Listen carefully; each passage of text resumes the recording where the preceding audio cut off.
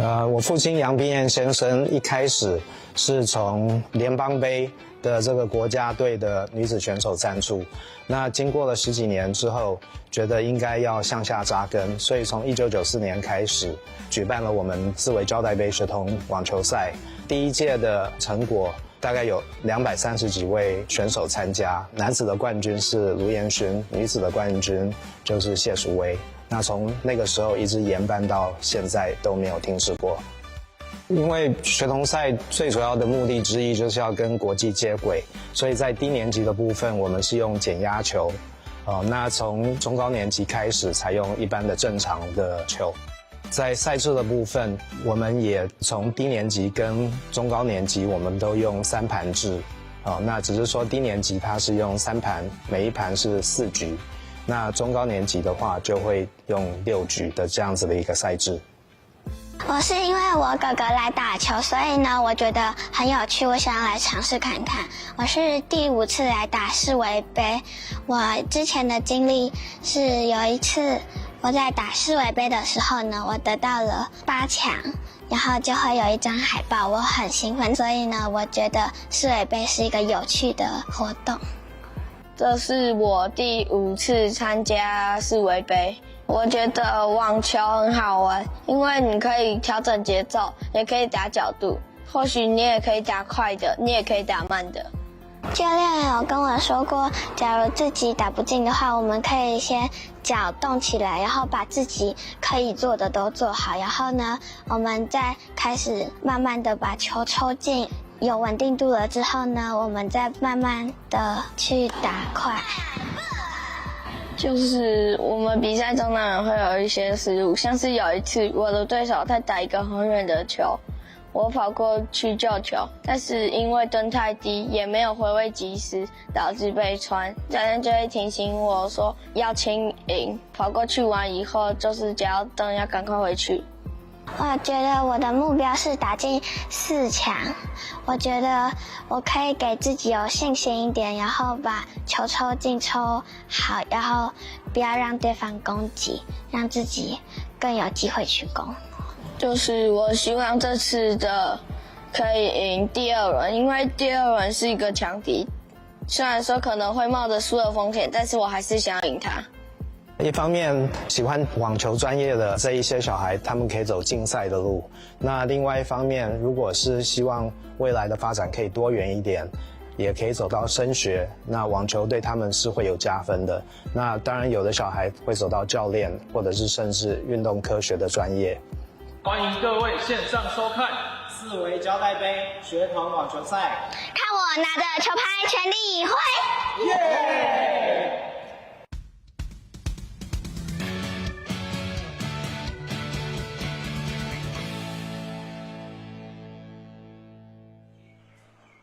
非常欢迎大家在今天起早来欣赏114年的四维招待杯第59届的学童网球锦标赛。那听到了这个四维招待杯、四维杯，大家就跟网球结合在一起，而且事实上已经是很长一段时间了。那今天我们来到了是中立网球场，这个星期已经进行了许多的比赛。那么今天跟明天呢，就要进入到最后2天的决赛，包括了5年级以及6年级精彩的这个赛事都会呈现在大家的眼前。今天在中立天气还蛮不错的气温是26度。那昨天跟前天下午会下雨呢，那估计今天可能这个天气希望能够持续保持下去。但无论如何这个星期呢是在中立网球场的四维招待杯的学童网球周，大家度过了相当愉快的一个星期。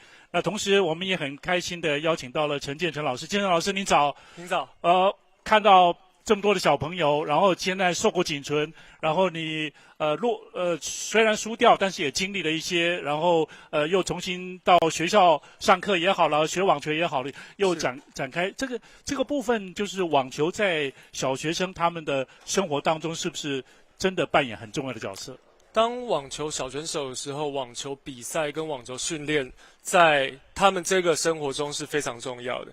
对，他除了自己自我提升、身体训练锻炼之外，会不会就是说也在网球场上的这种磨练了哈，还有团体生活，是有助于他们在学习方面、课业的学习，或者他们会心理方面会更比较更开阔一些，然后会理解更多事情。是一定的啊，一定的，因为这网球训练过程比赛在学校，一般的学校是没有办法让他们学习到这一切，是，因为这有磨练，有比较多的紧张的压力在，对，所以是比较跟一般学生不一样，是，对。好，今天在中立网球场的第一场比赛为您带来是这个国小5年级男子组的决赛哈，由中山国小2个队友来相互对决了哈，蔡承恩对千丽，那千丽呢是穿着白色的衣服，然后对面的这个蓝色上衣，目前在练球蓝色上衣呢就是蔡承恩，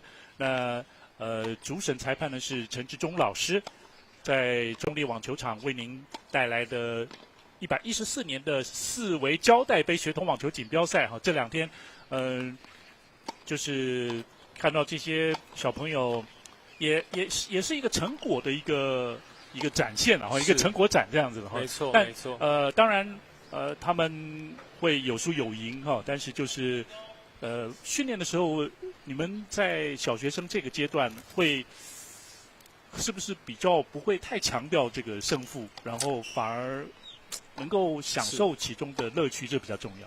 胜负应该是还是最后的结果。OK， 对，最后结果当然在训练过程中才是最重要的。但是当选手必须要走到最后，要了解到自己的成绩能拿到什么样的地步。对，所以这也是重要的。也是，没错，没错，没错。对，将来的路呢，倒是。会做一个选择了哈，就是看每个人都不太一样，但是无论如何，在小学这个阶段，他们度过了团体生活哈，然后身体的体质训练也都增强了许多，相信是一个快乐的童年。没错，没错。尤其在当小选手啊，其实压力很大的啦，除了课业压力、训练压力，然后要维持成绩啊。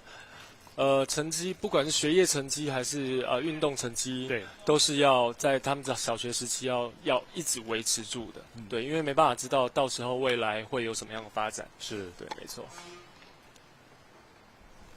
我想这个学运动的这个孩子呢，就是他们接触的东西会更多一些哈。那另外有一个好处呢，就是他们在这个另外一个好处呢，就是说在他们学习过程，他们比较经常的有到户外去，好像网球或者其他的运动也要到户外去，那他们要专注在这个训练上面，专注在球场上面，所以反而呢，就是他们使用到这个比如说3C 产品的时间应该会比较少一点。对，所以这个部分倒是也是学运动的孩子也有团体生活，然后这个发展方面应该是还是比较全面一点。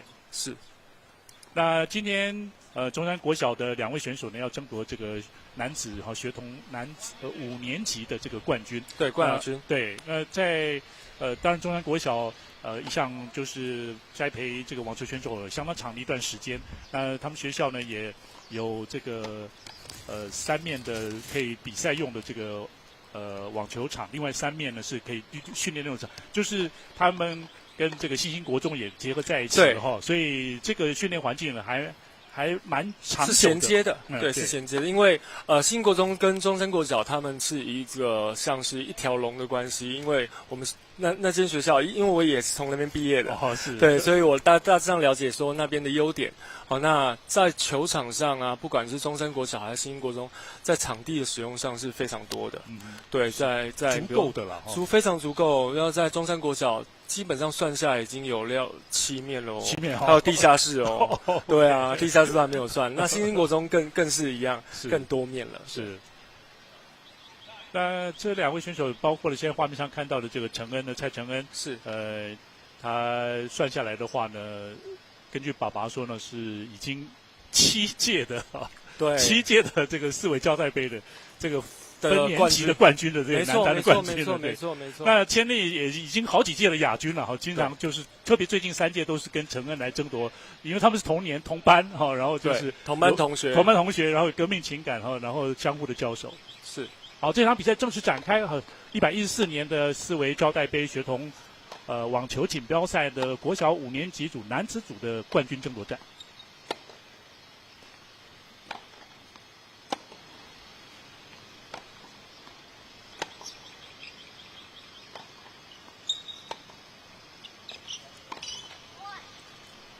我们可以看到，现在千利他虽然是用左手单一个左手在打反拍，他是因为他这半年受伤了，对，不然他是本来是是双手反拍的。哎，对啊，听说他去年底受伤哦。对对对对，将近半年的时间。OK。这样反而练了一点点的新的技巧，然后变成，但是非常的痛苦啊，就是因为力量上，现在小朋友好像还不是那么完全发育好。对，没错。哎呦，一个 double four， 蔡成有点紧张哦。好，现在是0-30的开局。蔡成是一个在这十几20年来非常难见的一个选手。哦吼，对，他非常稳定，非常成熟，技术上成熟，已经算是连续3个发球呢，并没有发进来。那小学的发球部分教练您会给他们重要要点在哪里？重要要点基本上我们不会去要求他们的强度啦 ，OK， 因为大家要求强度，以他们身高、他们力道，在要求强度的时候，他们稳定性会非常的差，所以我们还是比较主要在把球点落点发在对的地方 ，OK， 对，才有办法进行比赛。是，像现在连续两球的 double four 哦，然后又连续4球没有发进，然后承恩慢慢要稳定下来 ，OK。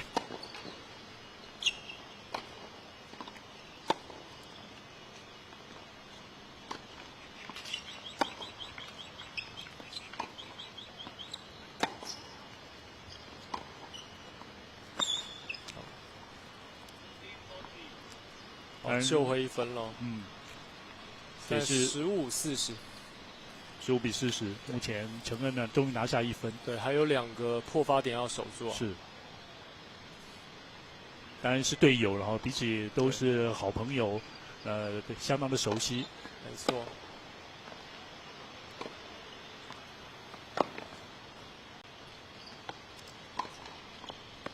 好球。有时候我开玩笑讲，就是碰到队友的时候那种对抗的气氛不会那么浓厚然后也不太好意思说赢对手太多，或者是说没错，就会慢慢热机啊，会慢慢热机，对，相信他专注以后应该就打开了。是，倒是承恩能够连续救了3分的这个破发点，现在deuce。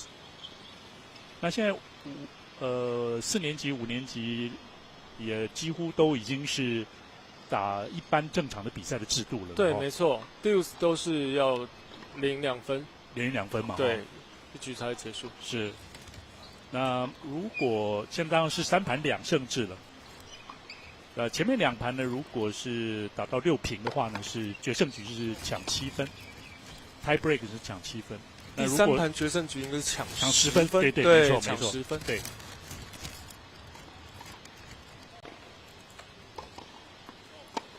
好，承恩又发了一个 double four， 主要这一盘已经发了3个 double four 好，这是真的是还没开始热，还没热机啊。世卫胶带杯的学童网球锦标赛在中立网球场今天是会带来几个场次的这个转播，这是男子5年级组的冠军战。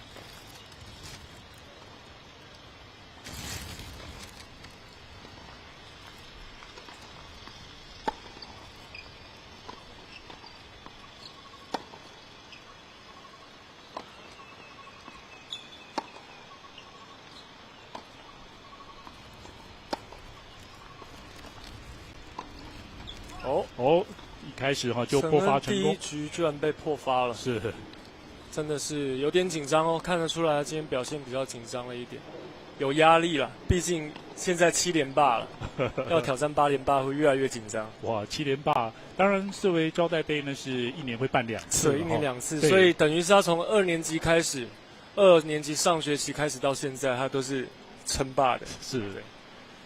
看到在过去的比赛，就是这几天的这个赛程当中呢，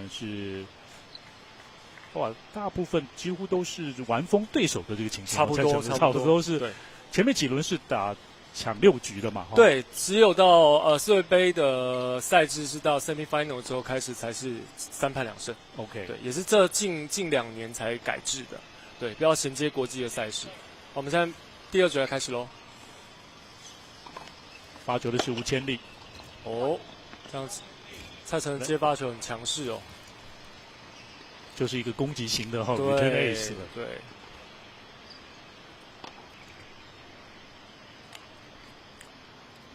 陈恩当然哥哥呢也是打网球哈，所以兄弟2人呢一起，大概基本上是小时候可能也是跟着哥哥了哈来学习。没错。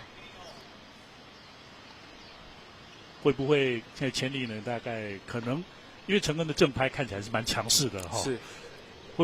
也许吧，他当然要搭配了哈，就是可能会攻击他的反拍为主。是。反拍基本上还是都以稳定在做防守，对对，攻击还是放在正拍来做。是。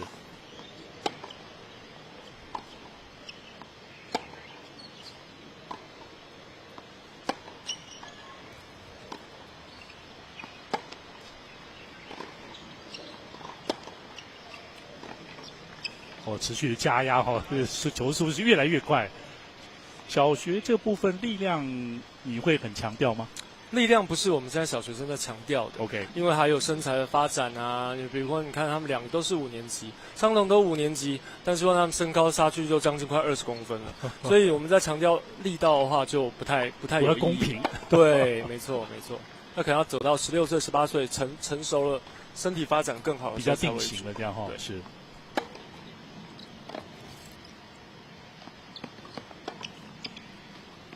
力量上看起来哈，蔡成恩呢还是占了明显的优势。没错没错。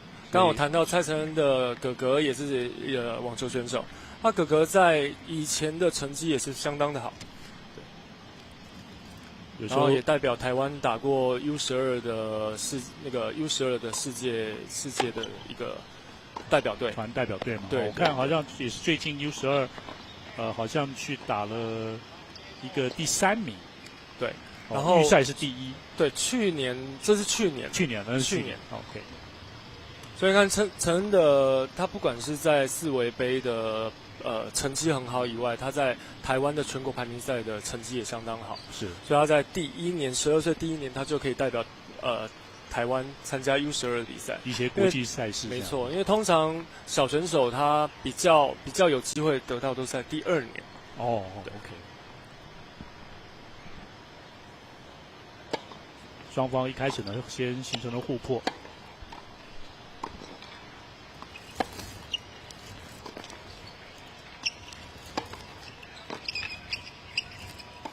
哎呦，出界吧哦。对，没错，打太偏了。上网的技巧这部分是要到4年级以后才会教吗？这倒不一定。哦，每间学校有每间学校在着重的重点。但是现在都比较全面化一点了，那也要看小朋友他们敢不敢上网。OK， 对，是。所以其实千丽估计他也是，如果有机会，他也是会上网的哦。没错。但是千丽就是比较属于防守型的选手。对。千丽也是从幼稚园呢。这个走进了中央国小的这个地下室的，问教练说：“我幼稚园我要打网球，可不可以开始学网球？”但中央国小没有幼稚园网球队哦。对，没有。但是有一些小朋友会从幼稚园开始训练，哈，好像教练最后还是收了啦，就是哈，对，让他们来玩一玩哈，开始接触这样。没错。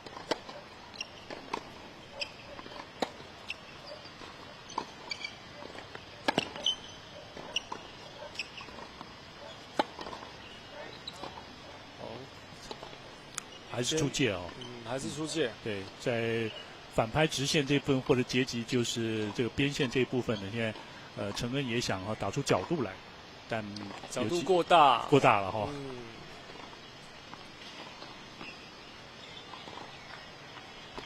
相信反正我们赛制3盘2胜，我们待会会看到陈恩，但越热机之后的东西会真的更多哈，对，跟着不一样。是哦 ，OK。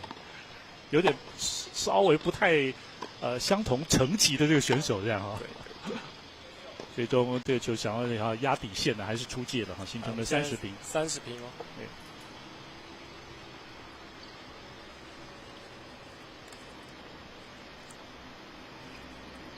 对。也看到了网球一批又一批的这个选手出现了哦。是。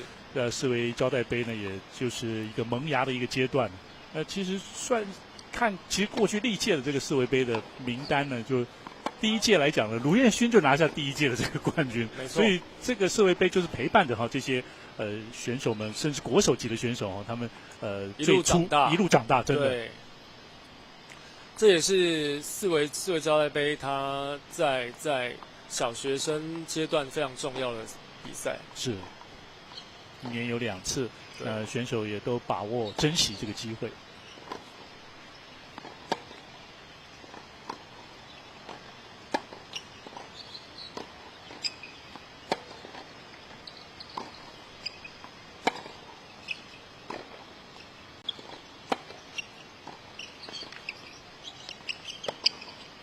好球。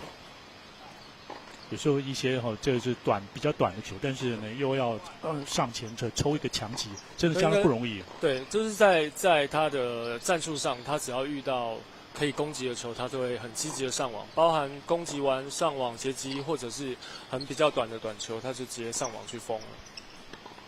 技巧也是这个算是就是一些基本动作很全面，然后又很扎实。没错。至于千丽，也是相当不简单。在去年底受伤的情况之下，其实这个今年的2次的这个世卫杯一样，就是带伤上阵了，可是还是经常都是能够打到最后的冠军战。没错。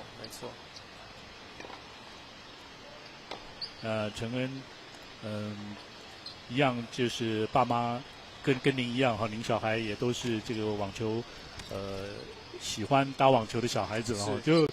父母亲影响是有的了，一定会有，但是就是，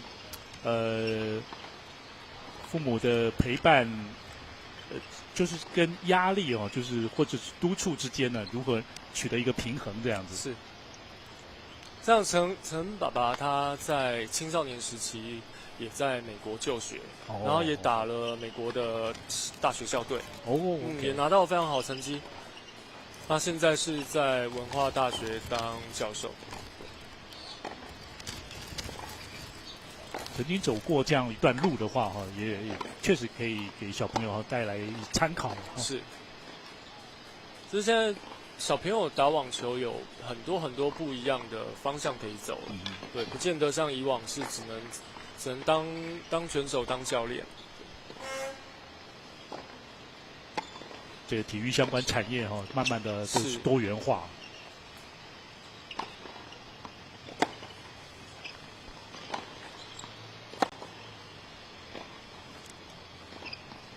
我们现在可以看到蔡晨他现在已经慢慢的热机了，所以他有一些更多的变化，再做让对手调动的一些方向。这部分的话呢，特别是碰到更强的对手的时候就真的要临场应变了。是。所以我们常讲训练就是在看怎么样在比赛中可以用出来，用的更多，越多越机会就越好。想做一个inside out的进攻大了一些，15-30。如果真有测速枪的话，确实陈恩的球速是非常快的。以同龄的小朋友来说，陈恩的球速是已经超越一般的同龄小朋友了，是，身高也是。而他应该还会再长。会，他哥哥才国3就已经180公分了。像我们下一场要播报的那个6年级 semifinal 的男生，有一个廖佩雅同学，是，对他，当然您看他的身高也是非常惊人。是。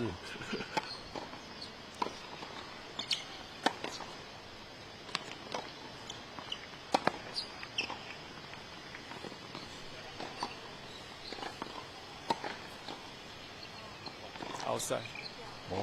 所以现在局数就慢慢拉开，我们现在局数来到3-1。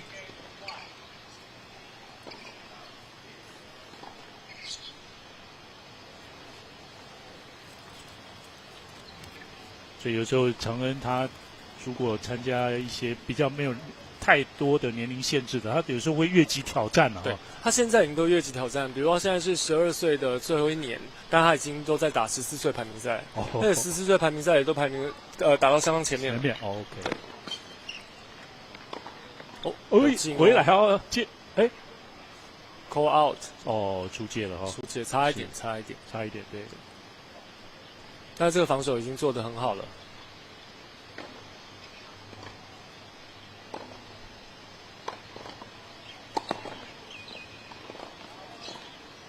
大外角的发球相当的强势，发球直接得分。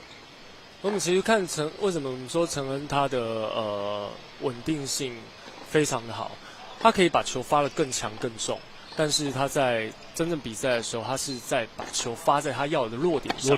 对，发在了落点上之后，他再做下一个战术的运用。对，还是太长出界。这个发球局是连得3分。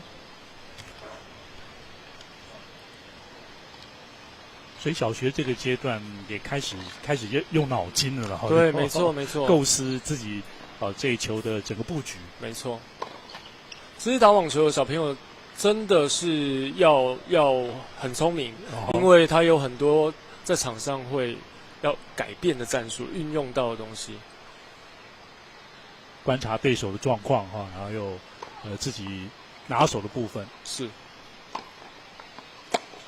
好，我们很快的，现在都到4-1了，已经是陈恩取得了4-1的领先。所以他虽然陈恩输掉第一局之后，他后面4局追得很快。程度上真的是有落差。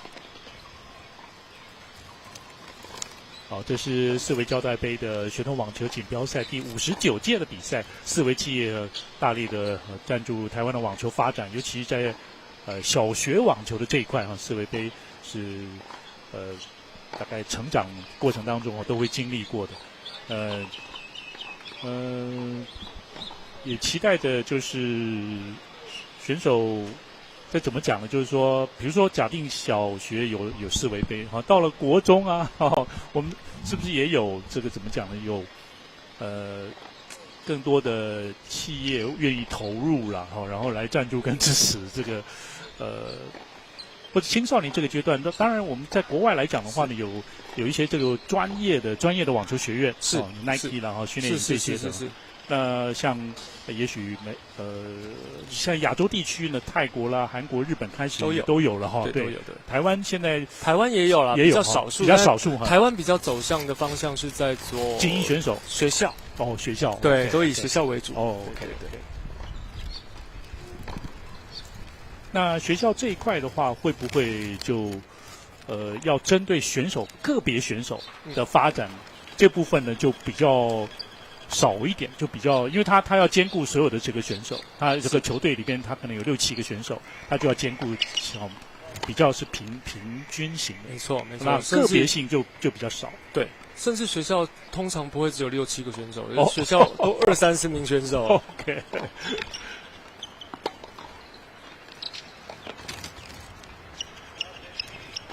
你可以看到刚刚陈恩的第一时间那一颗反拍击球击得非常的准确。其实难度蛮高的球。对，第一时间有时候像在一般低年级、中低年级这样子的小选手，其实不好表现的。他在球场上的这种沉稳跟这种态度，对沉稳的态度，还有就是这种冷面杀手型的这种击球气质呢，是遗传是爸爸呢，还是他自己个人的特性呢？他还是他跟哥学的？我觉得是他自己本身的个性他的特质应该是非常冷静的选手。是。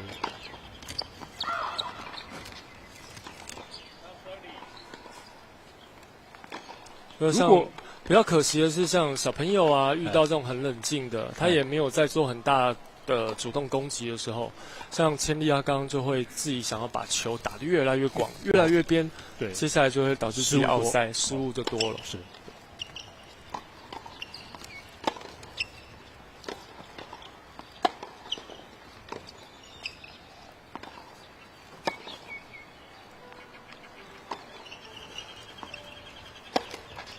可惜了。有时候在这个后场的球呢，也高起来的话，有些比较有力量的选手还是要攻击的哈，是不是？所以我们常跟小朋友在讲说，有时候攻击球虽然名字叫攻击球，但是小朋友会误以为要把力道加得很用力大，对，但加得太大的时候，反而失误就很高。攻击球还是要能进得了球为主啊。突然想到，就是说，当然这是乱想了。就是说，像千丽这样，因为受伤的关系，是有没有选手呢？是反拍用左手是变成正拍，然后右正拍就是用右手正拍，那时间来得及吗？国外有小选手，他是两边都一只手，都用单手，对，两边都用单手，两边都正拍，对，两边都是正拍，他连发球都可以用左右手开弓，对。但是真的太难练了，OK， 因为左手发球跟右手发球是会有不一样的路径。对，也是对。那千丽是因为迫不得已啦，当然也真的是神奇小子啊！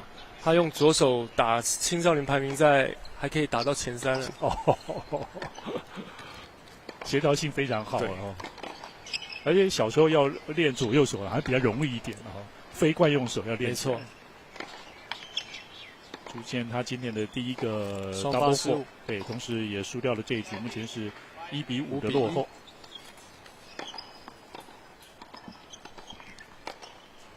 好，这是国小5年级男子组的这个决赛，白色衣服的吴千丽，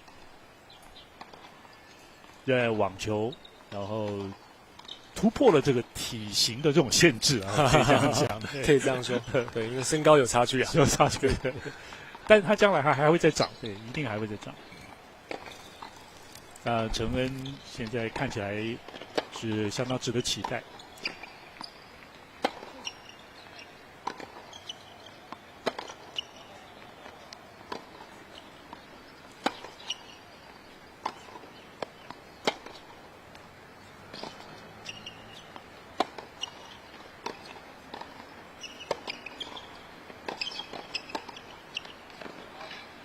可惜了，差一点点哦，出界出界哦 ，OK。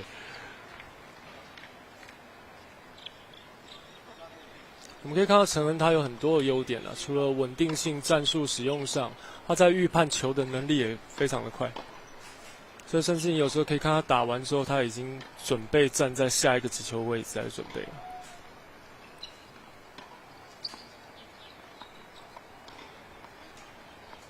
那这部分是会透过这都比赛，对，另外一个是天生的能力，对，天生的能力，哦对球的判断能力。OK， 当然还是可以练习啦。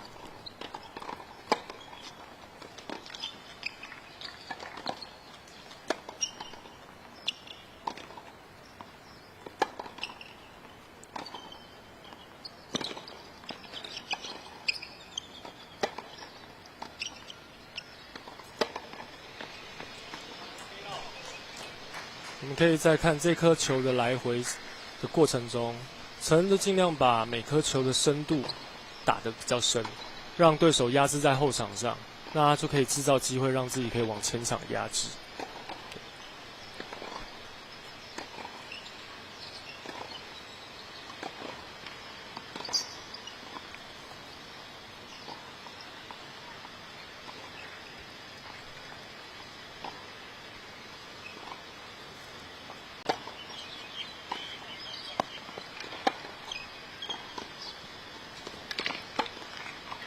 哎呦，非常的这球是怎么打出来的？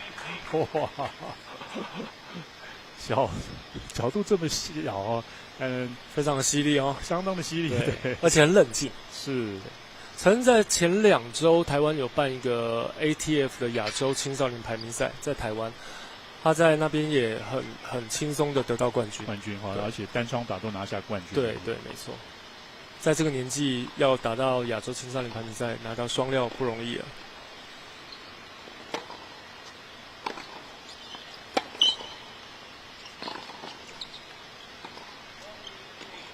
瞬间的加压和对角，没错，像这一颗球也是一样，发完球之后准备动作，然后预判到对手的站位。我们现在已经来到5-1的盘末点了，对，盘末点了，40-15。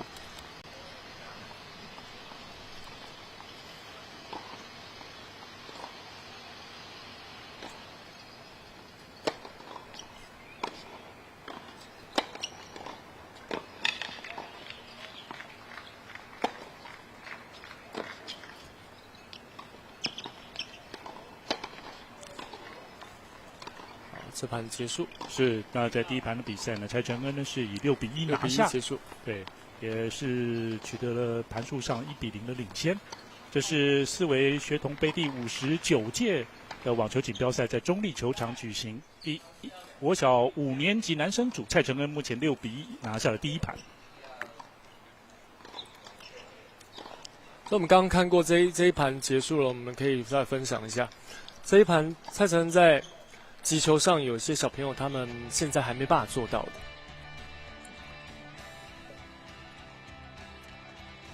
当然，现在网球的资讯也比较发达了哈，就是教练团吸收到的资讯啦，还有当然是要因材施教了，而且小学还在学习的阶段了。但是就是承恩他的吸收能力特别强，也许底子也是很好哦。那而且他有强烈的企图心，想要爬得更高。对，这在选手上是一个像海绵一样，他可以想要吸收，一直在吸收更多的知识，他也不会想在这一点点成绩就满足他。对，好。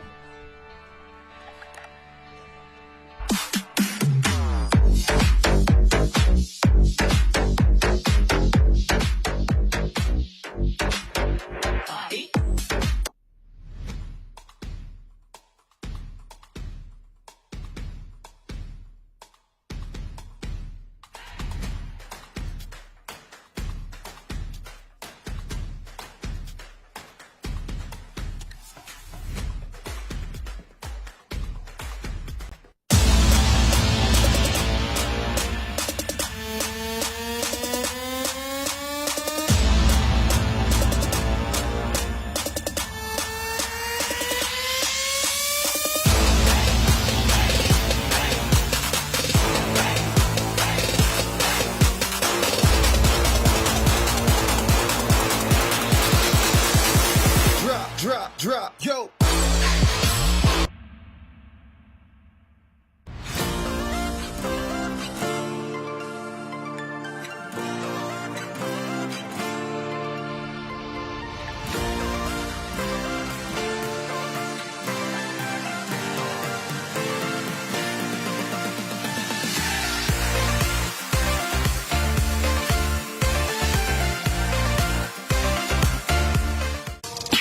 ，Naja Tennis， 最舒适亮眼的网球战袍。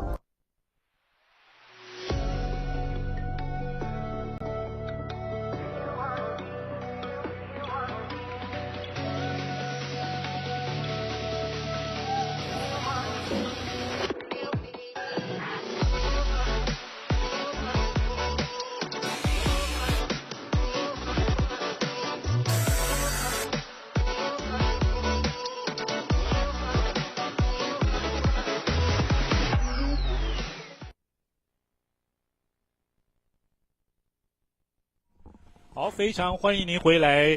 114年四维招待杯第59届的学童网球锦标赛在中立网球场进行最后2天的比赛，其中国小男子5年级组的冠军战呢，是由中山国小的2位小朋友蔡成恩以及吴千丽来相互的交手。那么稍后呢，还会有其他的比赛为大家带来直播。四维杯有悠久的历史，然后是学童时期的一个重要指标了哈。那大家都几乎每个小朋友都参与过，从燕勋之后，甚至淑薇他们都参加过。还有淑薇的弟妹都参加过。对，郑腾的话，基本上在台湾你数得出来、叫得出名字的职业选手，一定都有参加过四维学童杯。对，没错，对。好，现在第2盘比赛开始，发球的是吴千丽。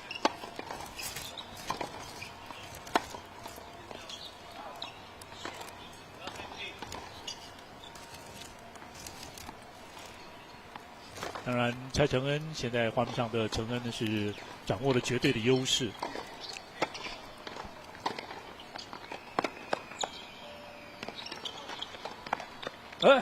奥赛，已经先出界了，千丽先出界了，是。所以你现在可以看到成恩现在的面部表情跟一开始开赛的样子已经不同了，不一样，有王者的霸气出来了。是。开赛比较紧张一点啦，还放不开。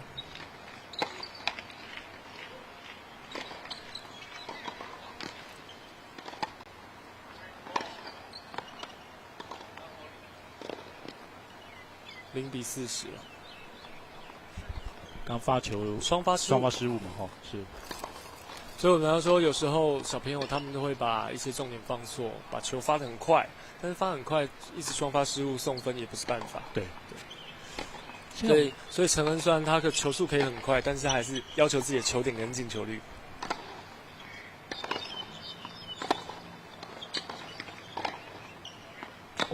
哇哈哈，压地线哦！很快的就已经破发成功。像我们刚刚看到这一分，蔡成在压制上，他是选择用第一时间的方式来击球，所以当对手还没有准备站定位的时候，球就来了，一定就很容易得分。这是一般小朋友、小选手在比较少做到的，很难做得到。对，因为时间差跟击球的稳定性、身体的稳定性，对。哇，确实。但这是他这一个技巧是非常容易得分的，在他现在。当然，这个竞争是越来越激烈了哈。网球这个因为训练方法都越来越进步了，所以大家选手也都在进步当中。但就是我们的选手在国际舞台上呢，要争得就是比较突出的成绩呢，还是尤其男生来讲哦，这个难度好像更高。对，没错，男生真的比较辛苦啦。对，但是还是有机会。当你的成绩非常突出，你的比一般的选手优秀的时候，还是可以突破的。对，这条路其实是去尝试去挑战，就有时候男生相对比女生来的辛苦，更辛苦。对，而且哎呀，又发了一个 double ball， 怎么每一盘的开局都来一个 double ball， 先送个礼物给队友。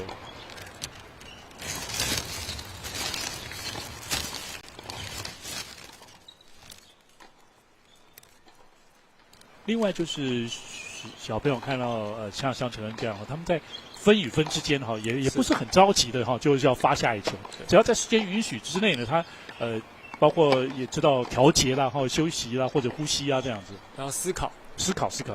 对，像我有时候常在跟选手讲，在比赛的过程中，不管是输或赢、领先或落后，都不应该很急。OK， 对，因为你没办法去了解自己的错误在哪里，或了解到对手的优缺点，所以我打网球要非常冷静。哇，这个脑筋的耗损应该是蛮多的，真的。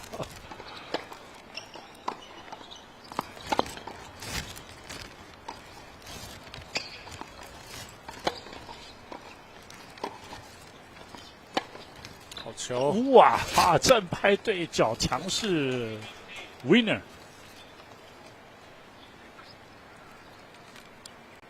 当然，这世卫杯呢是按照你的这个年级来分组的了哈。那陈恩是也有点接近一枝独秀。我们常跟小朋友或家长在开玩笑，跟教练在开玩笑。5年级组只要蔡成恩在这个岁级啊，这个年级组，大家真的不是第一，真的是第二。OK， 有第二就达标。好，所以等于吴千丽这一次比赛还是不错的，有达标了，达标。像我小朋友都也是一样，我们都说我们只是争第2名。陈静也是5年级吗？对，他也是5年，我儿子陈静也是5年级。是你先前大概都是最高最好的成绩，那个2次还3次的第2吧。就是在争第2。都是对，在争第2。碰到了这个大魔王，这俗称的大魔王。好 ，OK。像4年级组也有一个邱新巧。邱新巧也是俗称的大魔王但是他越级挑战了。他现在4年级组，他从上一届开始他就去打5年级组了。这样好 ，OK。这是比较特别的，比较少学越级在世卫杯的对，会越级挑战这样 OK。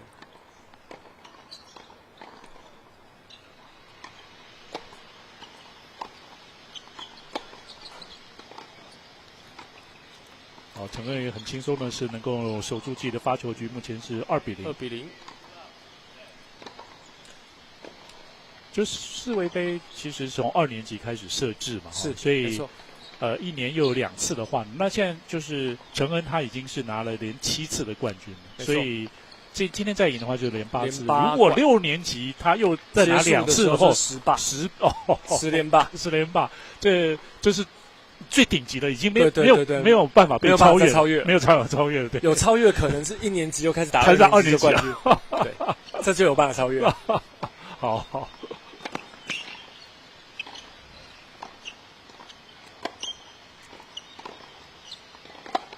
哇，反拍！这个技巧就是他现在非常让人家很难突破的。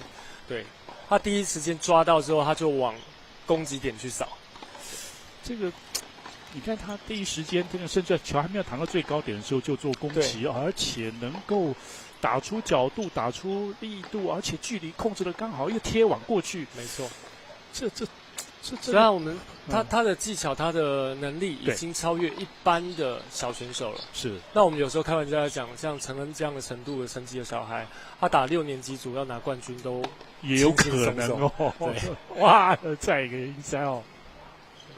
因为像我们刚讲到的前2周的 ATF 的亚洲青少年排名赛，对，像6年级冠军先前拿过冠军的廖佩雅，他也有参加那个比赛。OK。他也只有到前8还前3。哦，那最后是双料冠军嘛？就是陈恩双料冠军，他搭配他哥哥，双打是跟他哥哥哈。对，双打跟他哥哥。压线呢？是不是这个球？哇，很快的，现在到了局末点了。是，在这。第2盘到目前为止呢，就是千粒只有得到1分，没错，总共只有得1分。那现在又已经是0-3的落后。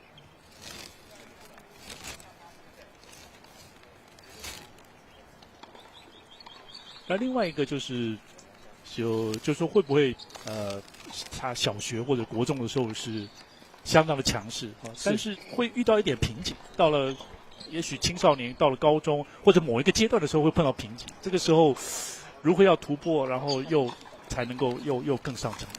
我有跟家长分享过，其实，在当选手这个阶段，他是很容易遇到瓶颈期的，而且他是一个阶段一个阶段，都有瓶颈，对，会有瓶颈，而且你必须要去突破。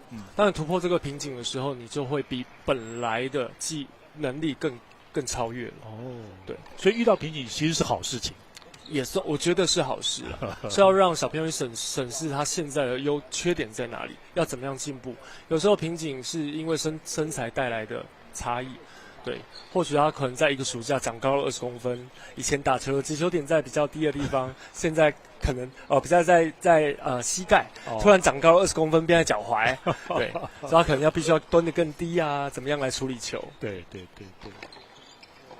那像讲说，到了国小、国中的王者，有没有可能到了高中？对，这是不一定，因为身材变化会有差别。OK，就网球运动还是算吃身材了哈，还是有。像我们有一个职业选手许玉修，现在是我们台湾排第2。OK， 对，他在青少年时期的成绩就不是很突出哦，所以你在四维招待杯上面可能查不太到许玉修的名字。OK。你看他上前压制，对，这就是他的攻防之间可以表现得非常好，然后决策是很清楚的，对，防守完之后，只要看到对手有一把球打短，他就会挤上来。像他这样子的话，可能也是蛮常会看一些顶尖的网球选手的影片来从中学习。我觉得要当一个好的选手，一定不是只是在球场上在认真学习啦，当然在休息的时候，或甚至在家里面，都会做一些准备。是。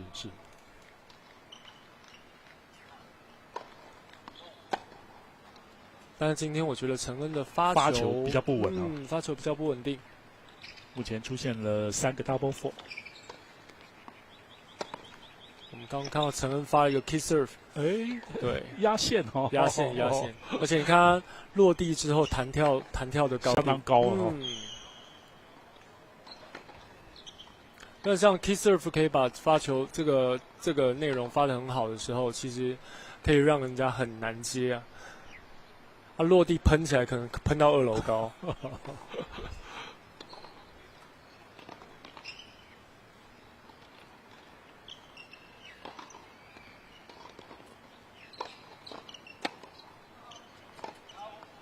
出界。发球是进的哦。发球有进，进的，接发球没进，接发球没进。教练，您有没有觉得就陈恩他的发展，也许是他自己个人的风格也蛮强烈的就是也有他自己这个走的路。那你或者他这种类型的这种打法的这种类型的，比较有像是哪一个选手嘛？或者将他或许可以考虑，不管是国内选手或者国内顶尖的，或者是国外顶尖的选手，他可以以哪一个选手来作为一个学习的榜样？我在以前看陈恩的抽球的方式比较像 Joko。right 但是其实现在因为陈恩的能力真的比一般的青少年突出很多，所以他蛮全面的。OK， 所以你看他连上网的赢球率也高，对不对？不是只是单独在防守上。所以可能 Joko 再加上 Roger Federer， 哇，不得了了！台湾的红土多不多呢？台湾红土场地在南部比较多，南部比较多。对。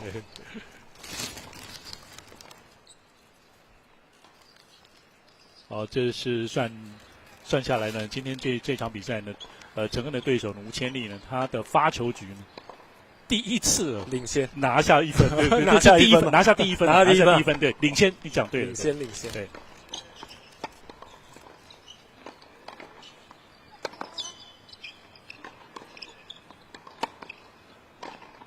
球基本动作都很扎实，很扎实也很稳定。对，可以看他在表现上，他是不疾不徐的在处理球。对。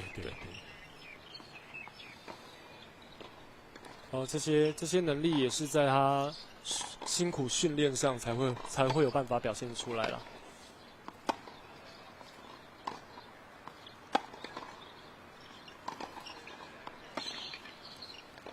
那像陈恩这样的选手，就是说，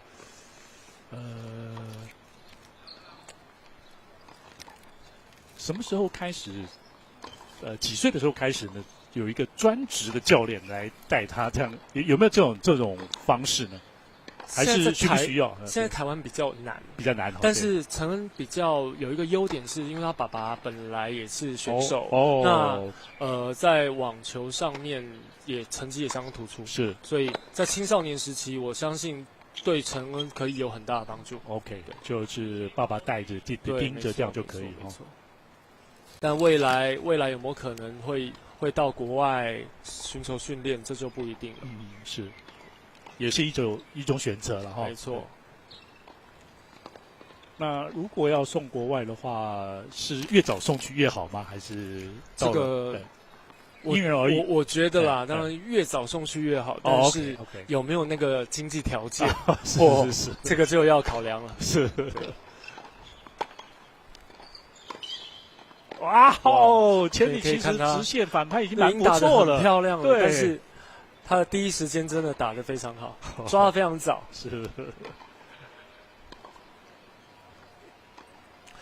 我们现在看到第一盘是6-1蔡成恩赢嘛，第二盘现在5-0。假如我没有记错的话，蔡成恩整个这一届的四维招待杯应该只掉刚刚那一局那一盘的那一局。以前我常跟他爸爸开玩笑说，蔡成恩在挑战的不是拿冠军，他在挑战的是怎么样从第一轮打到最后冠亚军都是对方都是0，因为实力真的是太突出了。是他不只是赢每一盘，而是赢每一局。对，赢每一局。以前我有一个小侄女也在四维招待杯打得非常的前面，现在已经开始尝试在打职业赛了。那因为她成绩也是非常突出，我们以前在跟她开玩笑，不是跟她说，你是不是又把人家6-0了？我们在讲的是，你是不是把人家24-0？因为一局有4分，对，她要连续6局连1分都不能失。所以有时候他比完赛下来说，他会有点小小的生气，说我输了3分，我输了3分，可能是24-3，24-3。我记得就是大满贯赛 ，Roger Federer 有一盘呢是他的发球局是完全得分，对，对手就是挂0这样，但是他的发球局就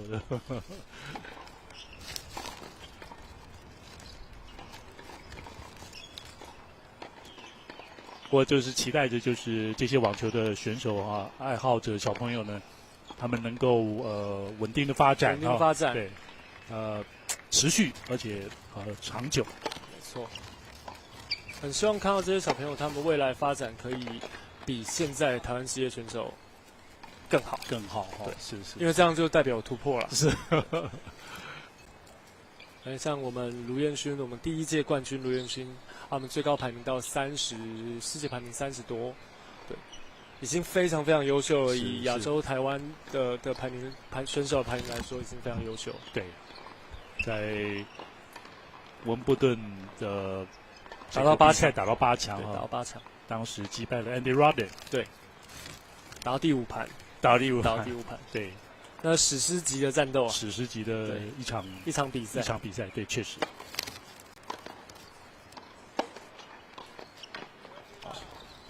现在就看承恩的火力表演。刚刚那一分，很明显我们可以看到承恩他攻击完之后顺势上去做一个压制。当他上去做这个压制的上网，他不见得会截到球，因为对手有那个。穿越吗？对手一紧张，可能就会失误了。OK。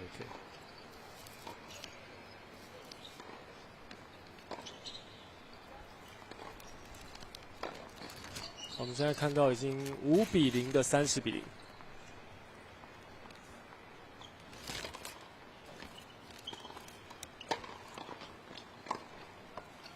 这个接发接得很不错喽。对。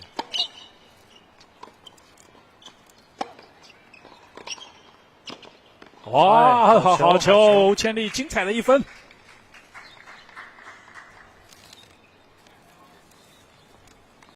相信如果没有受伤的话呢，吴千丽的这个球质应该也会更快。千丽是一个很聪明的小朋友，他的打球方式借力借得很多。OK， 所以他打一些比较大的选手，他是蛮轻松的。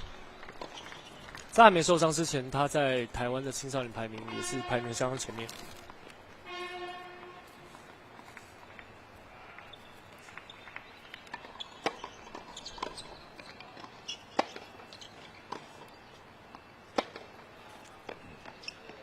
压线。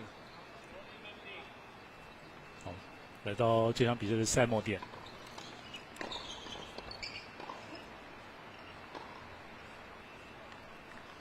在中立网球场的时候举行的114年的第2次的四维胶带杯学童网球锦标赛，这是国小男子5年级组。我们蔡成的赛末点。对。也是顺利的拿下。对，恭喜！发出了一个外旋发球。落点变你讲的落点变得比较重要了。对呀，他有没有把力道加压得非常重？对。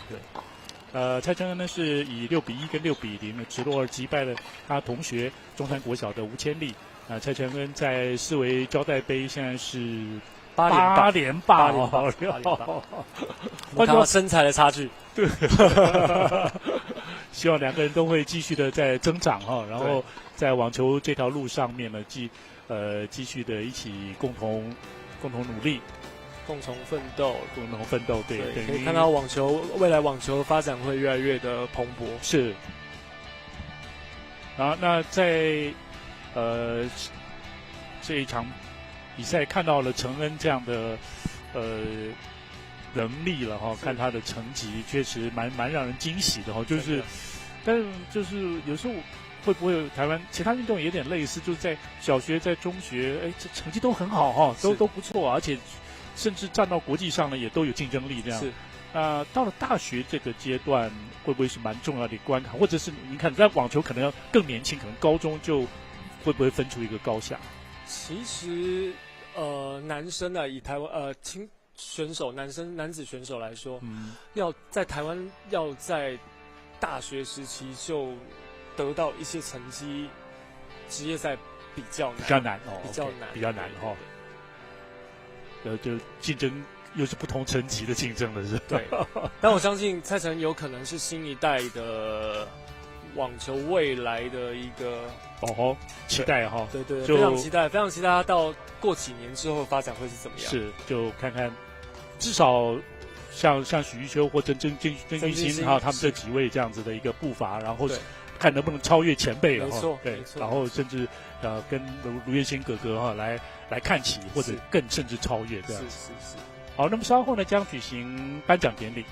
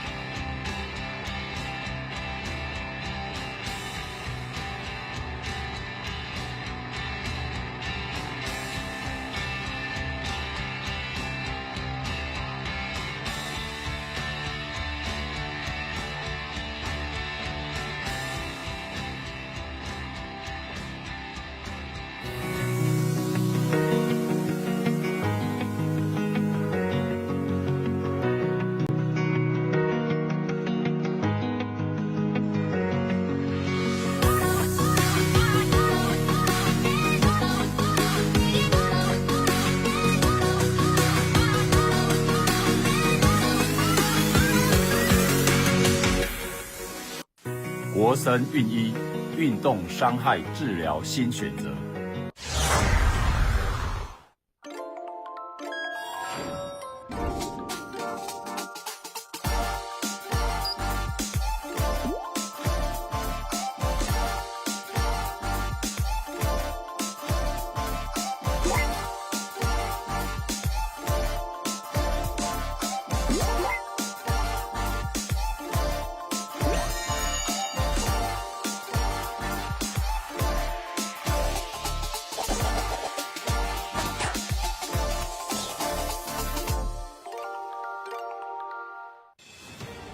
传紧低周波治疗器能改善末梢神经麻痹，促进血液循环。国家认证卫福部核准传紧低周波治疗器。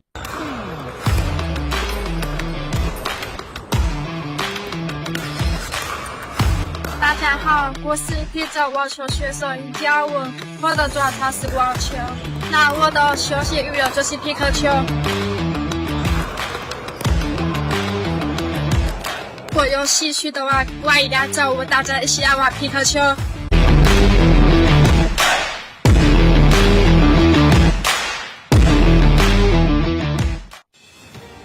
传紧低周波治疗器能改善末梢神经麻痹，促进血液循环。国家认证卫福部核准传紧低周波治疗器。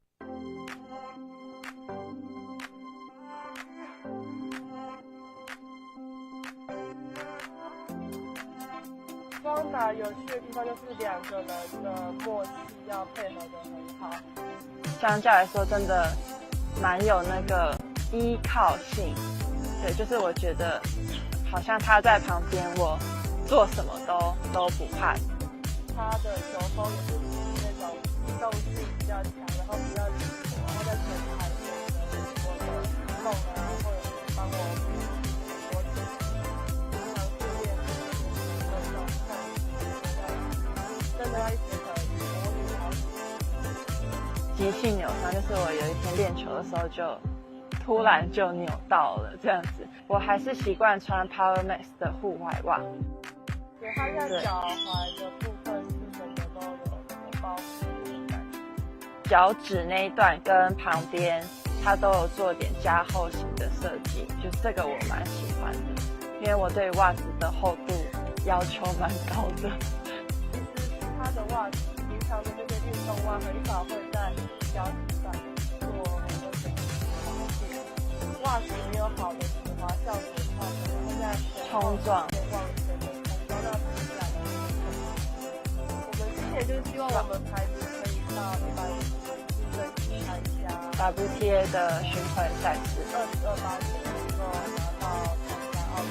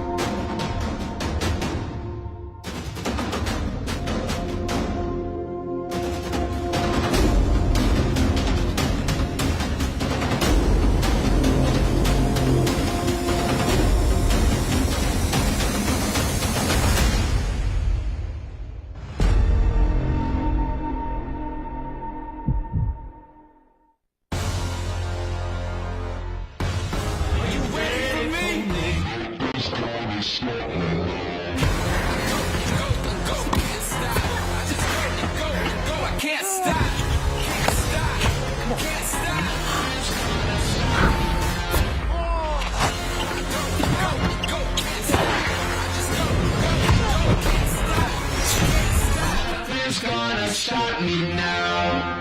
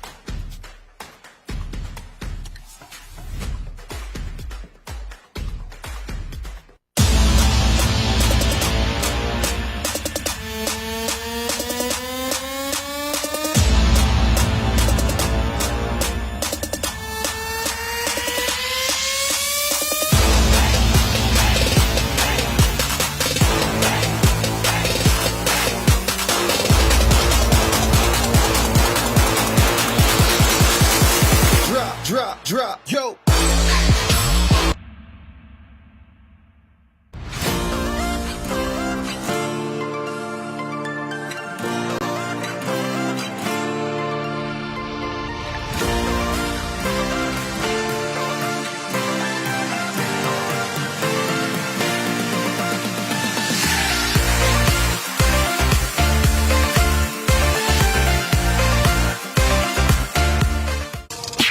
那家 Tennis 最舒适亮眼的网球战袍。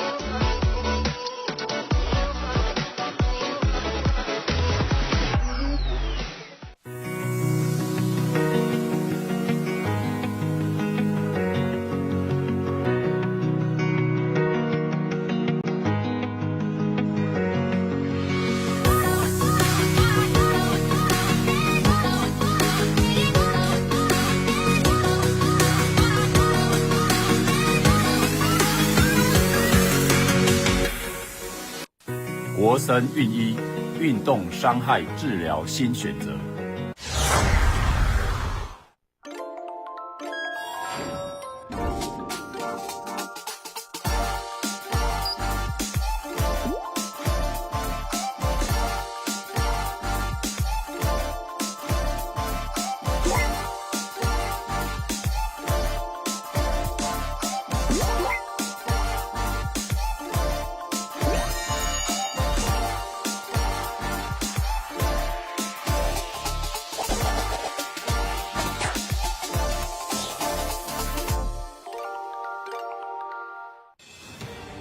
传紧低周波治疗器能改善末梢神经麻痹，促进血液循环。国家认证卫福部核准传紧低周波治疗器。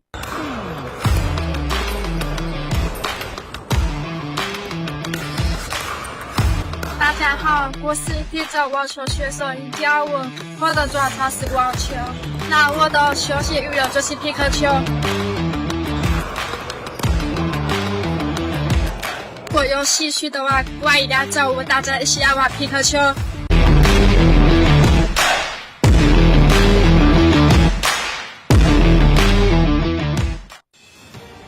传紧低周波治疗器能改善末梢神经麻痹，促进血液循环。国家认证卫福部核准传紧低周波治疗器。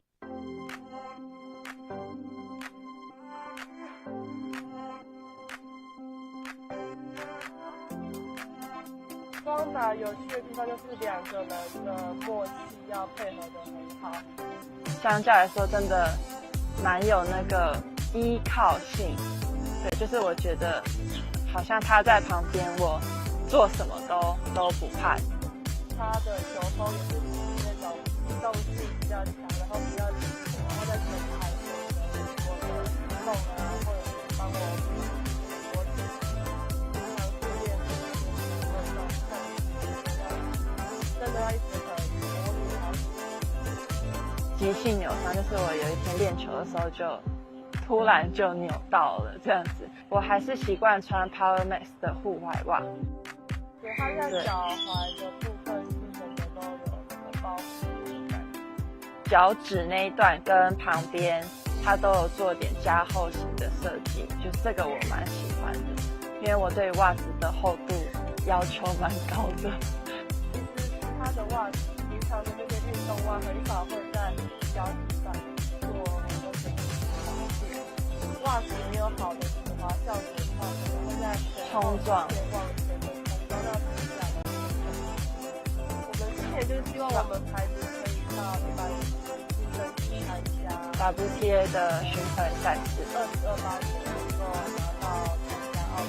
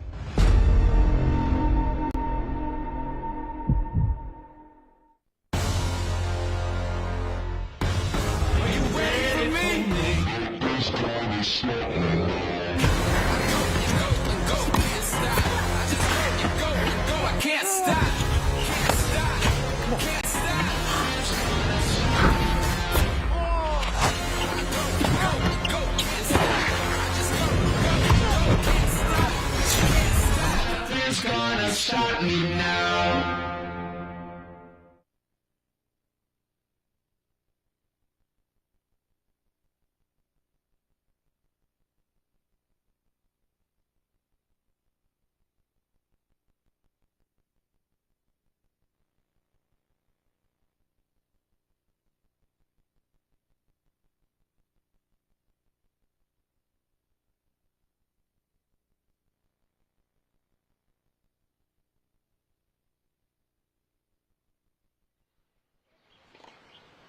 大会准备颁发四维胶带杯19届5年级男生组冠亚军的颁奖典礼。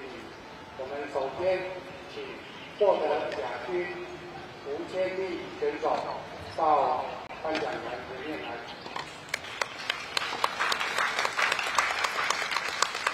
来，吴千丽，刚刚打完一场还不错比赛。讲讲你的感觉。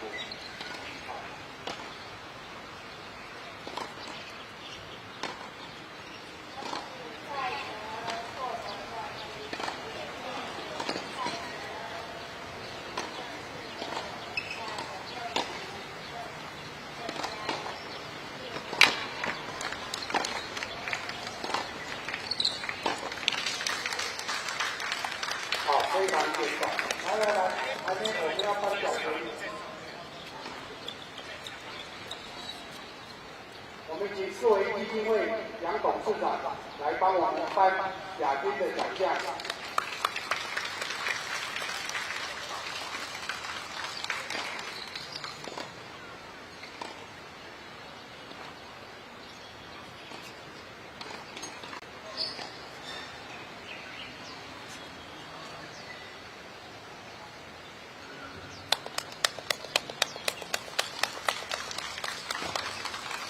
好，我们接着请杨董事长回复。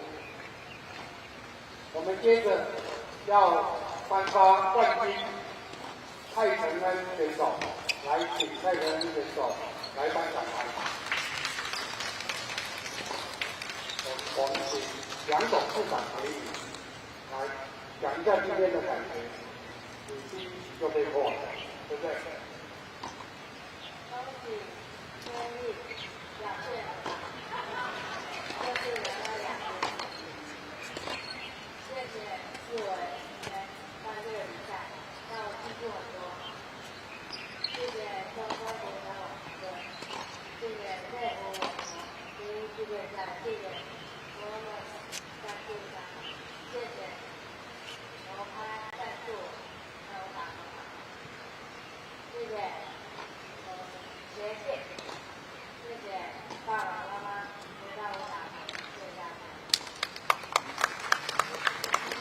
好，该谢的都谢了。好，我们准备颁发冠军的奖品，请杨董事长颁发。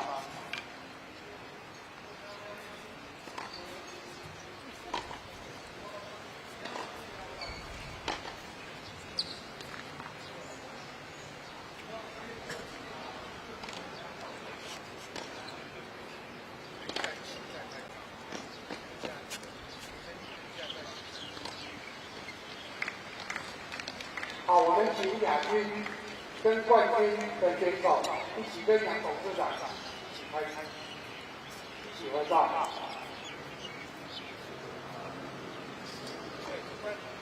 对。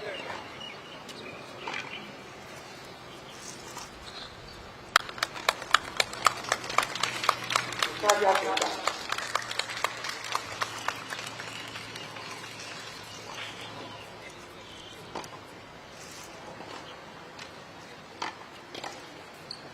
好，谢谢。那我们今天5年级的颁奖典礼结束，我们接着要转播的是6年级的男生6年级男生总决赛的赛程。谢谢各位。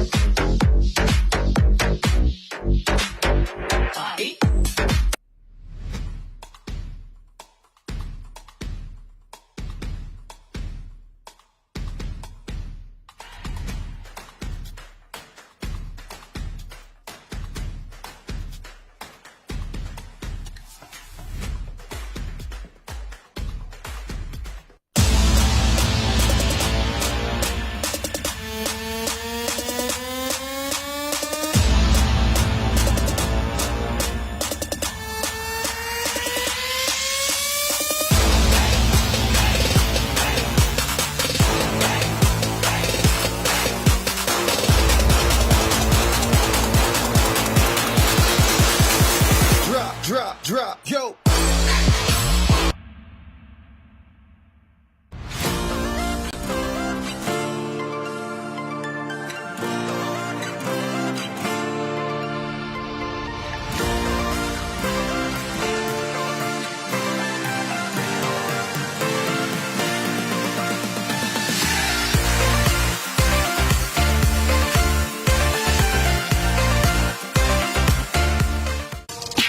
那家 Tennis 最舒适亮眼的网球战袍。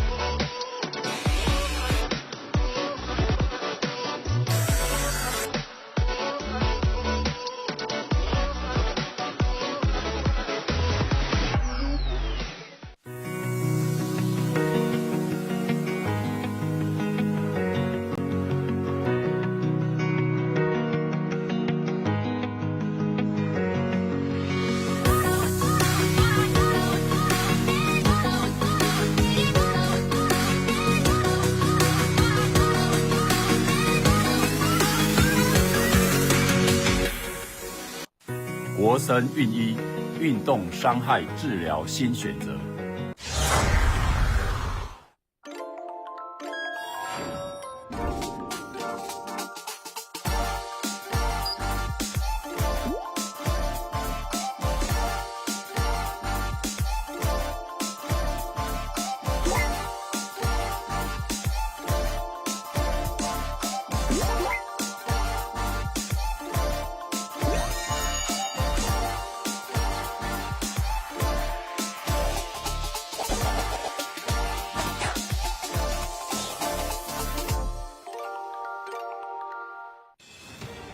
传紧低周波治疗器能改善末梢神经麻痹，促进血液循环。国家认证卫福部核准传紧低周波治疗器。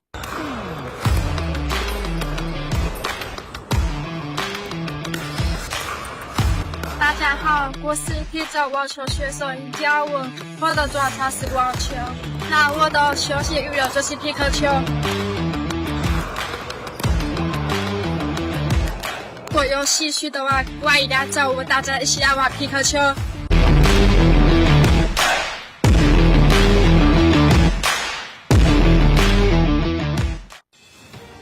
传紧低周波治疗器能改善末梢神经麻痹，促进血液循环。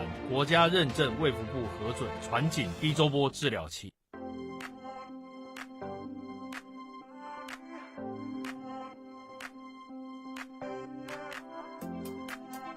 双打有趣的地方就是两个人的默契要配合得很好，相较来说真的蛮有那个依靠性。对，就是我觉得好像他在旁边，我做什么都不怕。他的球风也是属于那种机动性比较强，然后比较灵活，然后在前台我的梦啊，或者是帮我我经常训练那种真的要一直很模拟好。急性扭伤就是我有一天练球的时候就突然就扭到了这样子，我还是习惯穿 Power Max 的户外袜。对，它在脚踝的部分是什么都有包覆感，脚趾那一段跟旁边它都有做点加厚型的设计，就是这个我蛮喜欢的，因为我对袜子的厚度要求蛮高的。其实它的袜子平常的这些运动袜很少会在脚趾上做很多的袜子没有好的止滑效果的话，可能会在冲撞前往前的冲撞到比赛。我们之前就是希望我们牌子可以到150争取参加 WTA 的巡回赛事，22包能够拿到参加奥运。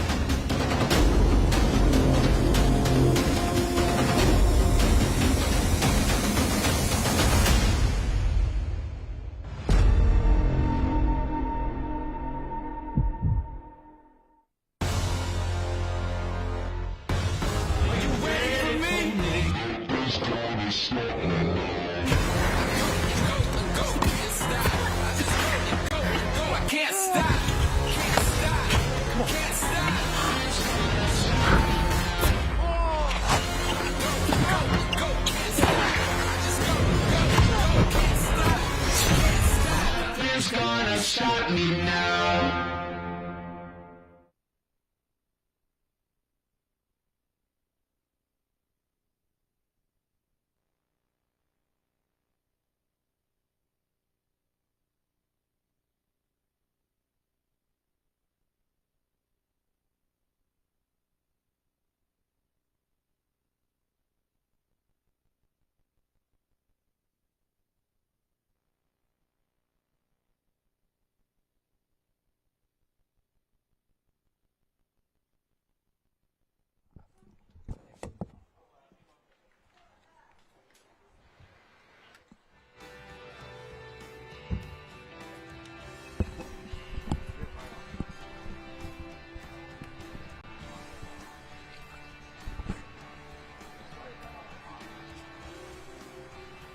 开始。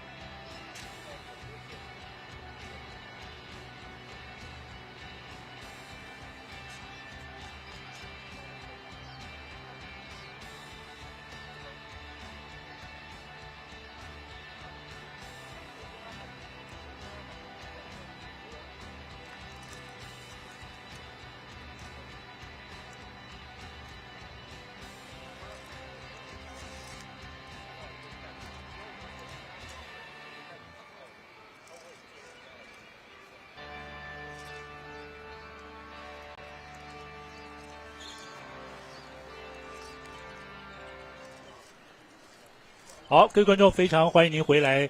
114年的世卫交代杯第59届学童网球锦标赛在中立网球场盛大举行。今天跟明天是最后的决赛，所以看到都是精彩的对决了。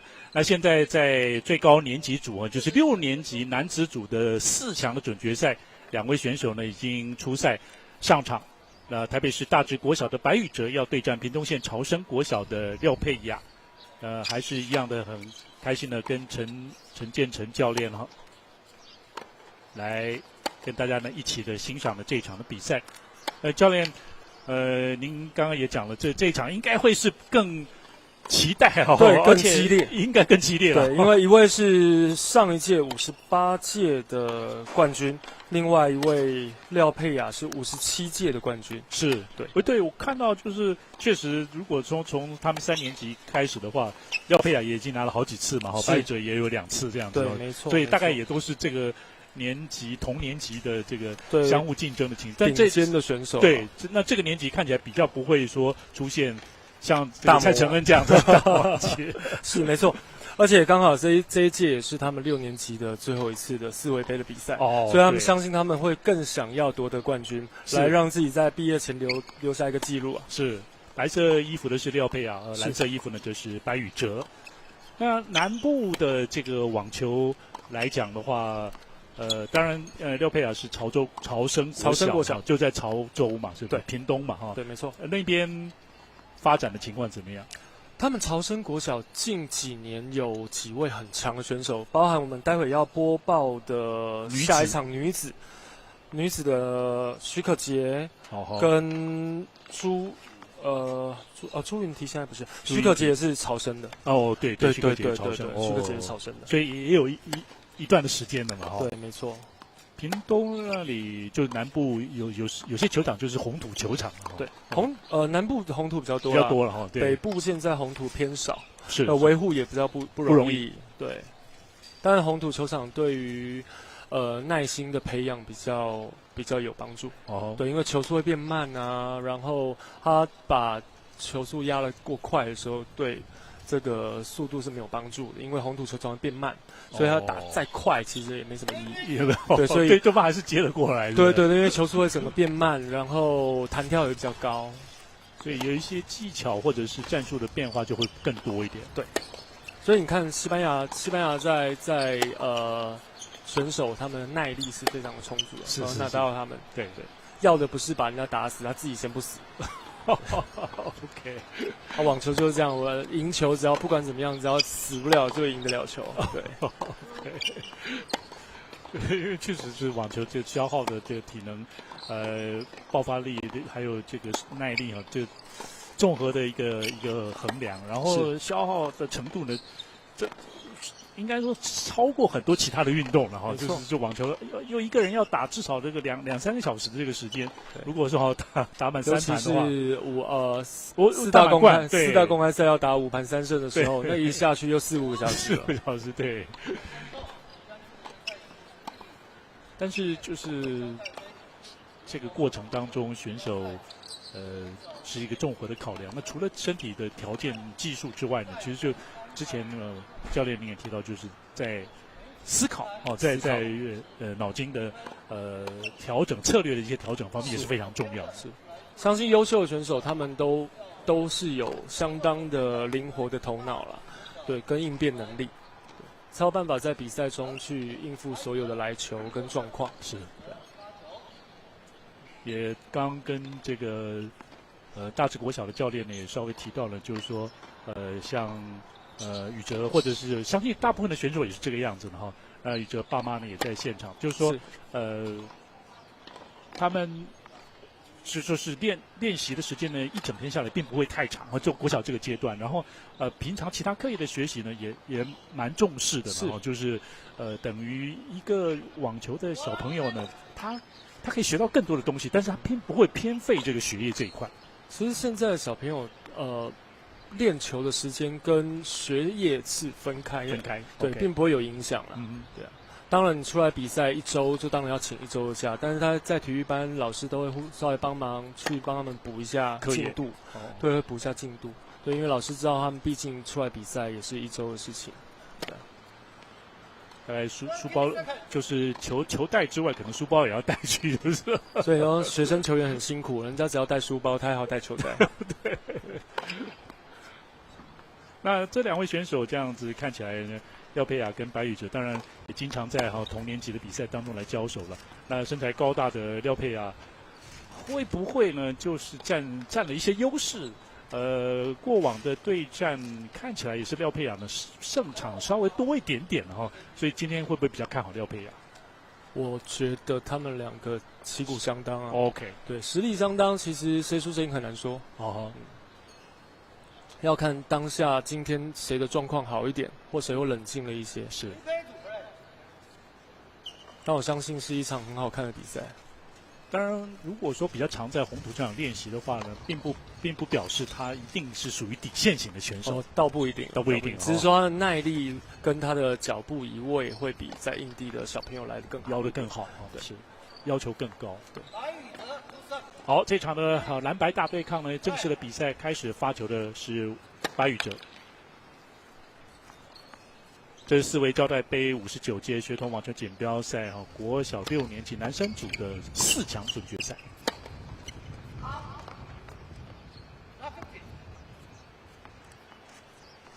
彼此交战的次数也多了也是知道。一开始选手会慢慢加温吗？对，会慢慢加温。像上一场我们看到蔡成恩也是，对，他热机之后，整个打法就不同了。也估计可能要到比如说第2局或第3局才比较看到选手真正实力。没错，所以这就是我们赛制做3盘2胜的帮助。是。你现在比数来到15比15。OK， 这个对角也想把角度打开了，那也是对的所以看起来就是虽然廖佩雅的身材确实也是比较高大这样有180了，对不对？应该是不到了，还不到。我猜应该有175出头有，70出头。对，但以6年级的男生来说，也是相当高大了，相当高，对，高大，而且也有一定的肌肉量看起来了。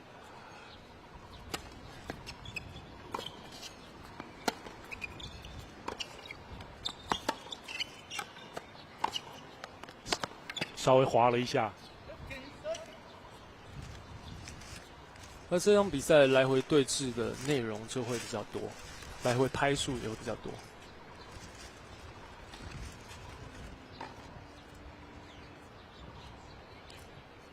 我们刚跟杨董稍微聊一下，其实像杨董他在筹办这样子的比赛，对小朋友很大的帮助，是包含这一次的转播也是一样，就让小朋友可以体验看看，有摄影机在拍的时候，他还要表现如常，不能表现失常，是，所以陈恩一开始紧张，看起来是我们的错了，所以他也适应得很快，他适应非常快，对。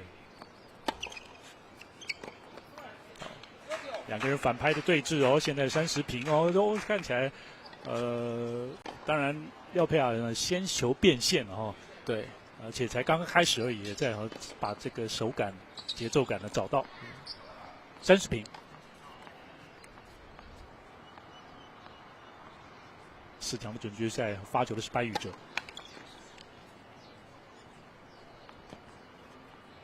在小学这个阶段，就一发成功率可能没那么重要。一发成功率也不能这样说。OK， 应该是说，一发小朋友要求的是什么？他要求的是速度，还是要求是准确度？准确度加角度这样。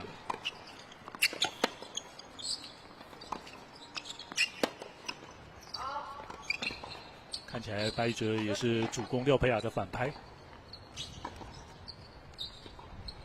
破发点廖佩雅。走到4强这样阶段的选手，他们其实攻防都分得很明确。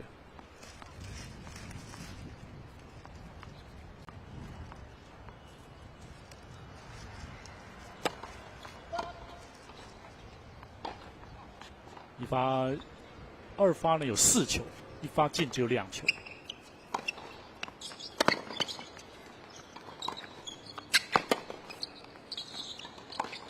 球。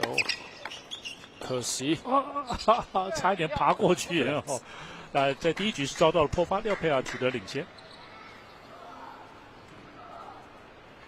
到了6年级又更这种对峙的气氛也比较浓厚，两人实力也蛮接近的，然后对，因为实力接近的关系，是，所以你可以看到他们球速相当的。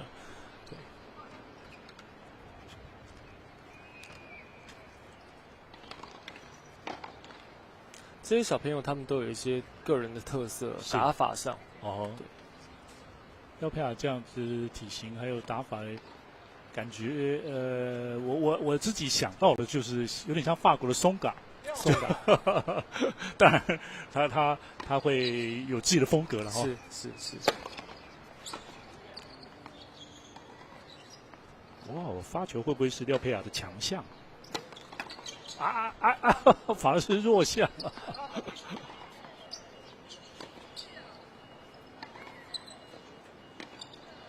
看起来他也尝试着有一些速度出现，就是发球的速度。他是还蛮平衡的，从抽球到发球的稳定，对，都是蛮平衡的。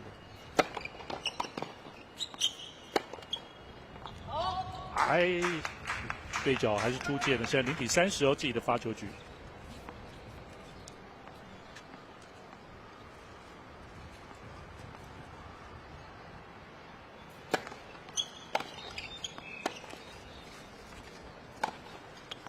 好赛，太长了哦，白宇哲也想要也想要攻击，球点抓的蛮高的，对。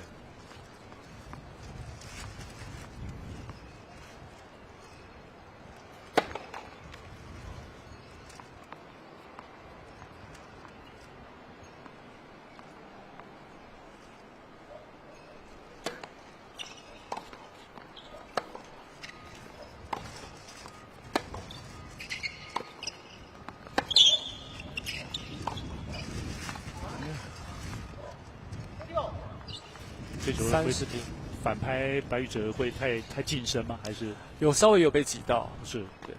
所以有时候失误就是在那一步之差。对，他只要稍微有挪动他的脚步，不会被挤到的时候，他就有办法好好表现。一发失误率蛮高的哦。对，现在目前5球当中呢，只有2球1发进，3球来到2发，还包括一个 double four。是。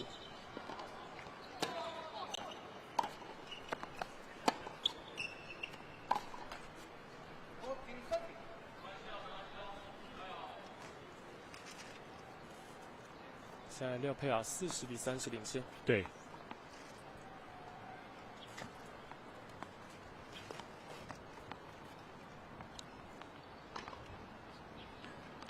发球的廖佩雅，好，相当强势的发球。廖佩雅现在比较要求一发的速度。对，没错，对。所以当你在要求速度的时候，你进球率相对就会降低。没错，准度会偏差。哎，想要重复落点，差了一点点，意识还不错。对 ，Deuce。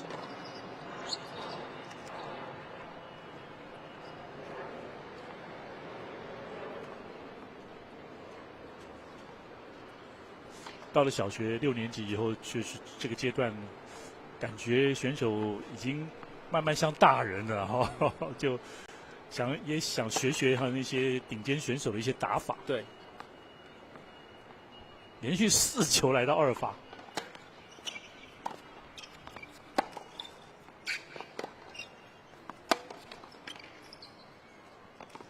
有进。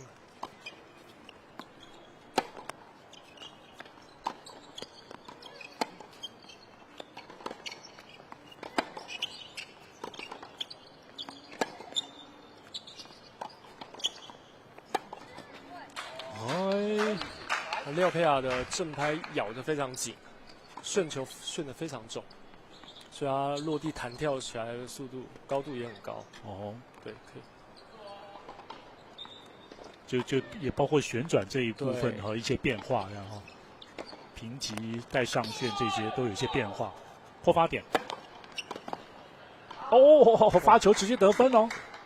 这可能是他现在这一局在要求的时候自己一发的球速，所以当他有进的时候就有效果，就有效果了。对，这是他身材优势啊。是。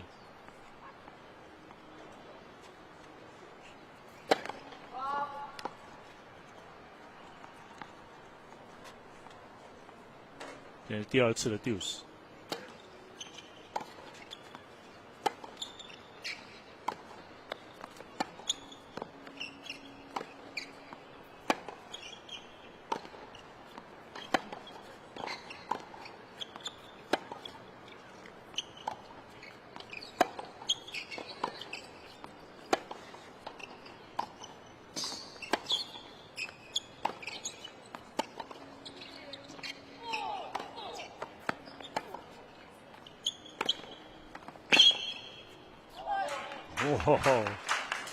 看起来白玉哲也找机会呢攻击廖佩雅的反拍。没错，因为廖佩雅的正拍是他的武器啊，变化比较大，球质也重，旋的也重。但交手的次数也多了哈，所以像白玉哲也是会因应哈，就是经常我们听到你们讲的就是他还没有弹跳到最高点的时候就击球这样哈。比较早出手，对。我们又来到第3次的 deuce 啊，还是靠强势的一发。所以相对他们因为从小一直在争取这个冠军的机会，所以他们对方很熟悉了。对，没错。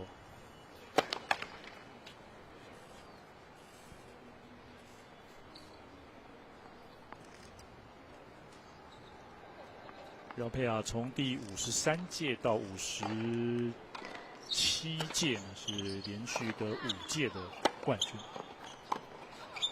但是前后那2届呢，都是冠军，都是白玉哲。是。哇！好球！这个反拍高水准的演出后压直线。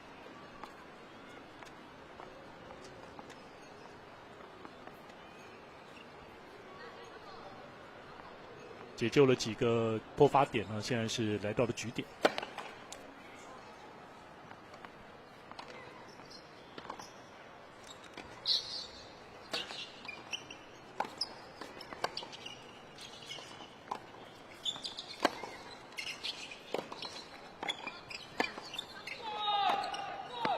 哇，还颜色，漂亮的反拍直线。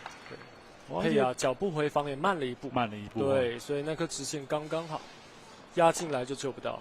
倒不一定就要很强了。对，其实打网球不是以速度，不见得只能以速度取胜，球速取胜了。是。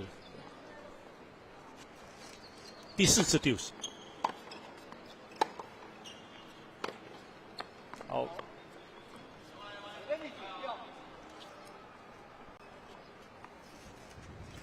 确实，面对力量比较强的廖佩阳，那现在白宇哲真的是想把角度打开，或更刁钻。对。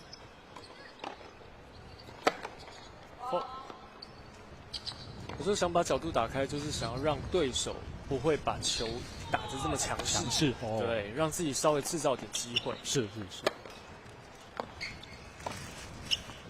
其实并不是内球就要得分了。对。第5次 deuce， 出界啊，可惜。第5次，对。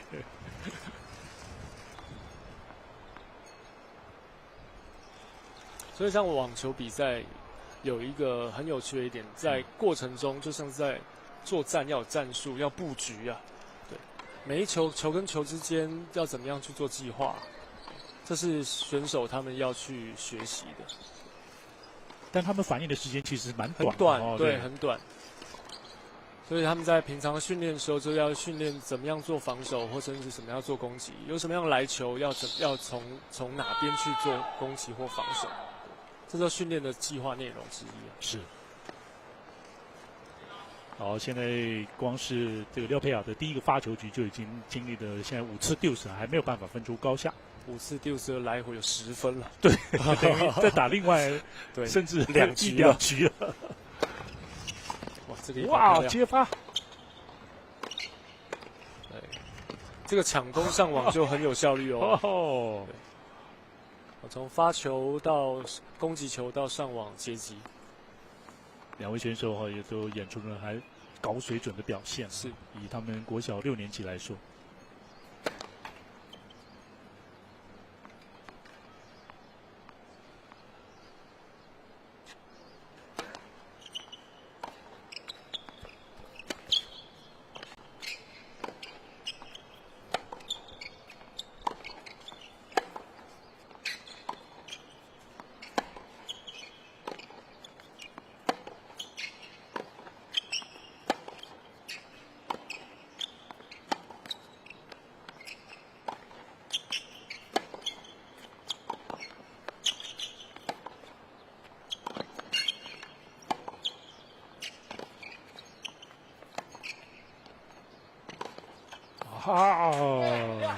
相当不容易，经过5次deuce，廖佩雅守住了自己的发球局，拿下这一局。对，现在局数来到2-0。廖佩雅他在网球的这项运动以外，他从小也一直在踢足球，其他运动踢足球，所以他的脚步其实很好。足球这个运动可以帮助网球选手在脚步上运用有很大的帮助。是，所以他虽然高大，但是灵活度算高，算好的哈。确实有点比较像欧洲型的这种选手没错，因为欧洲足球是最风行的。没错。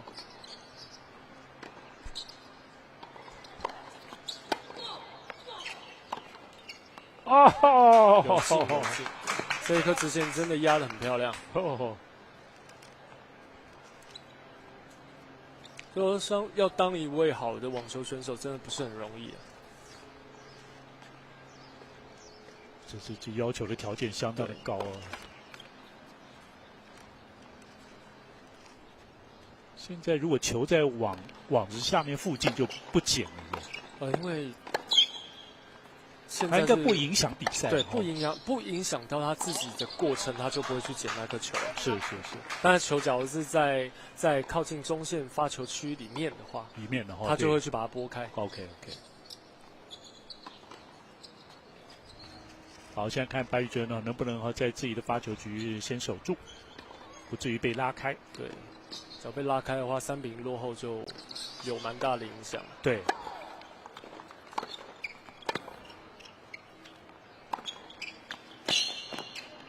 好几个重复落点了而且往前进逼。现在比数来到40-0了，有3个爆发点。是。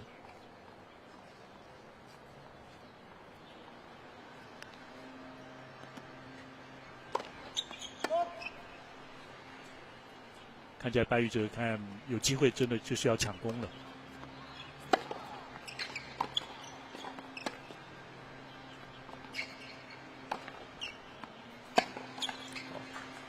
哦，一个 love game 现在追成了1-2，守住了白宇哲的发球局，所以相差也就是一个破发球局而已。没错。有时候抢攻的时候，就会让自己的失误率比较高。哦，对，当然这也是一个作战的方式之一。当他抢攻也顺利的话，他可以把局数拉得更开。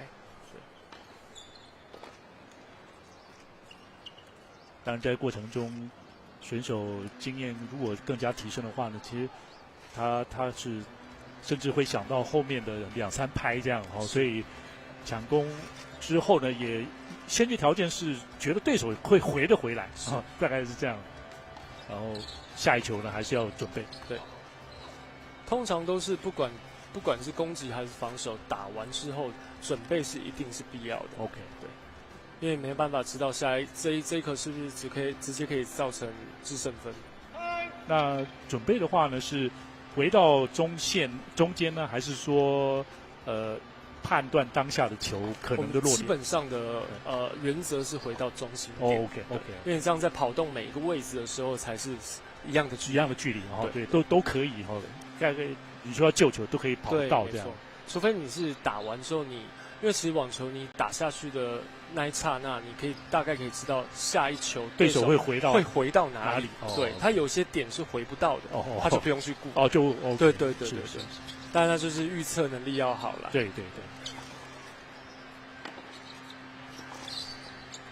好，现在是屏东朝生国小的廖佩雅的发球，2-1，目前第一盘2-1。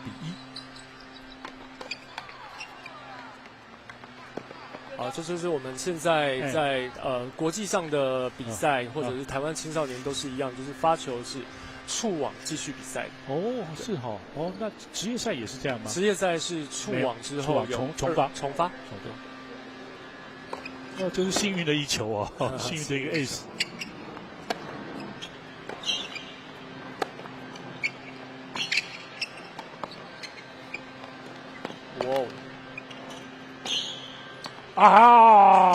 精彩的攻防这一分就可以看到整个现在小朋友有多全面了，不是只留在底线上面对峙而已。那至少白宇哲也积极的敢于上网，没错。那最后很有耐心的廖佩雅的反拍直线穿越。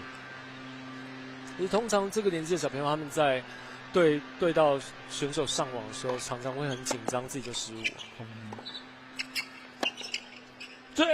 环宇颜色也来了一记穿越，30-15。这一局对双方选手都是很关键的一局啊，一个是3-1，跟一个是2-2的差别。一般来讲，到了国小6年级这个阶段，会不会还是上网的技巧还没那么成熟？是，他们最大的得分的战术在运用上都还是停留在底线上了，底线正拍或者对，底线对峙对抽 ，OK。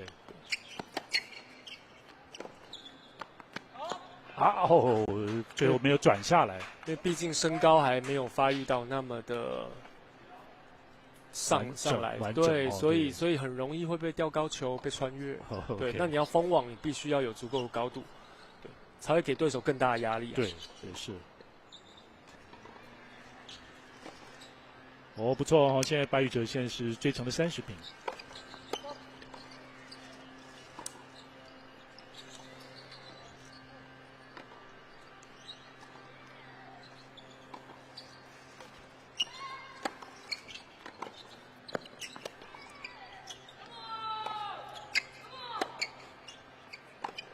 哎呀，可惜。原本是一个领先的局面的，但是却要面对破发了。那就表示他这个上旋球是太用力了吗？对，没有网球是一个比较精细的一个运动，你稍微拍面差了一点点的时候，你的球进跟不进就差到那一点点的拍面的角度。OK。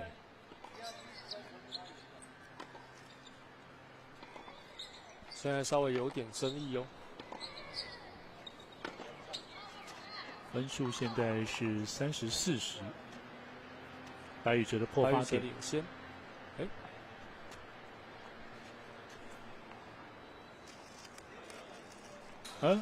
这局还没有结束啊，是裁判扣的吧？因为现在我们现在没办法听到场上的争议是什么。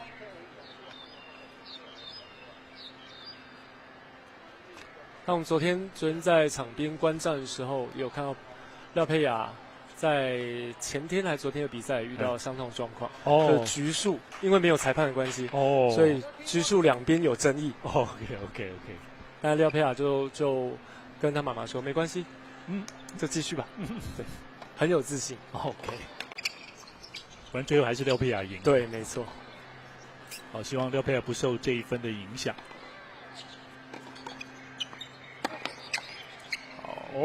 秀了一个破发分啊！对，所以现在 deuce。他这确实就像教练您讲的，他那个上旋球弹得很高啊，旋转应该转速应该是相当大。要让球旋转，用意就是要让球不会 outside， 对，尽量在底线对，在底线前就转下来，对。那也可以让这个变化让对手造成压力。是。这个时候来了一个 double four， 再一个破发点，白宇哲的破发点。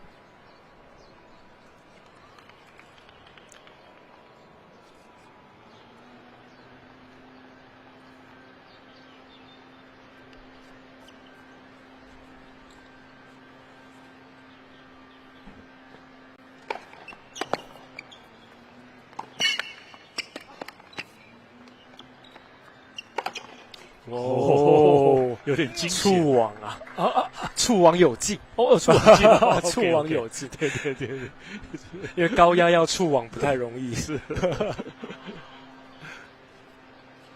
刚刚那个一发就对手造成很大的压力。对，确实。好，这样还是能够有一个局点。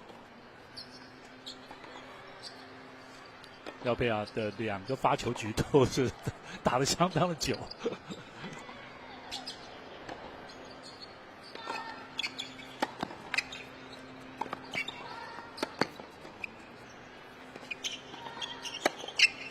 哇，漂亮的穿越球，是第3次的 deuce。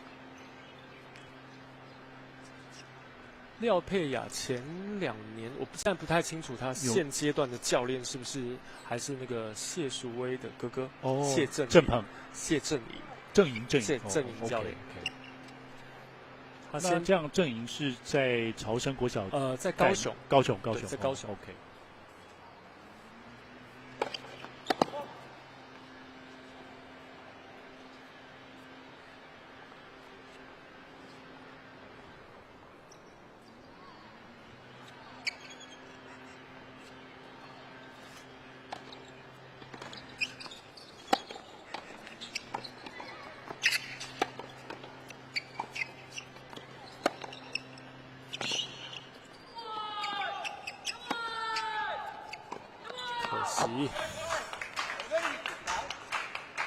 破发点，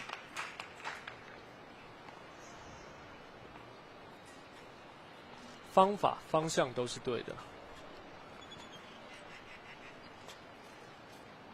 另外反拍这一部分的技巧性也是蛮高的对，就选手因为我们大部分都是右撇子嘛，所以还是以右手在做主攻为主啊。对，反拍都是以防守为主。是。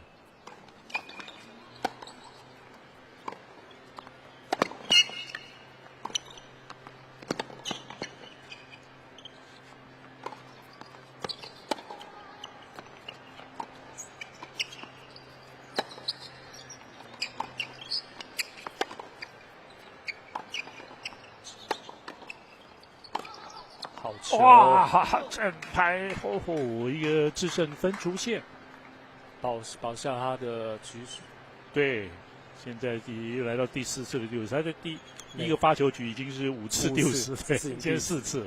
他只要顺利有保发的话，就会有差异，就3比1了。对。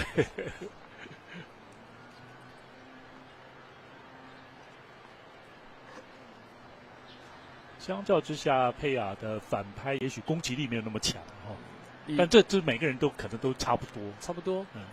但是他的反拍已经比一般的选手来的有压力，有压力。对。而且他反拍有时也有些上旋了。对，也是有在旋。对。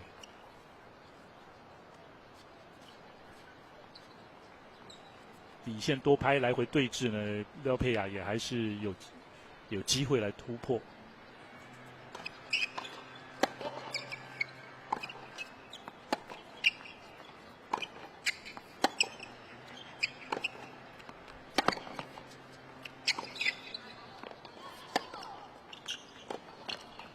哇！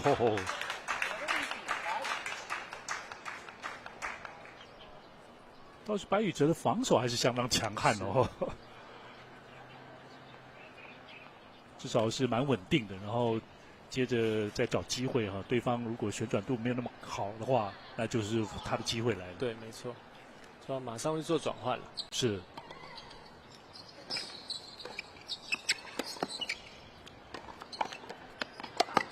球又丢死，又第5次。那白宇哲之前的教练就是我们谭立威教练，就是明天会帮大家转播的讲评的教练。然后现在到新民国中去转任到新民国中的总教练所以大直国小的这批选手大概就可能会升到新民国中去。没错。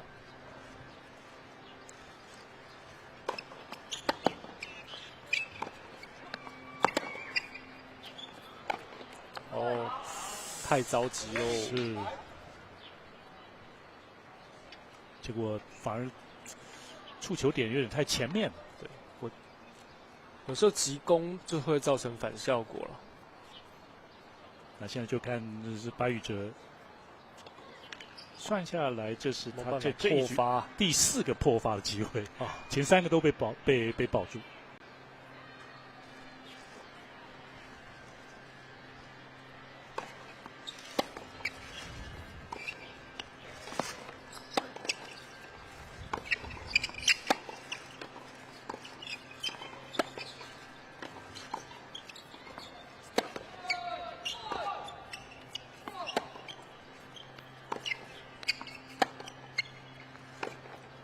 哇！破发成功哦！白宇哲现在扳成了平手，双方各破对手1个发球局，形成了2比2。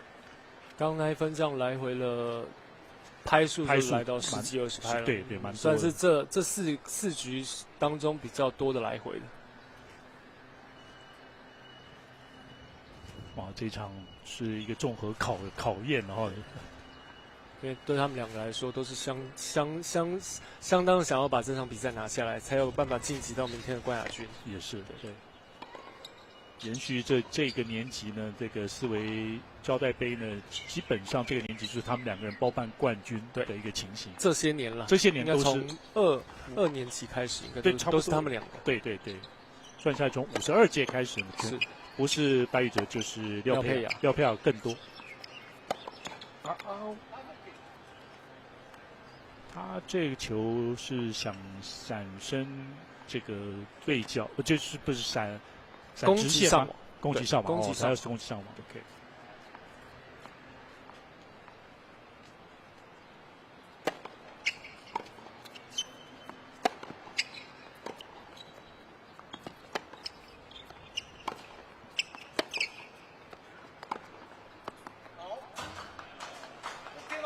15平。廖佩瑶做了些变化，把球的幅度咬得更高了一些。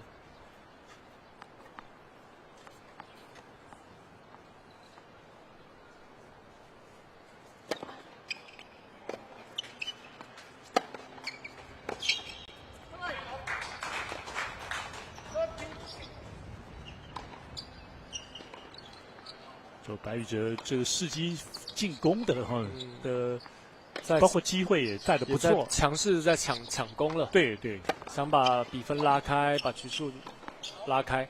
哦，现在来到40-15，对，有2个 point 可以拿了。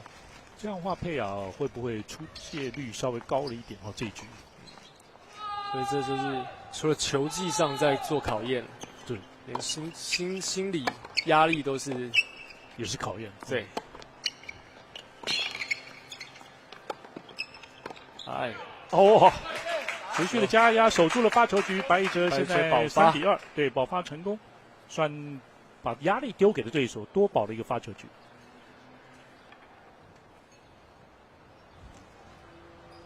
所以通常攻击完上网之后，就会给对手造成一些压力，让对手可以自己失误啊，或者想要把球打得更漂亮。当然佩雅也要做一些调整就这个很好休息的这个时间呢，也再思考一下。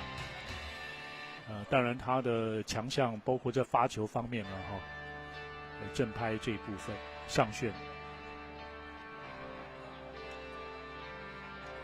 但现在看起来，白玉哲对于这个廖佩雅的这种上旋球适应的很快是。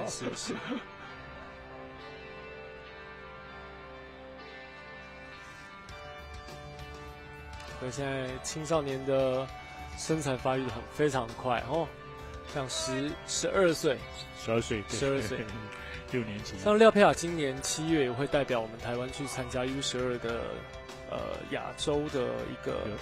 你说 ATF 对，不是亚洲的一个 U12代表队。对，就是您刚讲女生也有一位，女生也有。这一届的 U12就是刚我们5年级男生冠军的蔡承恩，跟现在我们看到的廖佩雅。那一个国家就派2个选手，三位。第三位假如没有问题的话，应该是另外一位4强的选手谢兆鹏。OK， 然后比分有点接近，第3位比分有点接近。OK， 就完全按照积分排名，对，用积分来决定谁可以代表国家出赛。是，那这部分是网球协会在主训没错。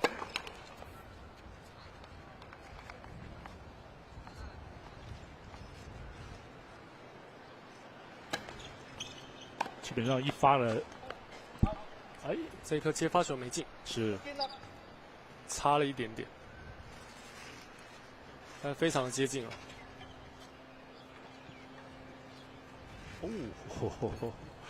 还是出去了一点点非常的接近，非常接近。但是假如是进了，也真的接不到了。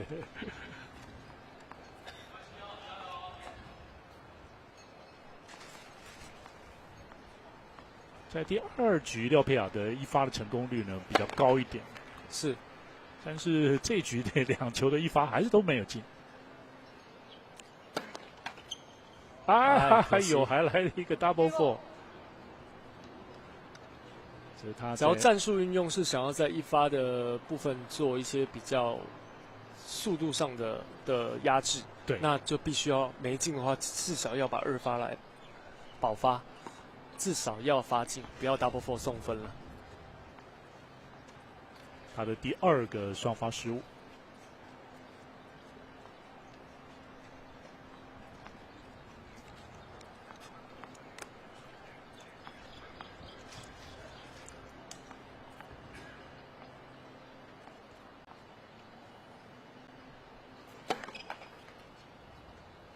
连续这个发球局连续3个发球分呢，都是一发都没进。所以你看，我们像现在佩雅过于捡球，就是因为它会影响到他的动线。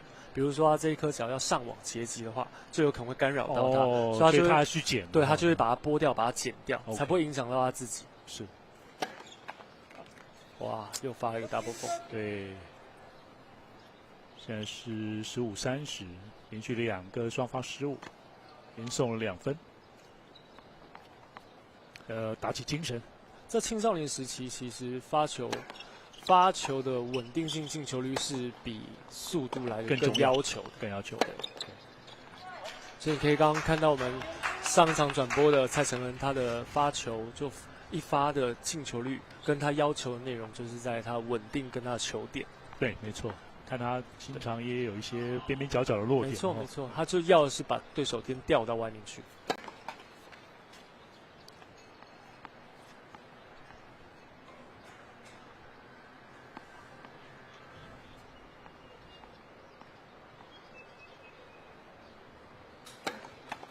哎呀，这一局发了3个 double ball， 对，这一局总共打了5分，对，没错， 5分有3个 double ball， 所以发球非常的重要，只要发进就不会输3分了。输3分等于半壁江山，那一局就没了。对，那局就没了。对，好，现在反而是宇哲现在算下来呢是连赢了4局哦，好，本来是0比2落后的哈，那现在4比2反倒超前。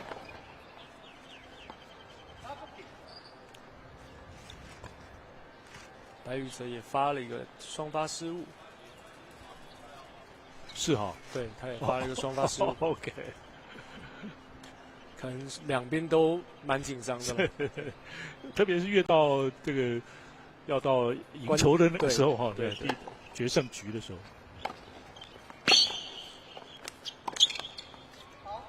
哎呀，想要来一个重复落点，但是出界。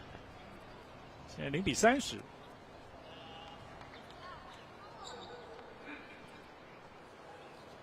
我们4维胶带杯会不会有1、2届会去南部举行？大部分也有哈。哦 ，OK。本来应该是在每一届是应该1届在北部，1届在南部。对，OK， 1年有2次嘛。对，1年有2次。对，南部通常都会举行在台南的红土球场。哦，好。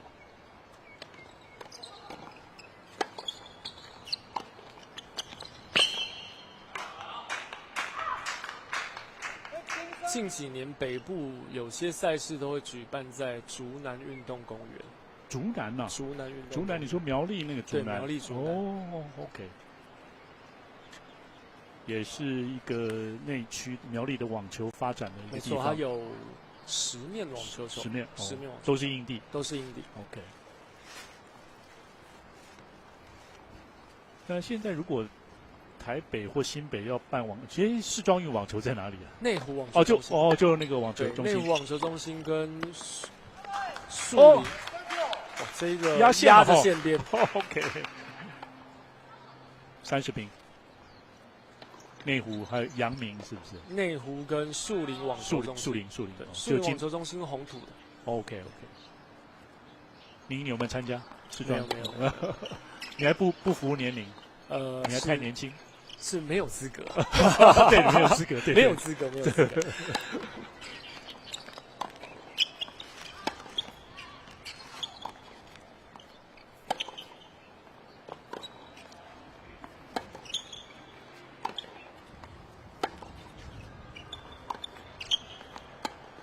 还界内哦。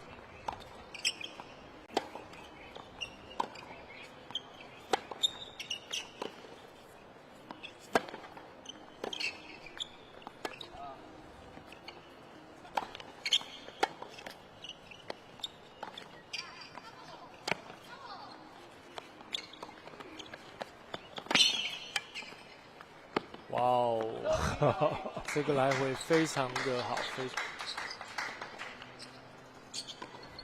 佩雅这几分比较保守一点点，比较保守，也在等待机会在做攻击。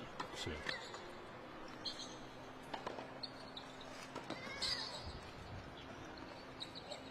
还有看到有时候白宇哲他这个底线呢，也用一些这个，比如吊球的方式吊稍微高一些，对，让对手尽量的多移动，或者多后退，破8点了。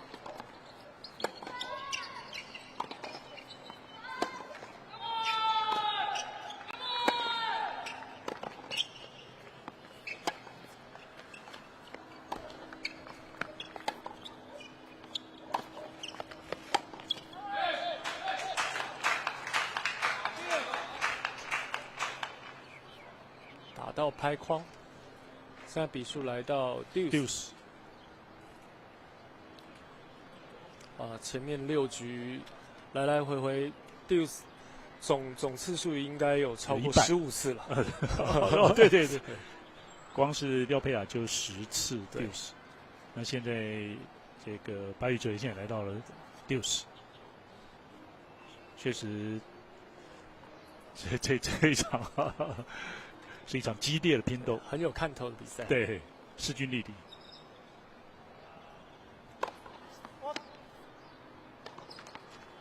以小学6年级，当然他们如果要打到2个半小时到3小时的话，还可以吗？3盘2胜，大概最多2小时。以他们这样的程度，比较不会拉这么久。哦，因为他们的不像是3、4年级的小朋友，他们会都是底线抽球而已，底线抽球，然后可能把球打得比较高，对，所以一颗球来回可以拉个3分钟、5分钟，对，1分可以拉个3分钟、5分钟。他们这个大概就在5板以内会结束1分。哦，对，5个来回球5个来回这样。破发点。哦，佩雅也是破发成功了。双方现在是各破对手2个发球局，目前是4比3，巴育哲还领先1局。到现在看下来都还很不明确哦，不明确。对，佩雅只要再爆发又是4比4了。看看，那目标绝对是这样子。有时候一盘里边也想，前面会想说，先拿到第4局的那个人呢，或许了哈，会感觉先已经跨出一步了。没错，就比较接近尾胜声了。对。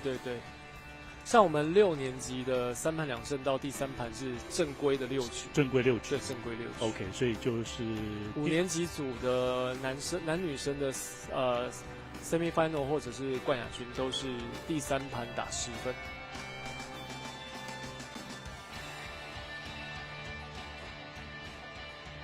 那正规6局就是抢7的意思。正规6局就是没有一样是第3盘像我们第1盘、第2盘一样是6局的比赛。对，打到6比6，我们才要抢7。哦，对。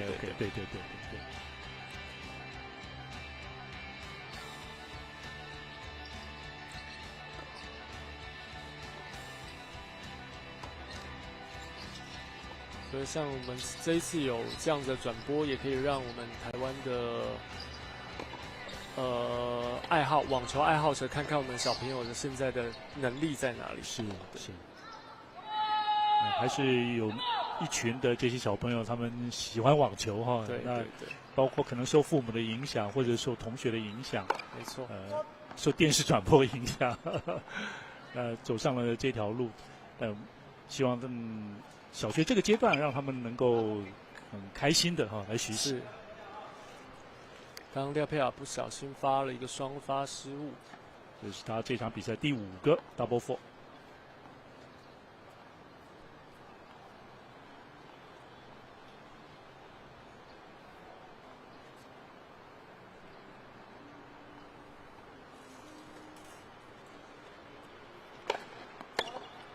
今天在中立呢，还有一点点的微风，还不算。今天的天气已经比这整个礼拜都好一点，好太多了。是。哇，这个上旋球弹得有够高的。我们这次也因为天气的因素延赛了2天。哦，昨天跟前天哈。对。哦，下雨。开赛的时候，本来是礼拜5，延了3天，本来是这样。上礼拜5要开赛的，结果延到礼拜1才开赛。OK。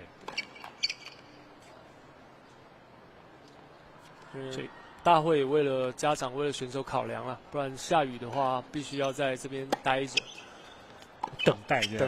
对，等到大会宣布要开始比赛，还是要停赛。对，蛮消耗哦。对，很折磨人的。是。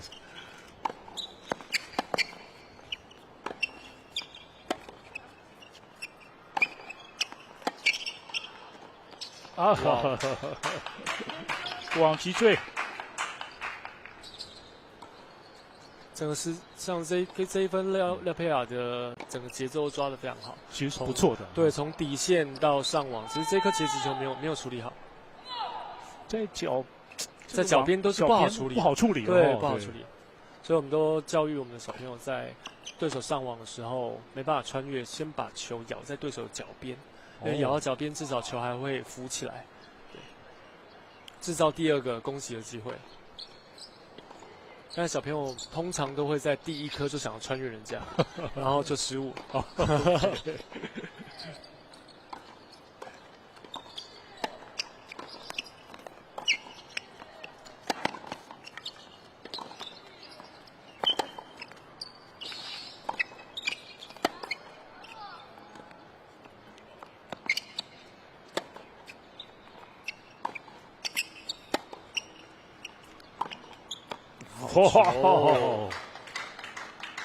廖佩雅这一颗直线是他的武器哈。OK。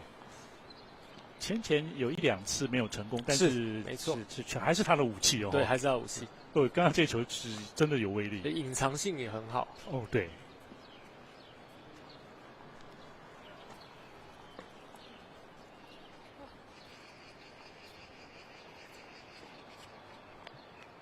这是关键分喽。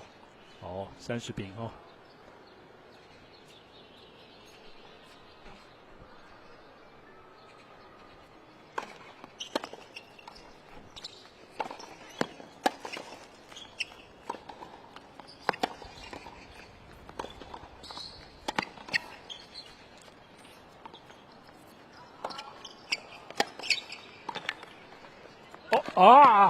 终于截击成功哦！第一时间把球打掉。这颗截击又非常有水准了哦。往前踩一步了哦。对，攻击完之后上网，随球上网这颗截击做得很细腻。也有准备了哦。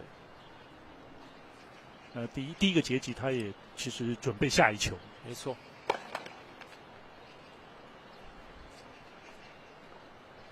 这是廖佩雅的局点，40-30。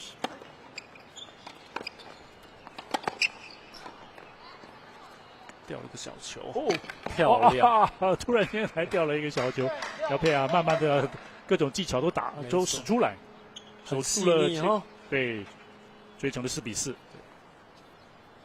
也是连赢2局，连拿了2局。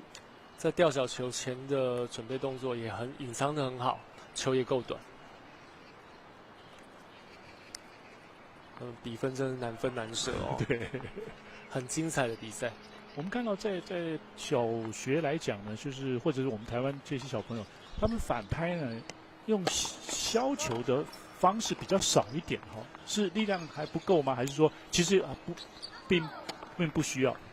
削球这有时候只是一种发球方式，然后看选手想要怎么样的使用。OK， 这是用搭配使用。搭配对，不能当成主要的武器。对，就像一发用力平击一样的道理。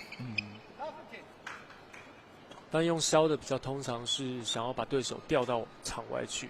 对，调到场外去之后再做直线的攻击，就尽可能让对手移位。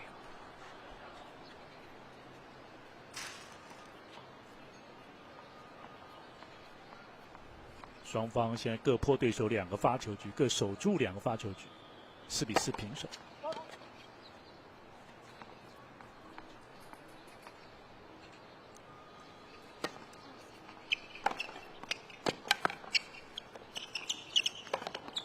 好球！虽然白玉哲已经有守对边了，但是球速跟角度还是一样，让他没办法挥得了球。这也是廖佩雅的强项。是。正拍的力量，刚刚这个反拍的直线呢，也先前的反拍直线非常漂亮。没错，所以好的选手跟还没有成熟的选手差别就在一个攻击的用力的进得了球。对。这球很好。重复落点，守住这一分呢，还没有出现破发点，15-30。像很多还不够成熟的小朋友，他们因为看了电视职业选手的比赛，他们就把攻击球当成首要的武器，但是进球率太低。对。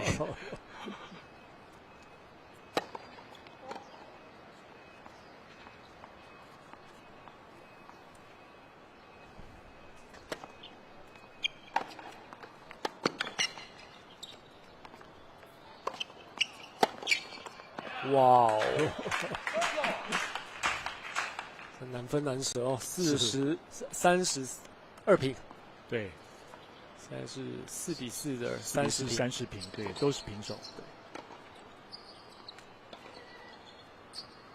确实，白宇哲的防守的能力还是相当强哦。估计就算下来的话，他奔跑的这个距离一定是超过廖佩雅。对，哦，对，因为他是被调动那一个。对，但他这个反手围攻的能力还相当强。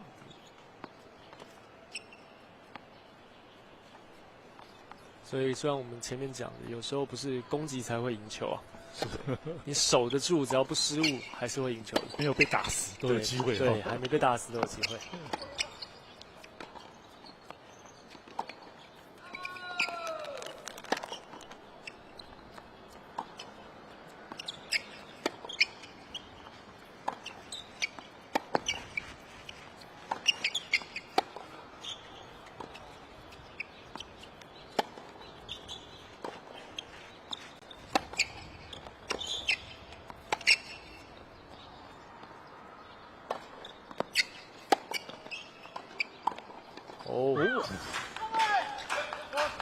很有耐心哦，白宇哲。这一颗球廖佩雅会造成失误，就是因为被挤到身体了。对，被挤到身体了，他没办法把球推到他想打的位置上。是他的站位没有站到好的位置。有时候是他判断的问题。判断对，球落地球在会有一些转折。对，没错，球在飞的过程当中落地，它可能会有一些偏差。对。多一些比赛的经验相信会提升。白宇哲只要保发的话，就来到5-4喽。对。前面2个2发倒是底线对抽，最后能够得分。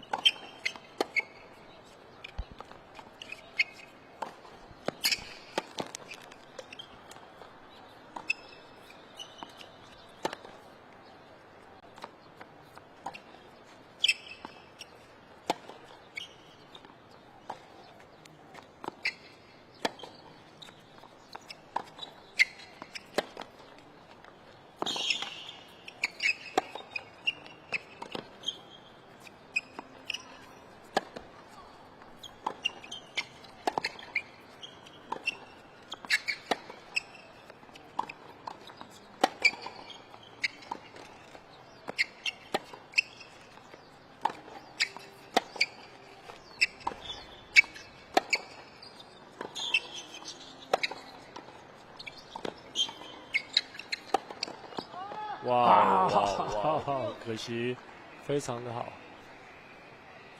哇，这个又是多拍来回没错，精疲力尽。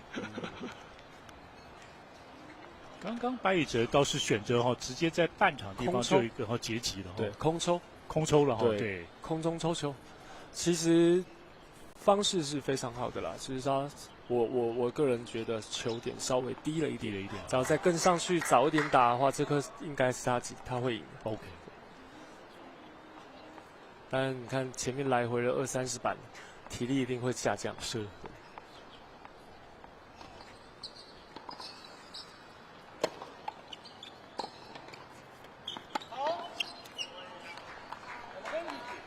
有时候发球发一些这个近身球就是正面过来的球，反而也会有效果。对，像近身球就可以比较用在你刚刚说的削球。他球会挤到身上来。对。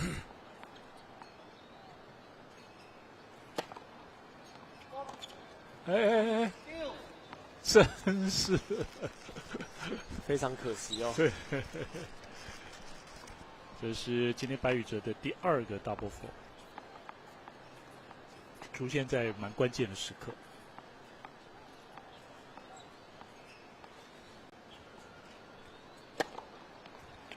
第2次的故事。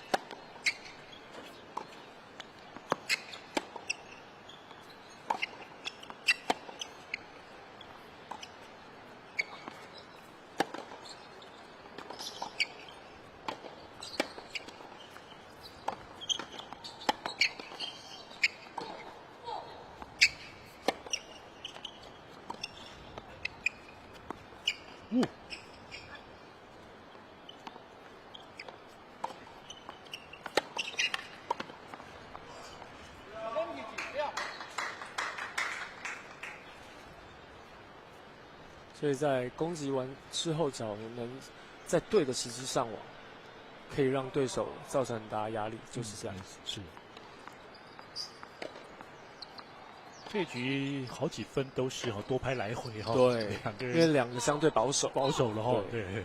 也到了4比4啦，关键分、关键局了。对，在国小这个阶段，男生也有时候也会采取一些稍微吊高一点的球哈。对，可以来做一个缓冲或者变化，因为相对的球高了，就有机会可以在中间做一些比较慢的移动。是。哇，这样反而是被廖佩雅呢破发，是廖佩雅现在是连拿下了3局呢，取得了5比4的听牌。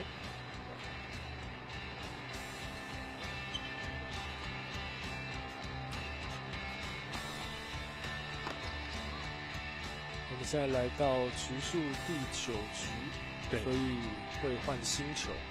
OK， 一样是9-7-7这样的。9应该是第9局，第11局。哦，第11，再接下来可能是第11局。11局，但是每个9局会换新球。OK。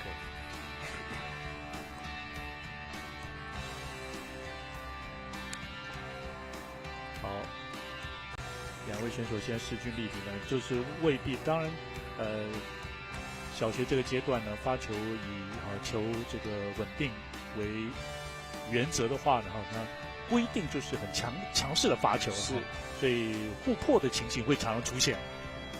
对，相对因为球速不够快，没办法拿发球直接当武器。对。那所以在职业选手上面，你就可以看到保发比较容易。是，尤其男生哦。对，尤其男生，因为他们发球的速度也快，角度也开。对。就等于说，在一开始的时候就要给对手加压了哈，就是从发球就开始。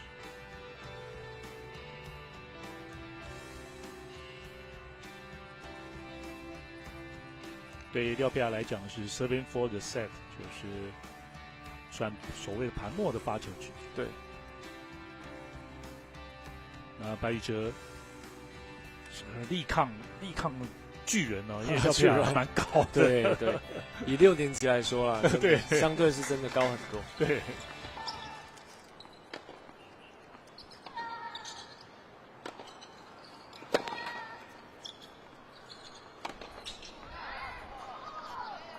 整个廖佩雅在第一盘的发球局，他一发的成功率呢，还就是在50%左右，50%左右。是。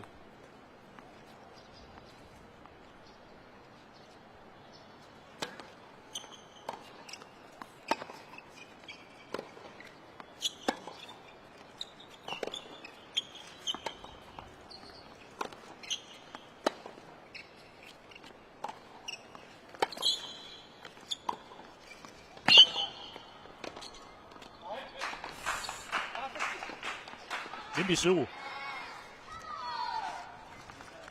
那白宇哲就是要调动廖佩雅。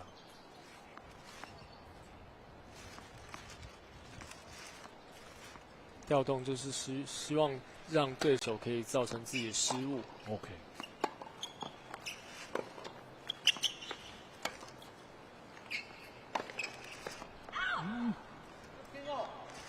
白宇哲自己也懊恼。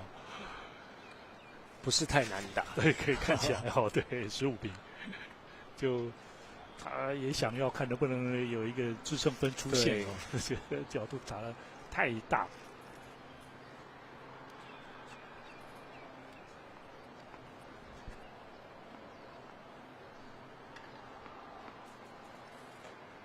白哲这个假日的时候哈，爸妈也会带他去郊外走走了，或去爬山、去游泳，也都是很好的调节。是，也常常在比赛前看他热身在投棒球。哦，是哦，这也是一种很好的热身方式。OK。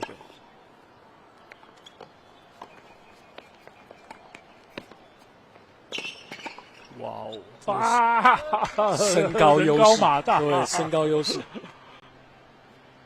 15-30，而且他反应还是够快哦，是，所以最后还是拦下了这一球。那现在15-30，对不起，应该是30-15，廖佩雅的发球局。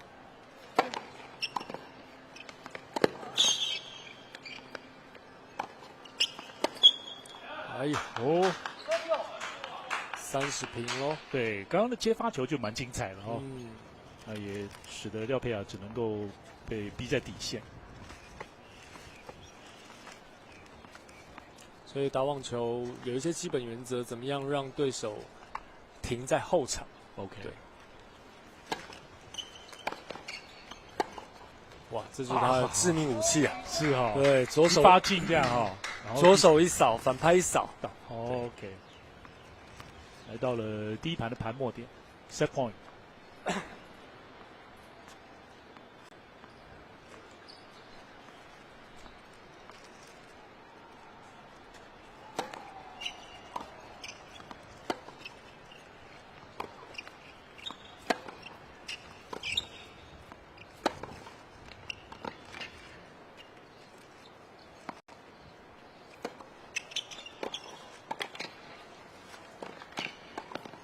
哇哈哈！最后往前接击，他也有一点过程，也许有点犹豫哈，但是最后还是执行的成功了。是，稳稳的拿下这一盘。没错，在从发球开始就以稳为原则。在于2比4落后的情况之下呢，是连赢了4局，廖佩雅在第一盘呢是以6比4拿下，目前取得了盘数上1比0领先。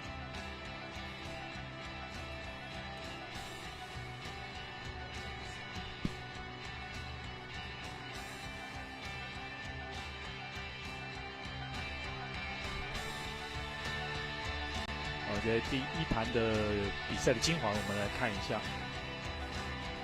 灰色上衣的是廖佩雅，深蓝色上衣的就是白宇哲。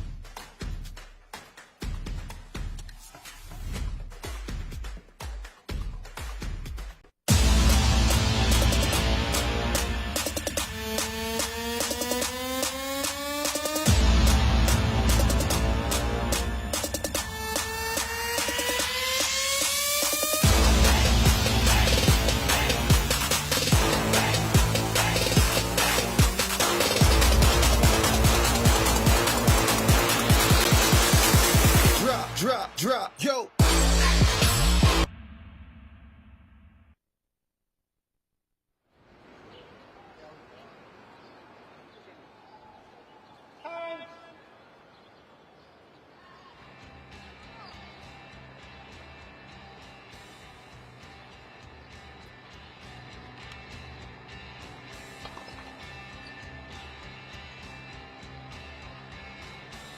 非常欢迎您回来。114学年的四维胶带杯第59届的学童网球锦标赛，在中立网球场，今天跟明天进行最后的准决赛以及这个冠军战。这是国小男童6年级组的4强准决赛，画面上的廖佩雅来自屏东的朝生国小。那举行方面呢，占有优势，他也发挥他的优势力量型的是这个打法。那大直国小的这个白宇哲呢，也一样的很灵活哦，防御力呢相当强。现在进入到第2盘的比赛，第一盘呢是廖佩雅6比4拿下，白宇哲拿下了第1分。要看第2盘会怎么样发展哦。有时候强势型的选手到了体力下滑的时候，他想要做攻击也不见得会这么稳定。对。失误率或许会提高，当然2发就是接发的廖佩雅的机会。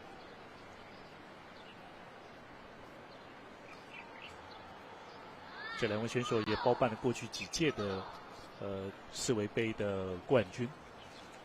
这个，但今年倒是在准决赛就已经是交手。是。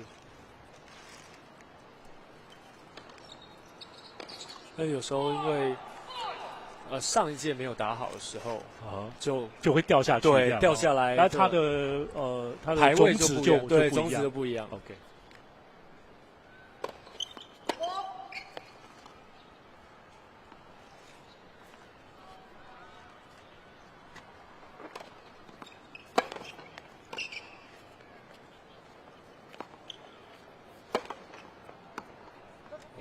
又是2发的进攻哈，廖佩雅现在还是很强势哦。对对，从接发球到积极上网的过程是。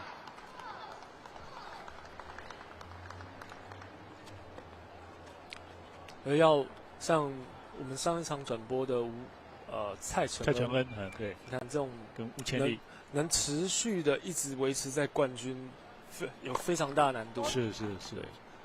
除了体力啊，然后每年你要保持的那一个状况，确实是相当不容易。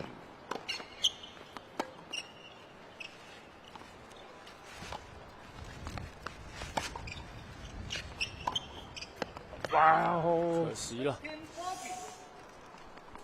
有2个破发点。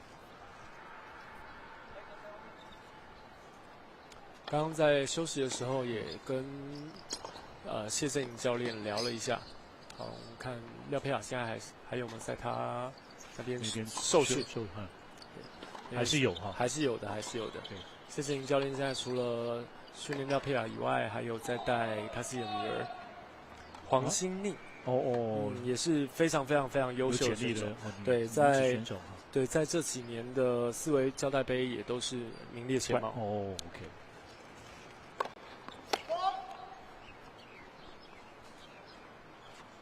先前连续3个2发呢都丢分。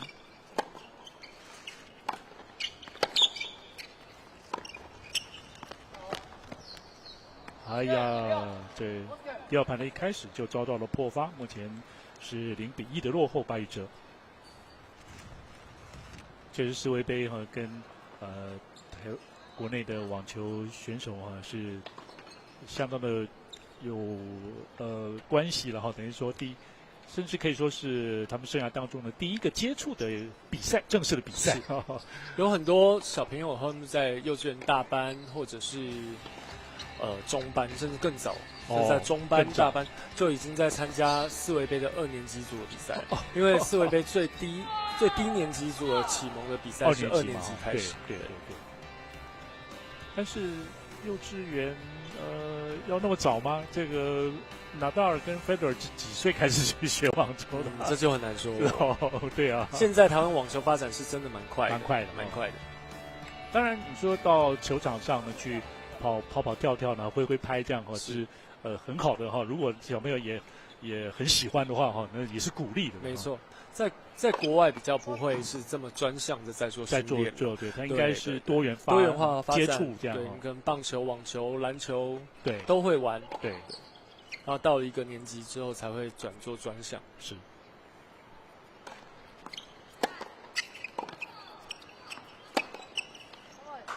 连续强攻，好，白宇哲也把握对方的2发，采取了积极的进攻。现在双方选手其实这个实力在伯仲间了没错。是面临2发的话呢，接发的那一方呢都是觉得是机会。有时候一局的差异只在1分2分，1分2分，对，1球2球的问题。对，那差1局大概可能最后就差了1盘。对。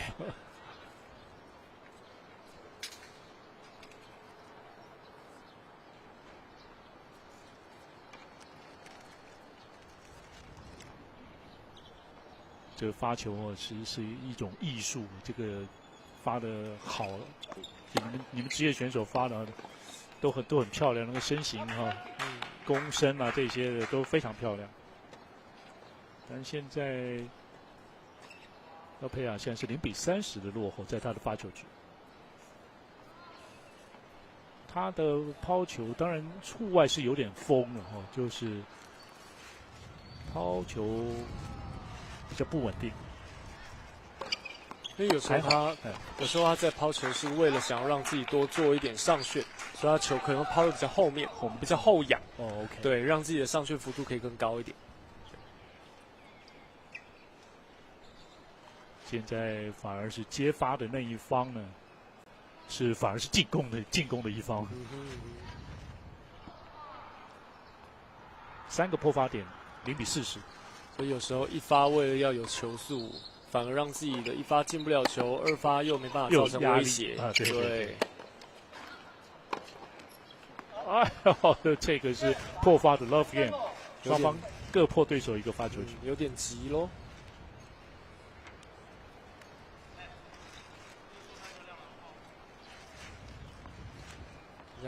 局数来到1-1。对，现在有时候这个网球运动呢，你看虽然这个抽球是非常的强劲但是其实有时候来回有时候会很多，然后另外这个战术变化呢会有一些转变，是，所以其实是要有耐心的。没错。他必须要用很多的方式去作战，在这个过程中，不管攻击还防守，在转换上要很快速的。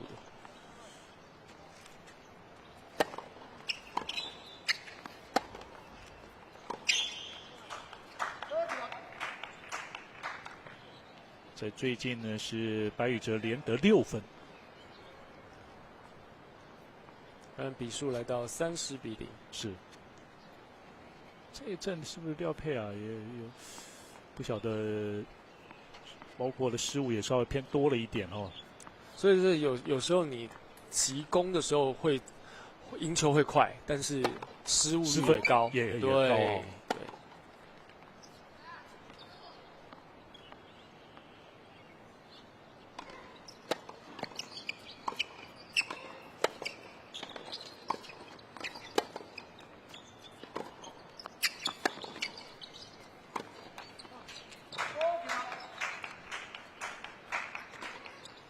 廖佩亚等于是连丢了7分，对，连输7分。对，有时候也不能操之过急啊，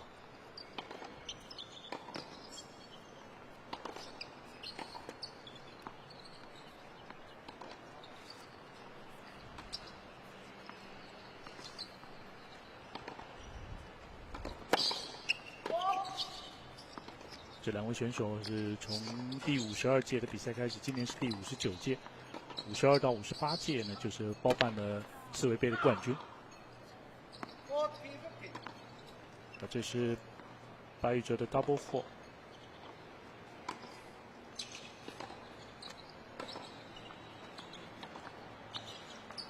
他的整场比赛第3个 double four。在第一盘呢，他出现 double four 的那一局呢，都遭到了破发。那现在还是领先，40-15领先。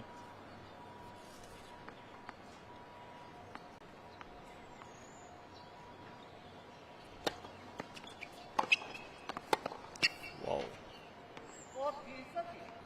现在40-30了。对，这个接发球就接得非常有压制性。是。所以有时候不见得是要球速非常快，有时候是你的深度够深，对对手压力也已经够大了。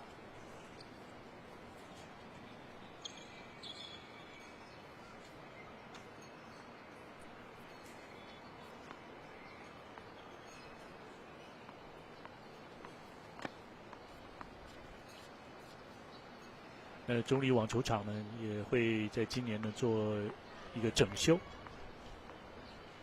在比赛办了刺猬杯之后呢，就会做整修。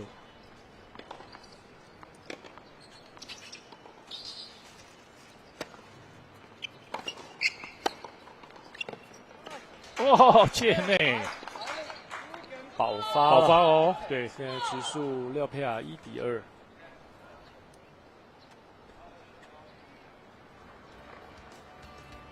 就防守型的选手，他们所谓借力使力，对，蛮重要的技巧。没错。不见得攻击性的一定好，也不见得防守型的一定赢。那攻击型的相对他的手感好的话，就真的很难打。像拿到就是比较属于非常防守型的选手。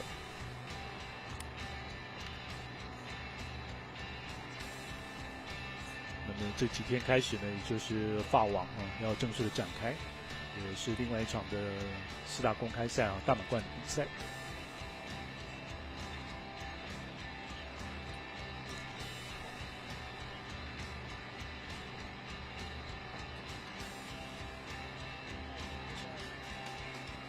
现在大直国小的这个教练呢，也都以球员们能够来所谓的 have fun 就是乐在其中这样子，就是他们很开心的来打球练球。我觉得这是支持小选手最大的动力啊。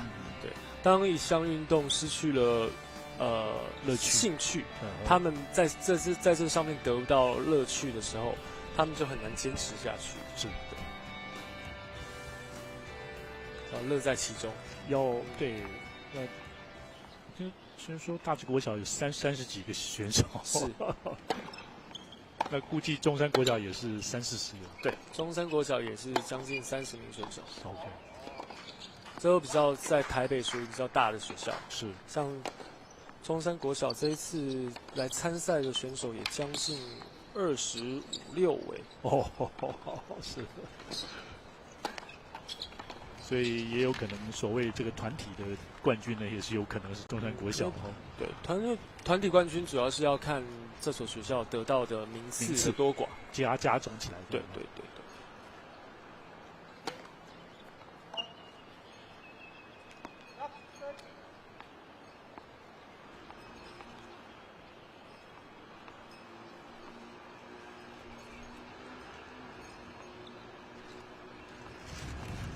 在这个发球局现在是0-30的落后廖佩雅。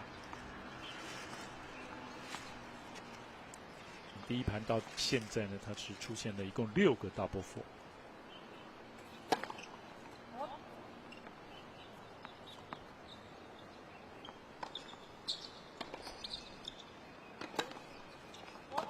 哎呦，实际觉得很懊恼。这种发失误呢，出现了这么多。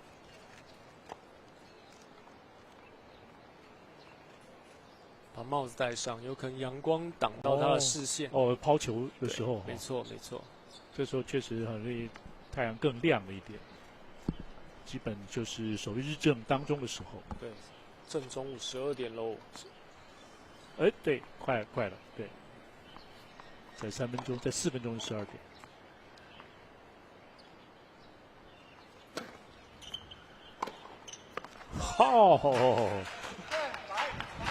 这几乎是死角。白宇哲这一局破发之后，来到3-1领先喽。对，没错。这一盘又很难说了哦。是。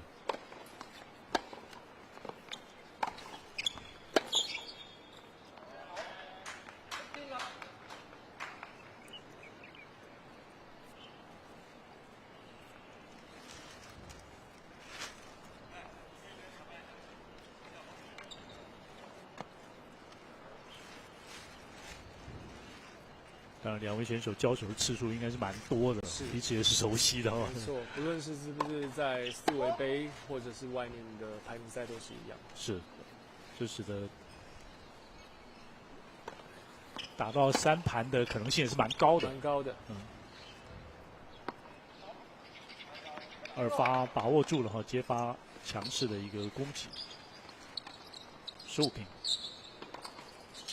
所以像这一盘开盘的时候，廖佩雅保得非常轻松。对啊，1-0，只花了不到6颗球就结束。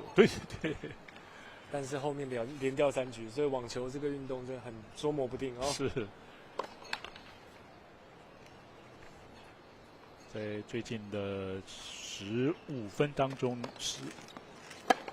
，16分当中廖佩雅只得到3分。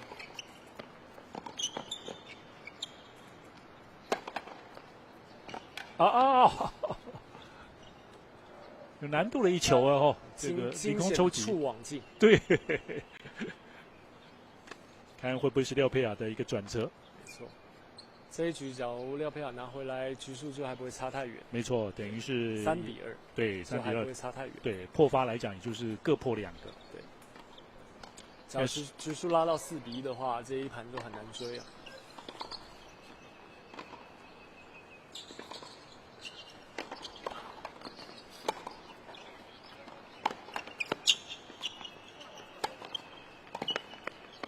有时候这个触网球到底是哪一边得力，我还不知道啊。刚刚这个触网反而是变成廖佩雅得力了一点，变慢了，变慢了，他对，有更多的攻击的机会，或者去选择他要打的方向。没错，对。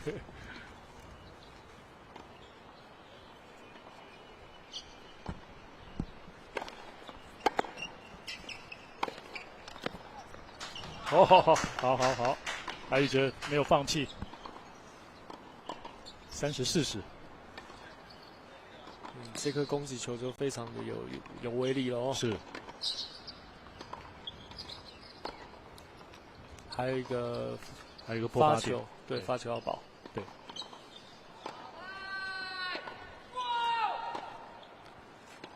其实虽然场上呢是劲敌，但是私底下大家都是好朋友哦。说像白宇哲如果去屏东比赛啊，也都会跟廖佩雅应该也都会招待他们。这些小朋友其实都是很单纯的，这些小选手其实都很单纯。是，他们在场上虽然是对手、是敌人啊，但是下了球场他们都会玩在一起，都是好朋友玩在一起。对。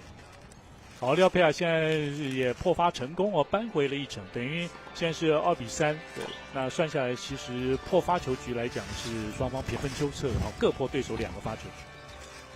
就像刚刚上一盘的道理一样。对。现在看能不能有人能拉出一波攻势，这样哈，连赢个2-3局。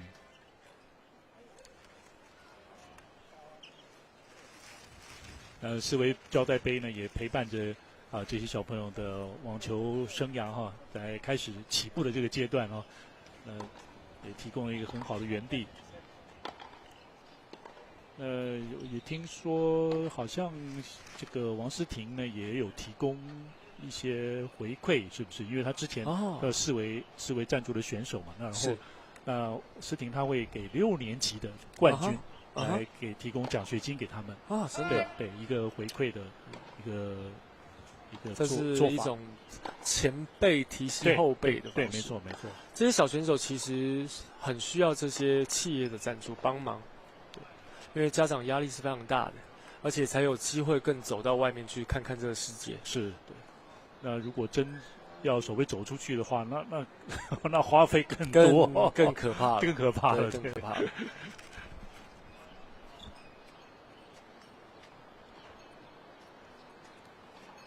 就比如说，我们现在在台湾成立了一个西班牙网球学院，就是邀请了一个西班牙教练在台湾。哦 ，OK。在木栅国小吗？在三重的学校。OK， 对，就是可以让有需要的小朋友可以不用出国就可以得到国外的训练的系统资讯这样。对。OK。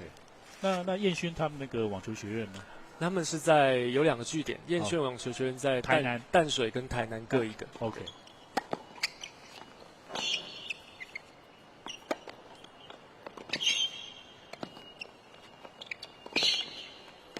哇，好可惜，对白宇哲来讲。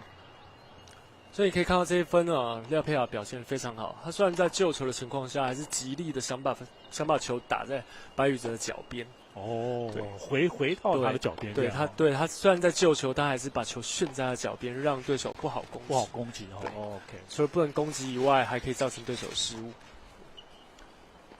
所以在当下，在这0.几秒，马上要做判断。是。而且还能够更好打出好的角度啦，好的落点。是啊。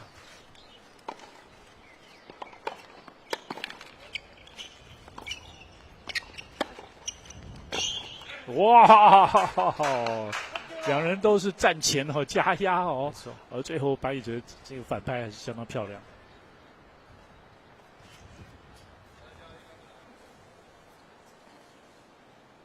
所以网球运动非常有趣哦，你可以看到双方可能会两边各都在攻击，或者都在防守，对，或者攻防的，对，拉锯之间变化很多了，对，变化非常大，没有一个球是完全相同的，没错，没错，没错。哇，这有测速枪，它会不会有可能到150公里？应该是有，应该有，应该是有的，但很可惜哦，对，今天的双发失误有点多了一点。今天2盘加总下来，应该8个双发失误。对。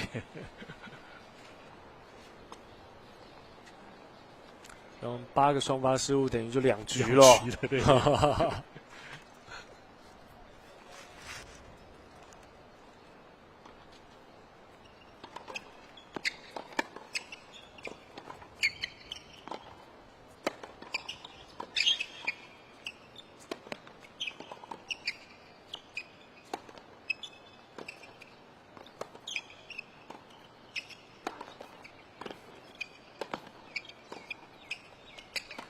哇哦，反应非常的快哦。是，就是像教练您所提到的这佩雅，他好像不怕对方上网哦。是，他够冷静，有备而来这样。他够冷静。因为很多小朋友真的只要人家上网之后，他就乱紧张，对，就乱了，就想要做一些很无谓的攻击。哦 ，OK。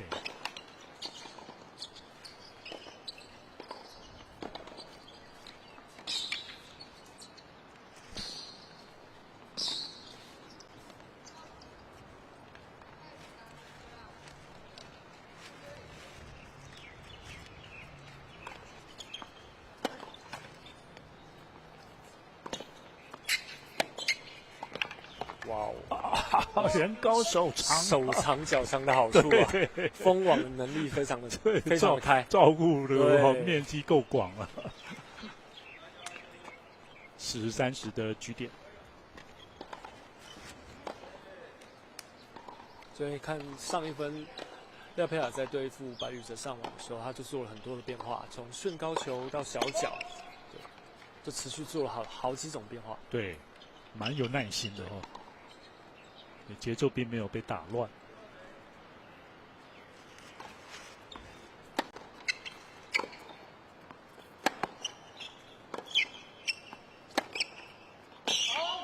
哎呀，可惜被差了一点点。对。哇，现在局数又来到3比3。3比3了，这一场比赛真的是难分难舍哦。是。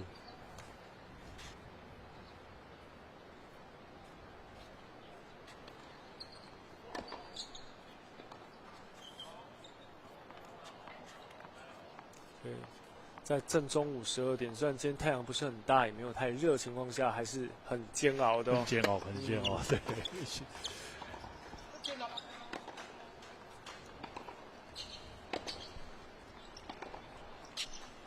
当然，主办单位也都会考量到选手的这个身体健康了哈。对对。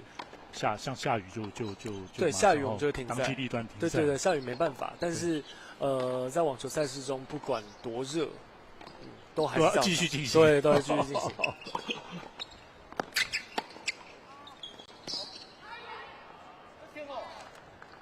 现在比分来到15平了，对。就是当然，你说室内体育馆的话呢，也有好处，就是气温调节就比较好，容易一些了。但是在台湾的比赛基本上，不太多，不太可能办在室内这样。对，办在室内。但是我们四维胶带杯有一个在每一届结束这个赛事之后，会邀请5年级、6年级的前4强的选手。OK，参加一个叫做四维邀请赛。这个邀请赛事就是一样每半年一次。然后这个赛事就会办在室内网球场。所以办在林口体育学院。林口体育学院对，那个汉堡馆吗？还是就他那个体育馆吗？室内网球应该不在汉堡馆。不是，应该不在另外学校里面。对，学校里面。所以四维胶带。杨董对于我们网球的发展真的是非常非常的热心，是很有帮助。是，因为大部分赞助的企业或许呢会想要说，我要赞助有知名度的选手哈，有成绩的选手这样。当然这也是需要的，绝对也是需要。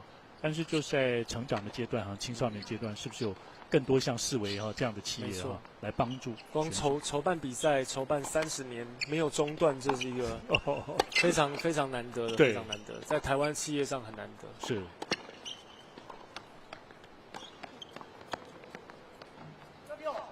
好，30平。刚刚廖佩雅那一颗角度非常的开，白宇哲都已经快撞到旁边的网子防护网。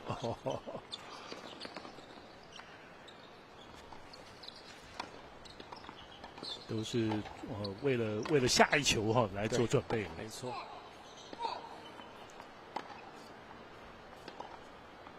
双方现在在第2盘是3比3，看看谁能够所谓的抢七的另类的抢七，谁能拿下第7局。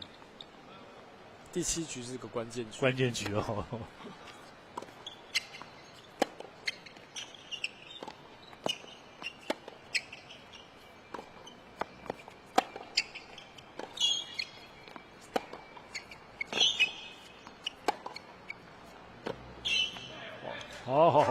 左右2个角落哈，持续的加压。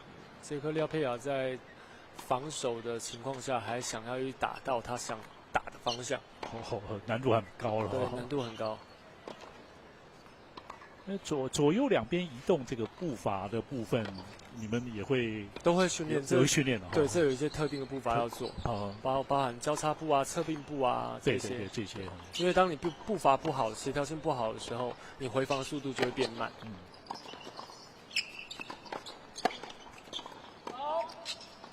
哎呀，可惜球出界了，deuce。确实有看到这个国际这个报道呢，就是说，像这个 Djokovic 呢，他在左右2边的移位这部分呢，有专业的训练啦哈，当然可能也包括肌力的训练啦这些。那他这部分呢，就是被评为是做的最好的选手。是。所以有一句话说，网球不是靠手在打，是靠脚在打。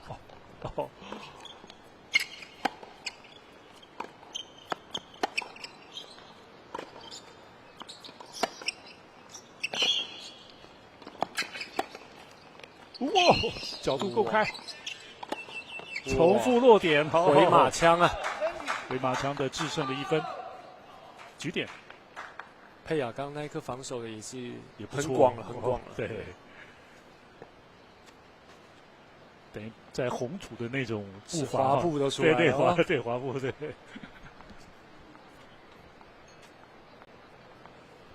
好，我们来看看白宇哲这一分可不可以保下来？是。中线 ace， 而且是拿下了这一局的局点。关键局4比3。4比3。现在白宇哲4比3领先。没错。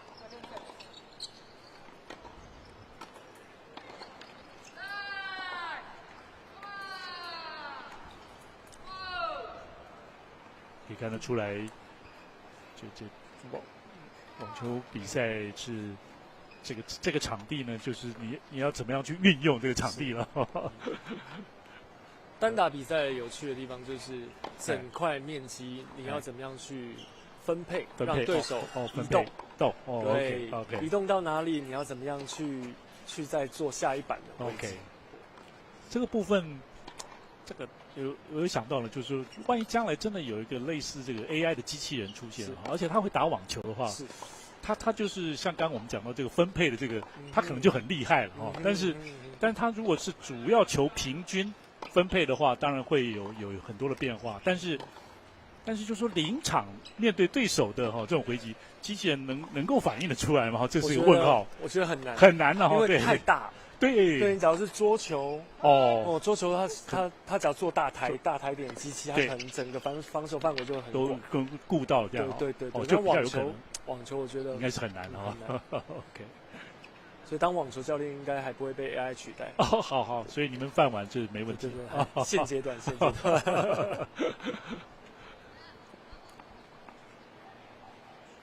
好，我们看局数3比4，廖佩雅落后。保发成功的话，又形成4比4了。对，没错，双方这一盘呢是各破2对手，是各破对手2个发球局。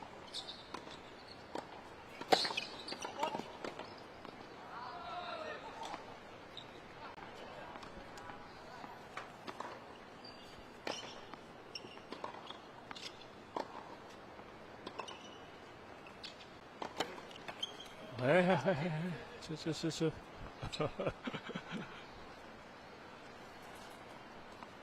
第9个双发失误。对，发球在网球比赛中真的占非常大的原因啊。对，输赢的状况。哇哈哈！白宇哲的强势的 return ace，0比30。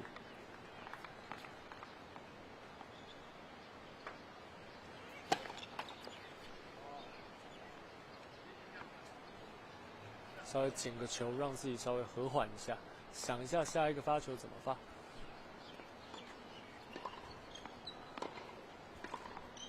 还是不要泄气了哦。他还是领先的。其实他这盘数上还是领先。对。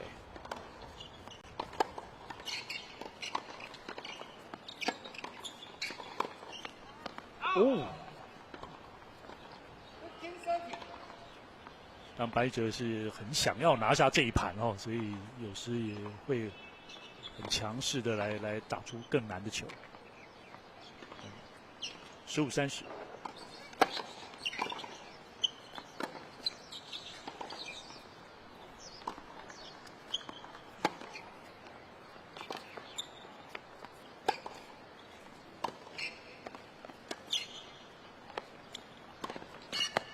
哇！场外勾进场内，白宇哲漂亮的制胜球。佩雅前1分的这个角度已经够开了，所以当对手选手在准备的时候，角度再大都准备得了，都来得及，都来得及了，都来得及。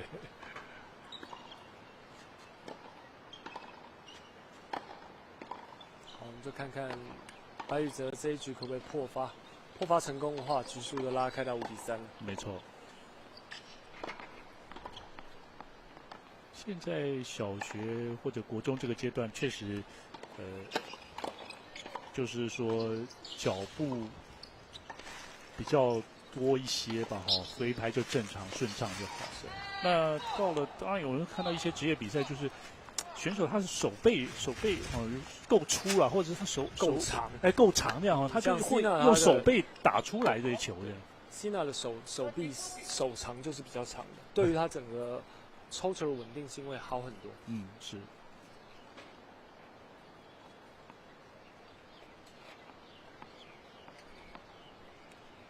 30-40。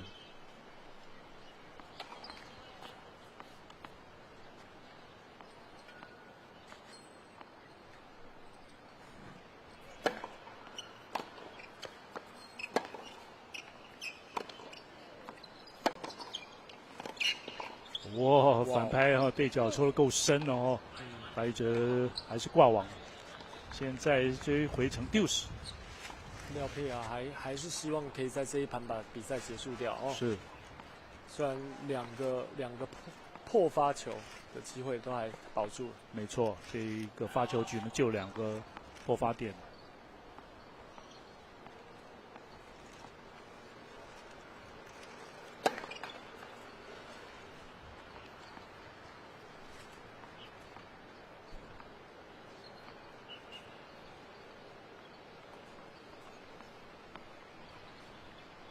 一发的成功率不是太高，但是廖佩雅还蛮有耐心的。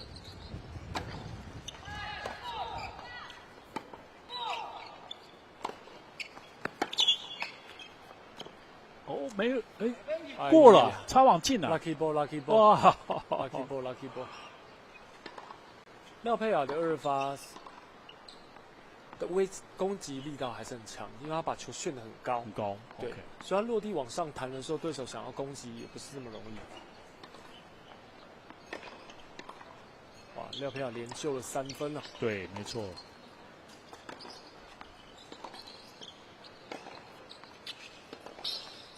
白宇哲因为刚那一个 lucky ball 的触网球有一点泄气哦，有一点点的难过了，难过了，对。好，没事，比赛的一部分，讲是容易了，但真正在场上的选手还是心里的痛了一下。是，又是2发。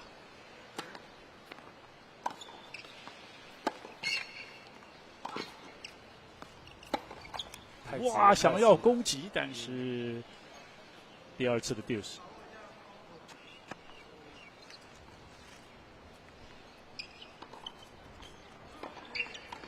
这确实就像教练您刚刚讲的，有时候真的那个想要攻击呢，但是结果就会太用力，没错，拍面角度都不对了。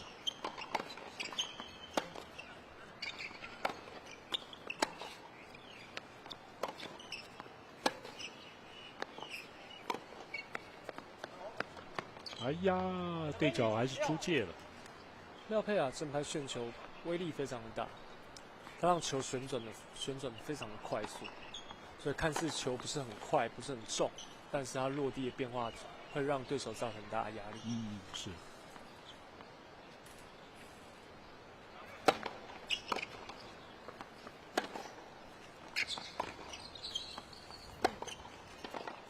哦，廖佩雅还是守住了自己的发球局呢，双方战成了4比4。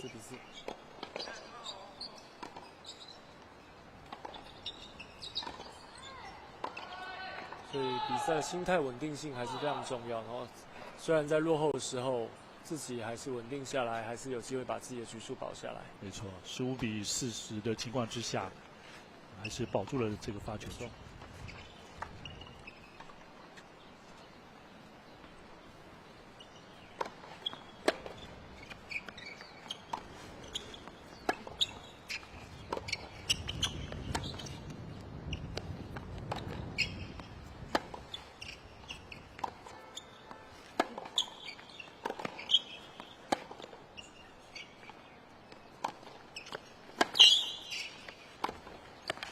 哇，好球！球比较短的情况之下呢，白宇哲控制的情况还是不错。看来要对付廖佩雅，他还是要持续进攻。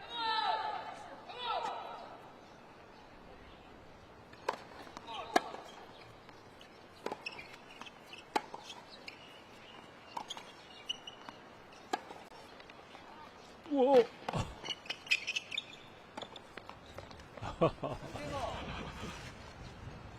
这已经打到隔壁场地去了，但还是救起来白宇哲。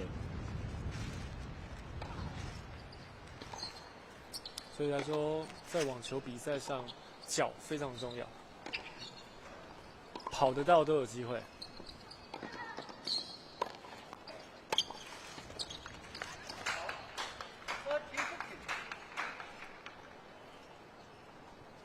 这发球呢还是太长，出界30-15。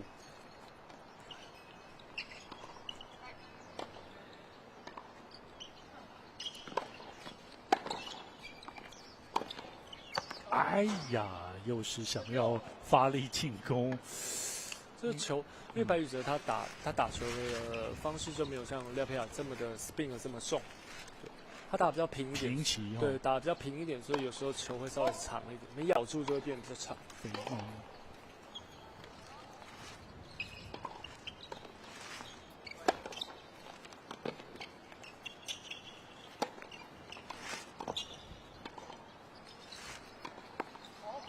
可惜了，是，将是廖佩雅的破发点。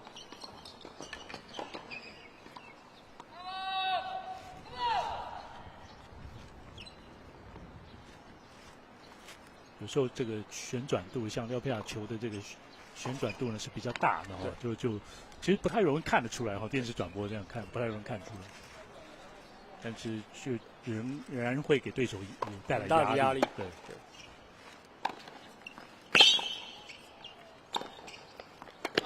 哎呀，平击还是出界，这廖佩雅破发成功呢，将来到5比4哦，廖佩雅领先，廖佩雅领先了，所以已经连追了4局。4局。所以来说，在网球比赛上，脚非常重要。跑得到都有机会。所以比赛的心态稳定性还是非常重要。所以来说，在落后的时候，自己还是稳定下来，还是有机会把自己的局数保下来。没错，是，这样是廖佩雅的破发点。连追了，本来是对连追4局，对，等于说是曾经一度是1-3的落后，然后等于是在最近呢是一个4-1，在这最近5局当中。等一下呢是 serving for the game。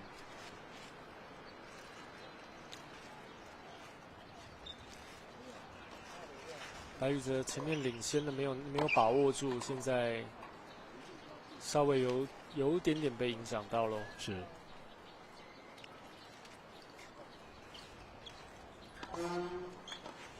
在选手除了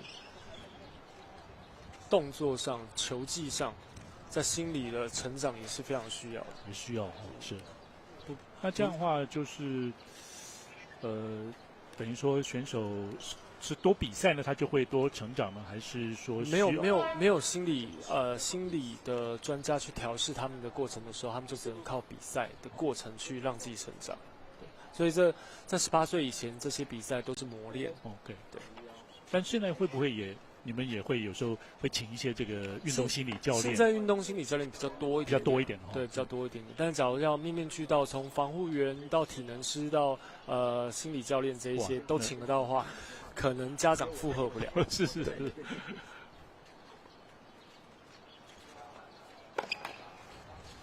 好，现在是 serving for the match。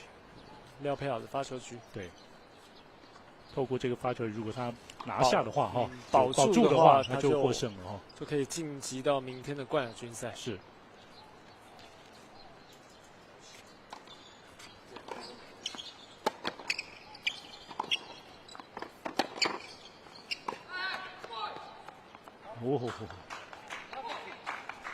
擦网出界，0-15。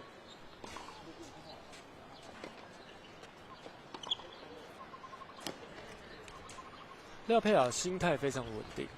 先前看过他打了好几场比赛都一样，他在不管领先或落后的时候，他不会有太大的情绪起伏。OK， 这对选手就会有很大的帮助。有点像蔡承恩这样子的，但是承恩经常是没什么压力。对，因为现在没有人可以冲击到他的成绩。没错，对。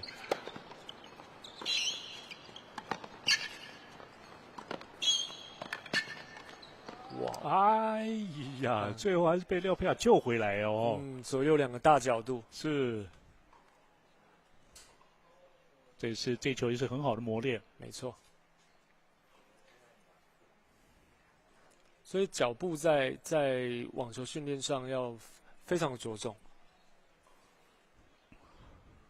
我看他们2个人腿都还算是瘦长型的啦，但需要再增加一点肌肉量吗？不过现在还是国小而已。对，还国小，也还不见得是需要一定要把肌肉练得更大。OK。对。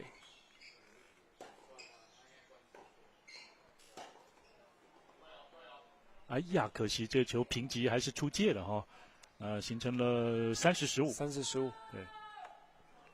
所以就像教练您所提到了，就是说，那宇哲这样的话，他将来要不要多磨练一些这个上旋球？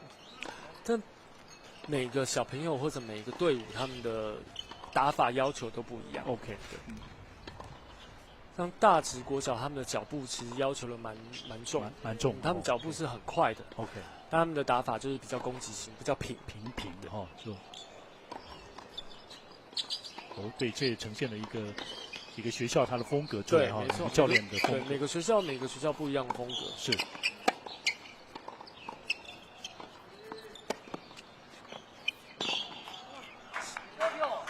像中山国小他们的训练方式就着重在球的稳定性上，他们一颗球可以请小朋友来回对打300颗不能失误。这样哈，这样才能结束今天的训练，这样才能吃早餐。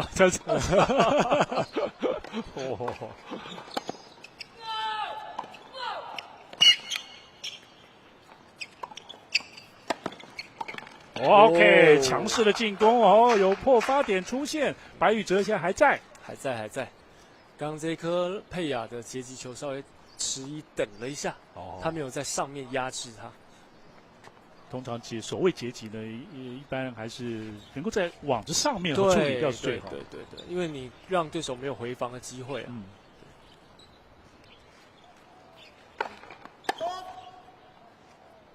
二发哦，这是一个机会哦。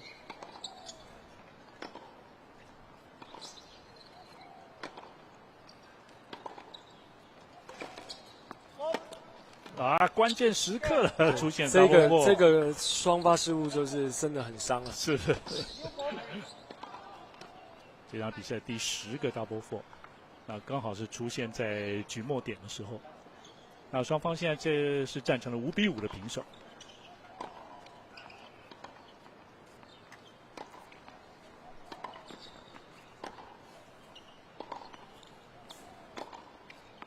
那现在等于是需要赢2局，对，才能够拿下这一盘哦。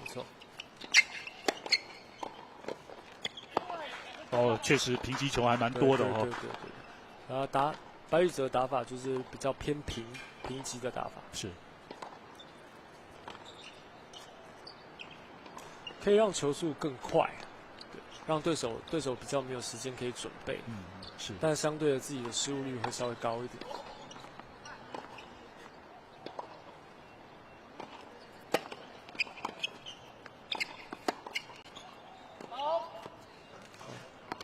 像这颗球廖佩雅的接发球就旋得非常的高。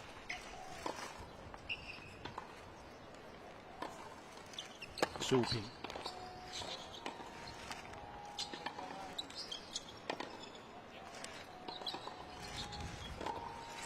有没有说像平击球的话，这种打法会比较怎么讲呢？适合上旋球比较多的话，比较适合红土球场吗？对。哦，真的哈。OK。平击球可能比较适合草地。硬地。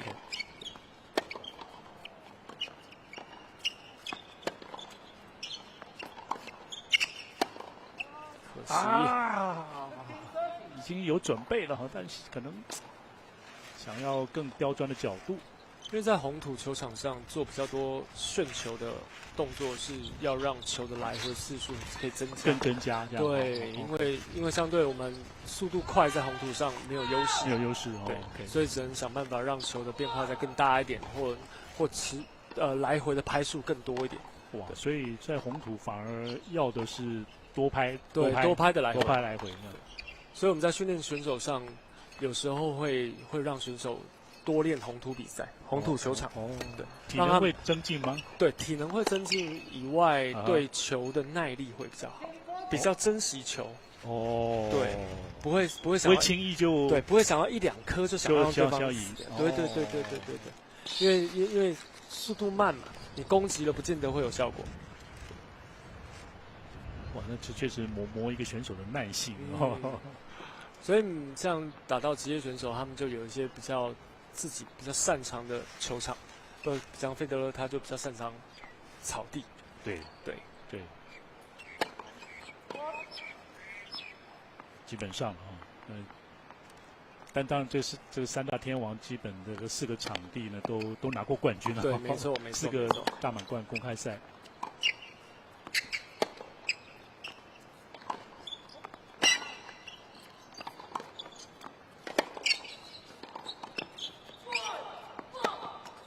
哦，好球！差一点。哦。现在廖佩雅还有一个领先，对，30-40。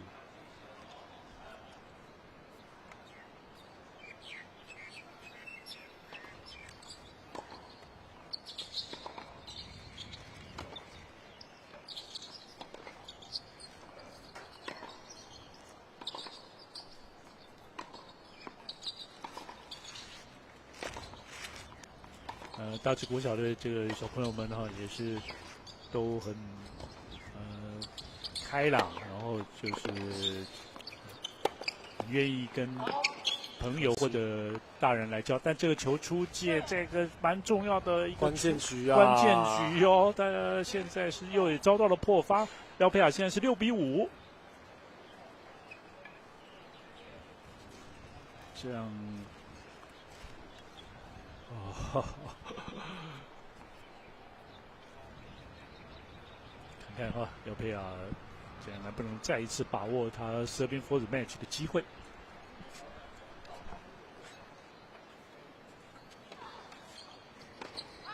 一般在国际的这个小学 U12的比赛的话，会不会有挑战系统？没有，没有哈，也是没有。哦 ，OK。因为那鹰眼系统其实很贵，很贵。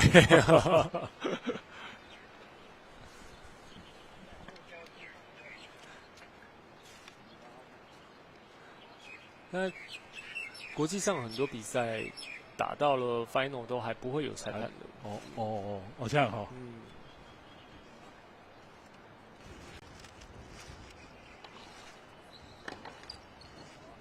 所以网球裁判的工作更不好保，不好保，比教练更难保。你看以前4大公开赛每一条线都会有线审，线审啊，对，现在4大公开赛都是用电脑判断的，都电脑判断，对。主审还在了，主审还在了，就一个而已。对，没错。以前连网子前面都还有一个。哦，对，那个网子网带那一个，他对对面那个地方，对，他只是在判那个有没有球发球有没有触网，有没有触网，对。OK。现在这部分也都是靠机器了，对，没错。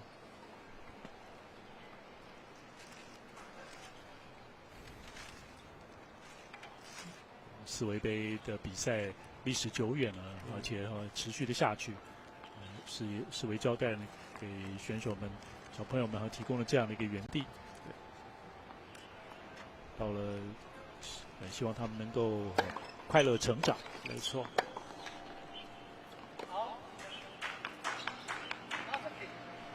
至少在廖佩雅的发球局呢，现在是白宇哲呢先拿下第1分。所以有时候在比赛的时候，我们请小朋友冷静，因为打到最后一局的时候，事实上只有4分就结束了。这样算下来很快哦，很快哦，对。你讲1局好像还不知道多久，但你只要用1分1分来算，4分就结束了。4分就结束，对。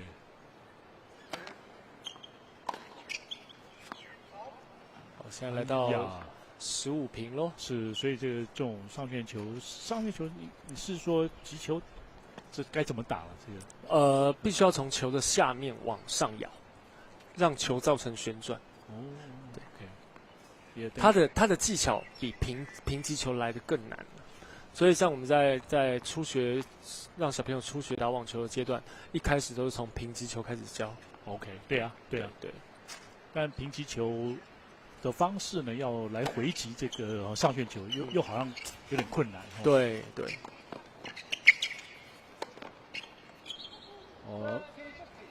廖佩雅30比15，对，30-15领先。他的往前，他的这个直接截击、凌空截击还是蛮稳的哦。对，大部分截击还是在侧身，是不是？并不是高压。要看球的高度。OK。对，球的高度角是在比较高点的话，当然是用高压来呈现。OK。对，但是球角是在比较低的话，就会用抽球的方式或截击的方式来做。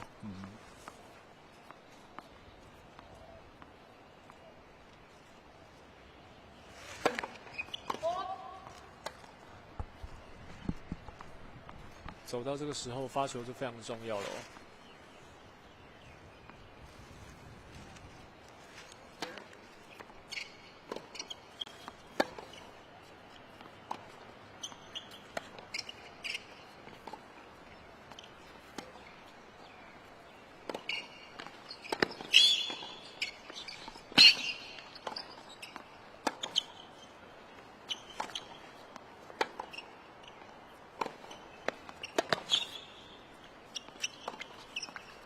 哇，球非常的精彩哦！对，跑下这一分来到30平。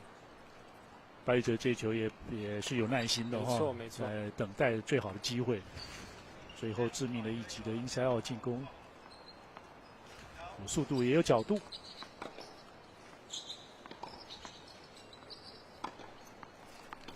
30平的这一分又是一个很关键的关键分了。是，一个是保发，一个是破发。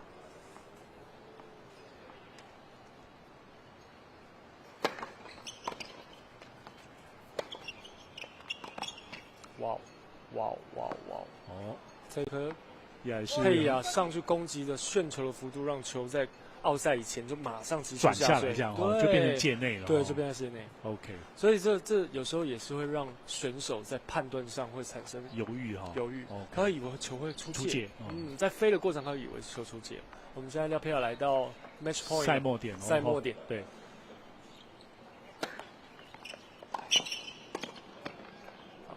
好，这样佩雅发球之后上网了，那同时的拿下了这场比赛的胜利哈。对，这一场呢是一个6比4跟7比5，由廖佩雅呢击败了白宇哲，对，获得了晋级到明天的这个冠亚军赛的资格。对，非常精彩的一场比赛。就像我前面讲的，这一场比赛是很难分难舍。而且实力相当，细节当中也看到了哈，选手他们有他们的打法特性，然后其实不太一样的一个风格。对，打法不同是，但是都是非常优秀的选手了。这两位也可以算是提前打了冠亚军。对，过去如果是对，事实上过去的这个战绩来讲，7届就是他们2个包办的冠军。没错。现在当然，廖佩哲过了这一关之后呢，明天的这个决赛他有机会挑战冠军，他个人的第6个冠军，世卫杯的这个冠军。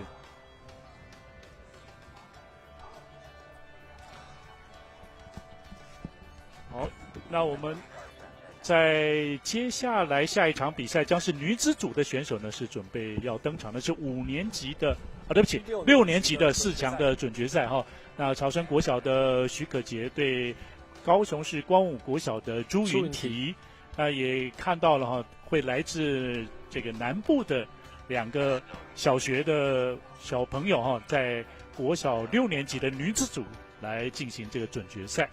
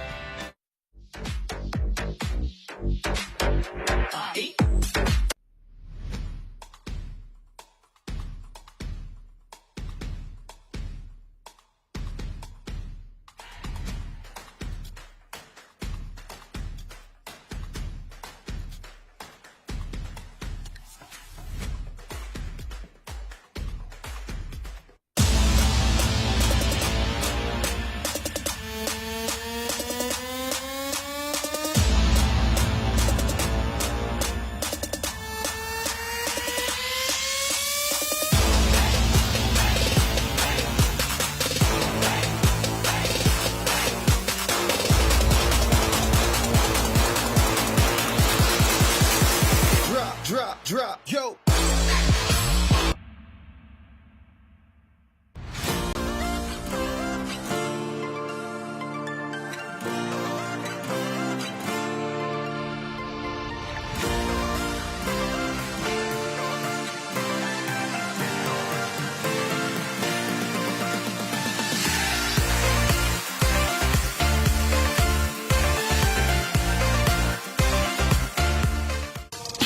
Naja Tennis 最舒适亮眼的网球战袍。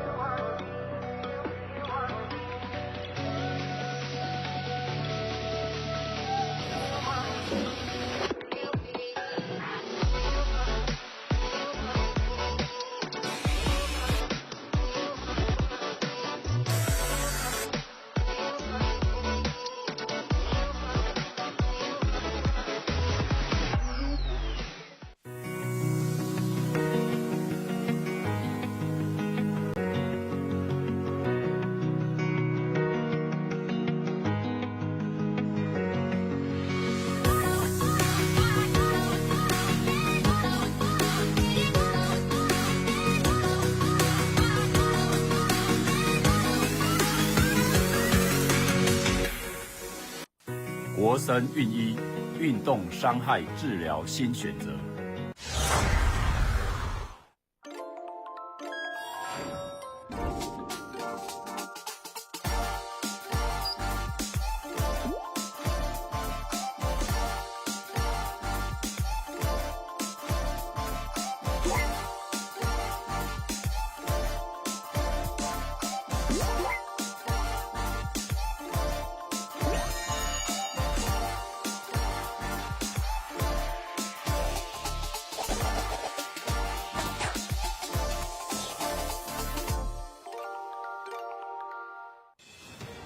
传紧低周波治疗器能改善末梢神经麻痹，促进血液循环。国家认证卫福部核准传紧低周波治疗器。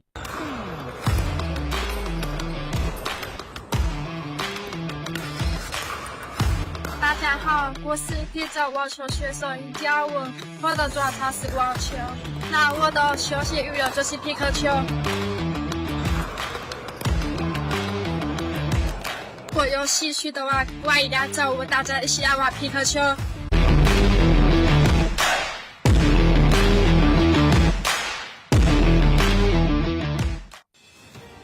传紧低周波治疗器能改善末梢神经麻痹，促进血液循环。国家认证卫福部核准传紧低周波治疗器。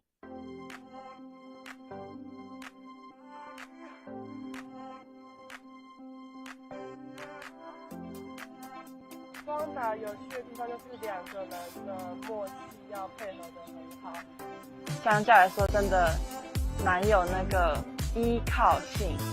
对，就是我觉得好像他在旁边，我做什么都不怕。他的球风也是那种机动性比较强，然后比较灵活，然后在球台有我的梦啊，或者是帮我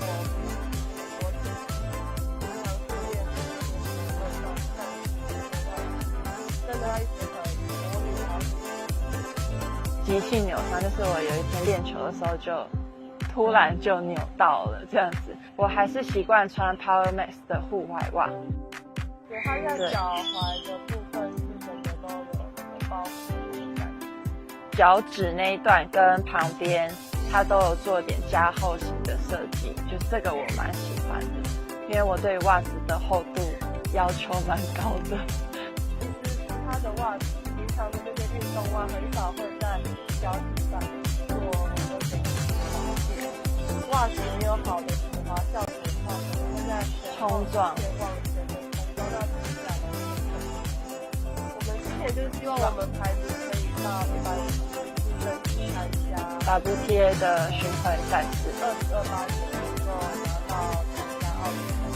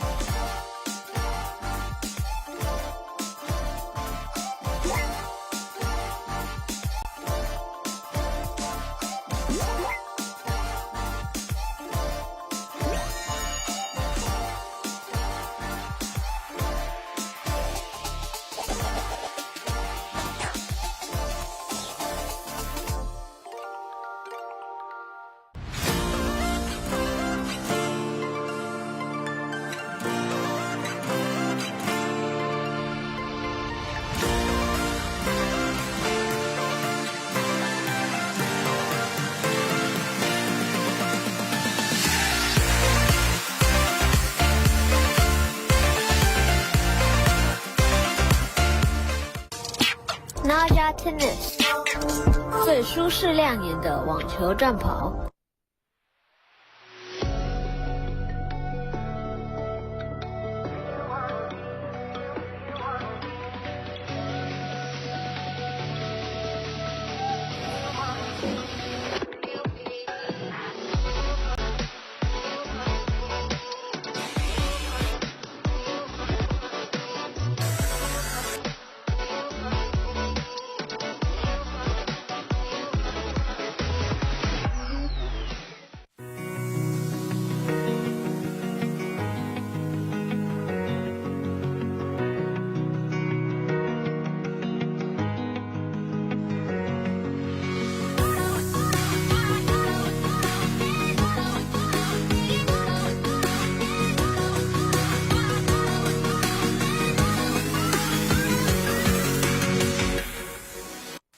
国森运一运动伤害治疗新选择。传紧低周波治疗器能改善末梢神经麻痹，促进血液循环，国家认证卫福部核准传紧低周波治疗器。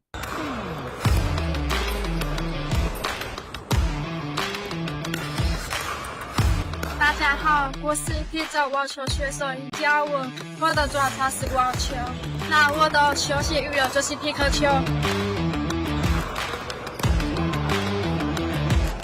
我有兴趣的话，欢迎来找我，大家一起来玩皮克球。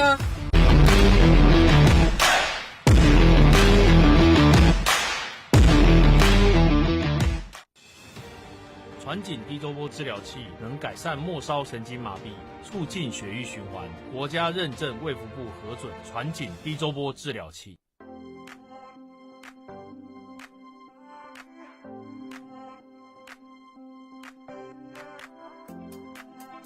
双打有趣的地方就是两个人的默契要配合得很好，相较来说真的蛮有那个依靠性。对，就是我觉得好像他在旁边，我做什么都不怕。他的球风也是那种机动性比较强，然后比较灵活，然后在前台有我的梦啊，或者是帮我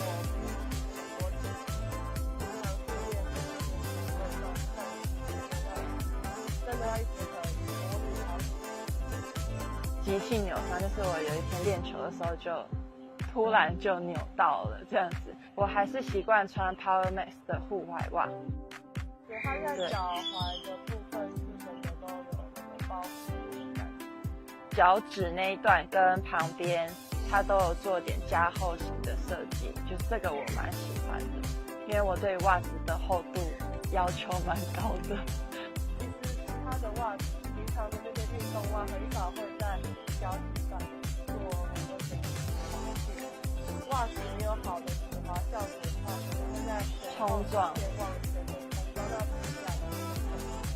我们今年就是希望我们牌子可以到150争取参加 WTA 的巡回赛事，2028年能够拿到参加奥运。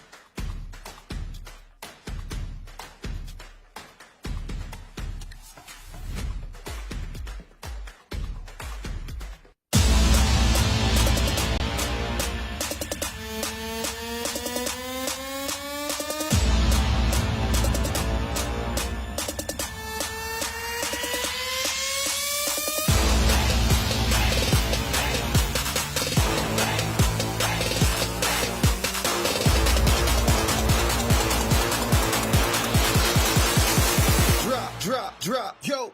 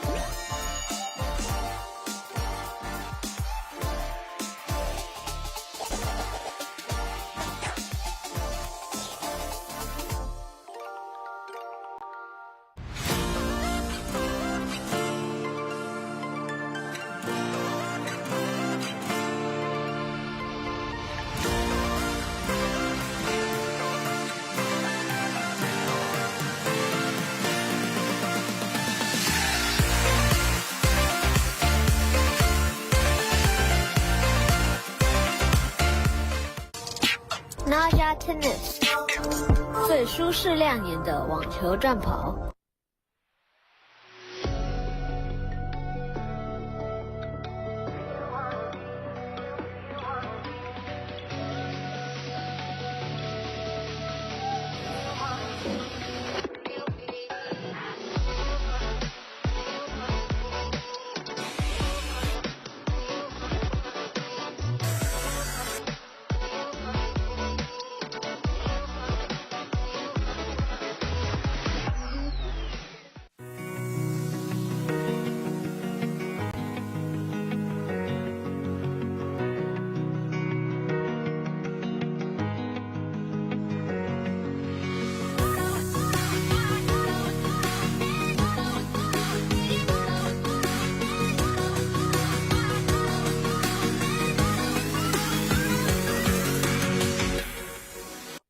国森运一，运动伤害治疗新选择。好，我们非常恭喜佩雅率先进入6男男单的决赛。你对今天的表现有什么看法？真的非常开心，因为我花很多时间在准备这个比赛，然后能赢得这个比赛真的不容易。明天你对战刚刚出炉的另外一位凯西，那你有什么样的想法？对明天的作战的策略？就是多攻击，然后多上网，然后一发进球率高一点。然后希望明天的观众能上网帮我加油。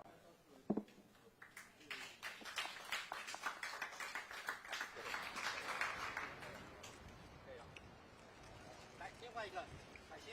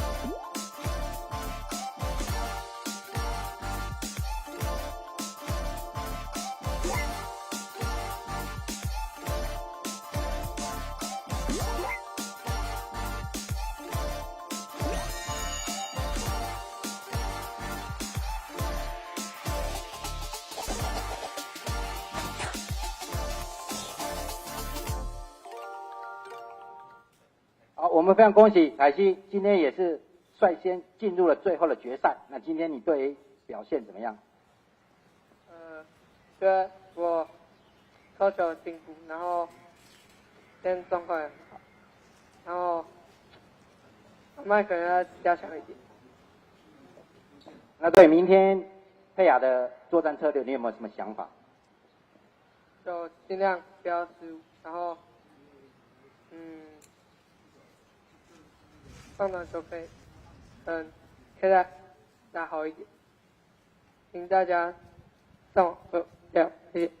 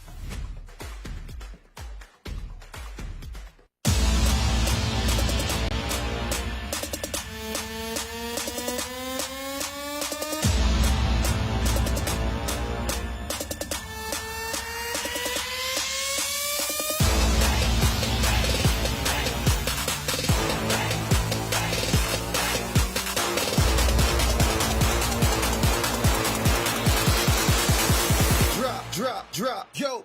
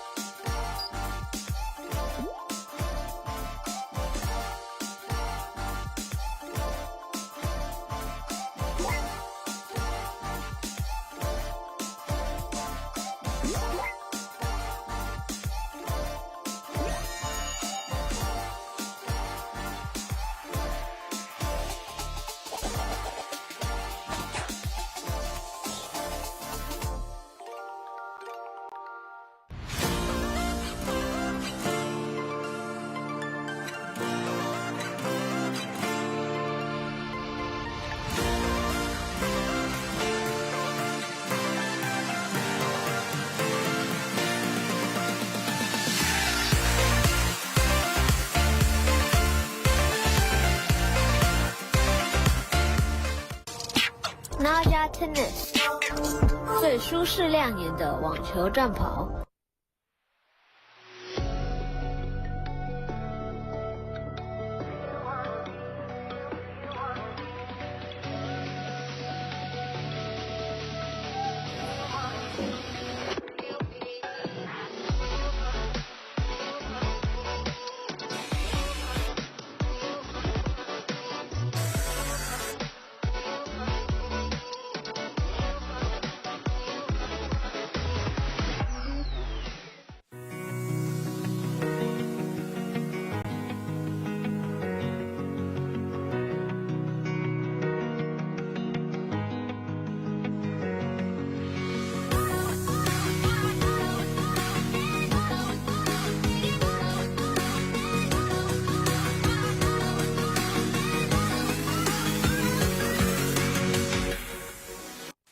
国森运一运动伤害治疗新选择。传紧低周波治疗器能改善末梢神经麻痹，促进血液循环，国家认证卫福部核准传紧低周波治疗器。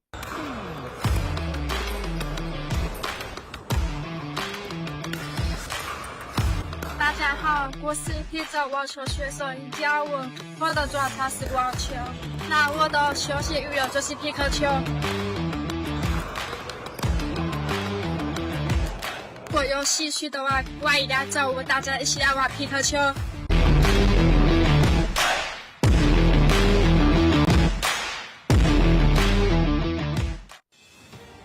传紧低周波治疗器能改善末梢神经麻痹，促进血液循环，国家认证卫福部核准传紧低周波治疗器。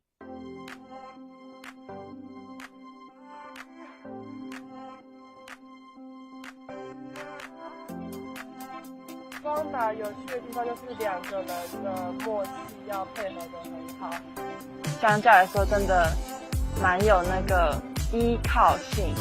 对，就是我觉得好像他在旁边，我做什么都不怕。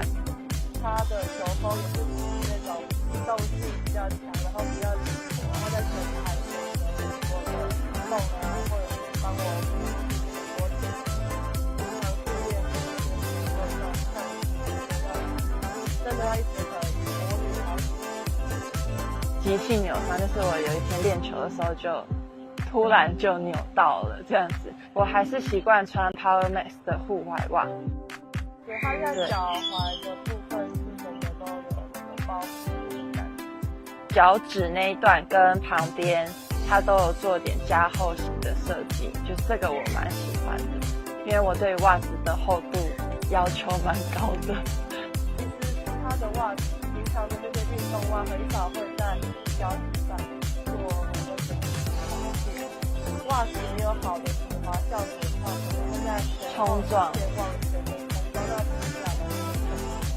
我们之前就是希望我们牌子可以到150争取参加 WTA 的巡回赛事，2028年能够拿到参加奥运。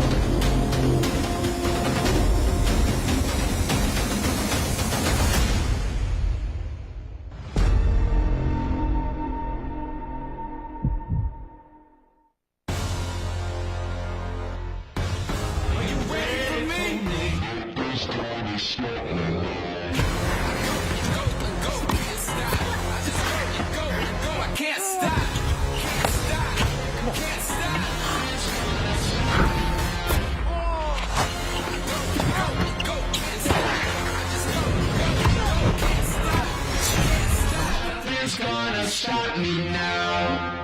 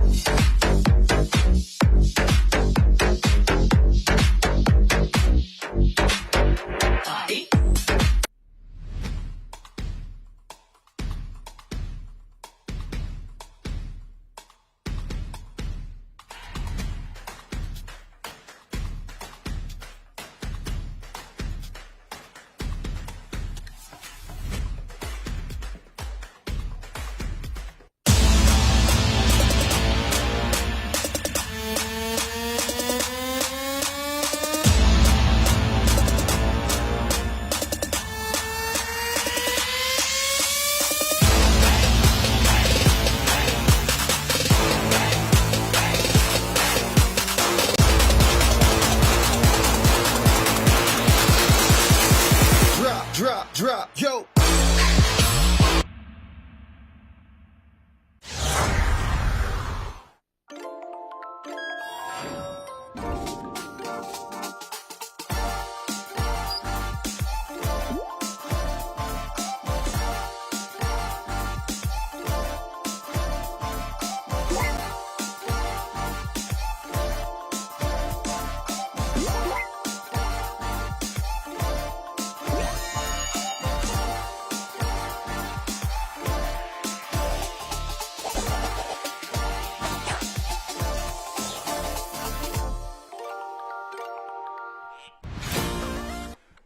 好，非常欢迎大家持续锁定世卫招待杯的第59届学童网球锦标赛。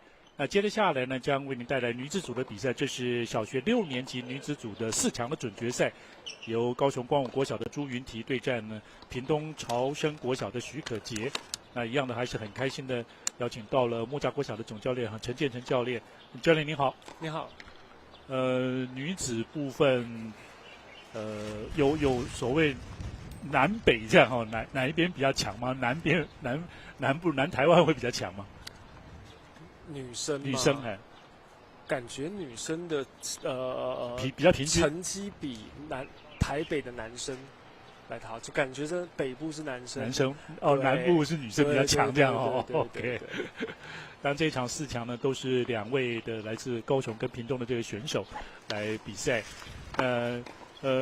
女子的部分恐怕，比如家长的陪伴然后或者教练团呢，可能要更多花一点心思去就是顾虑到他们的心理，是不是这样子？对，女生要比较保护嘛，要比较照顾，没有办法像男生就丢给教练就可以让他自己成长。女生要稍微小心一点。是。好，这场比赛的主审呢是陈志平老师。在中立网球场呢所进行的今年4维招待杯的学童网球锦标赛啊，今天有6年级组的这个4强准决赛，明天就是这个冠军赛，6年级的冠军，还有国小5年级女子组的冠军赛。那当然穿黑色衣服这个许可杰是常胜军了哈，算下来他是过去7届的这个4维杯的冠军。他今天明天呢，算明天要寻求，假如今天他有顺利过关的话，明天要寻求就是个人的8连霸了。对，没错。他对手呢则是来自高雄的朱云缇。那许可杰来说的话呢，他倒是比较是由这个专任的教练来指导他哈，比较不是说在学校里边的这个网球队伍。对，没错。那他的教练呢，现在是这个黄恩佩教练哈，在高雄的一个硬地球场来指导这个许可杰。那许可杰也因为成绩比较排名在前面所以也能够代表台湾参加一些国际青少年的 U14的这些比赛。U14的比赛。U14比赛哈。对。那等于他是说他在最近呢有去马来西亚了哈，这印度呢参加比赛。那在 ATF 的这个赛事呢打得还不错，所以现在就是陈教练您刚刚讲的呢，欧巡的这个部分呢，他就许可杰台湾有几个选手然后可以去打这个欧巡的这个比赛。台湾2个女生有获选欧巡的机会。那昨天我有问了一下许可杰，他说7月初就要去了。对，7月初到8月初，将近为期1个月的时间。对，那会在那边参加欧洲的一个巡回的比赛。是，这是很难得的机会，因为台湾选手比较常接触的是在亚洲区的一些国家。对，那要飞到欧洲，一个是打法、战术方面都是跟亚洲区的小朋友又不一样了。对，所以很多人都很希望有这个机会可以得到。那因为他们2位小朋友的成绩刚好也很优异，另外一个小朋友是江彩荣，那也是中山国小毕业的小朋友。OK， 稍微大一点的，对，是国中1年级，国中2年级是。那许可杰是说可能也有机会到，比如说像捷克啊或者西班牙这样是没错，就欧巡就会跑这些国家。对。那尤其西班牙的话，在印象里边。当然是这个红土的王国了哈，是没错，这个是最强的这个国家。没错。像早期曾俊欣好像也有一段时间是在西班牙或在欧洲练球。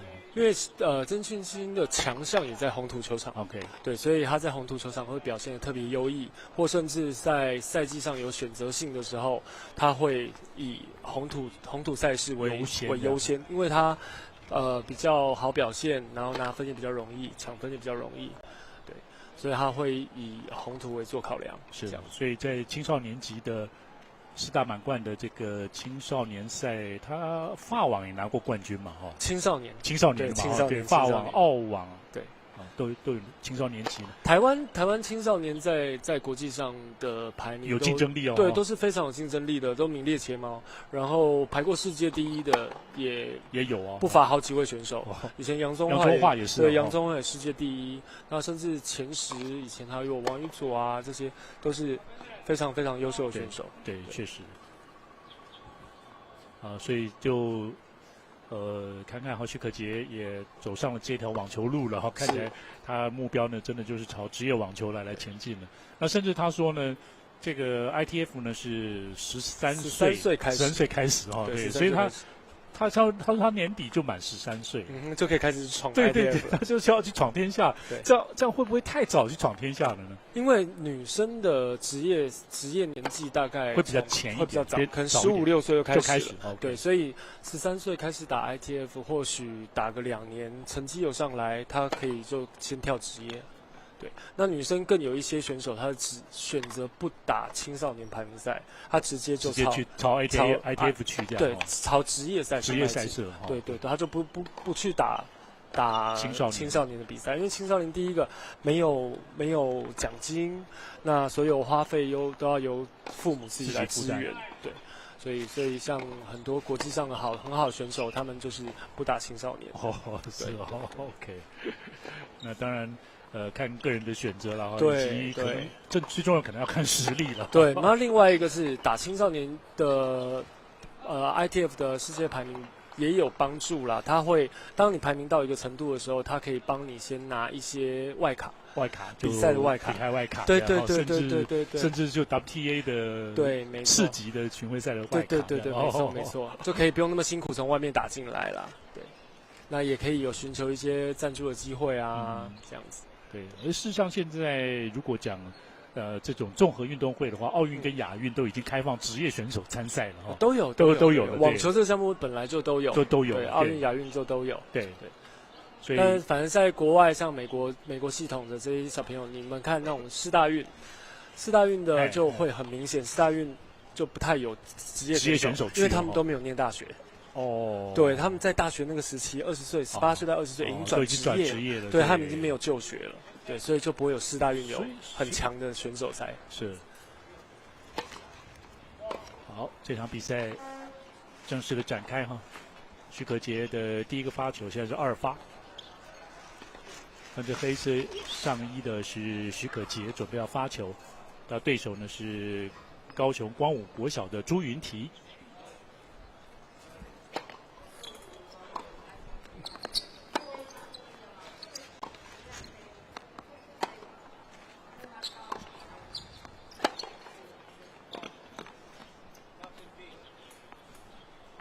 这一球最后还是抽得太深，而出界呢是0比15。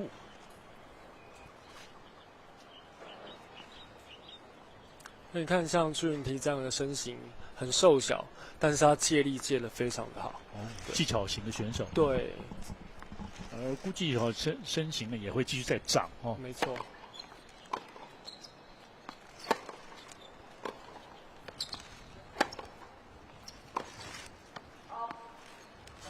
当然，就力量上来讲，许可杰呢还是占了优势。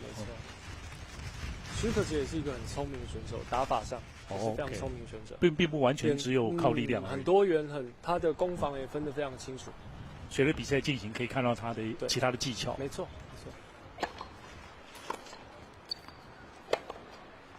哇！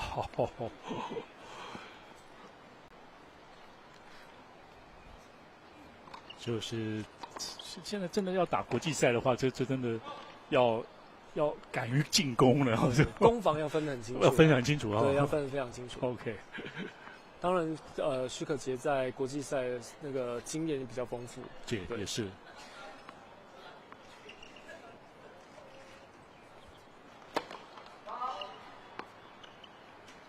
现在是中午的时间呢，下午的1点20左右呢，也是太阳会刚好正中间正上方。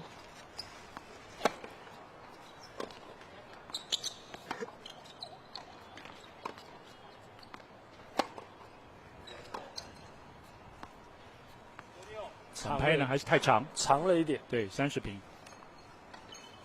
也是想要逼退对手啊，然后接着下一拍的做进攻。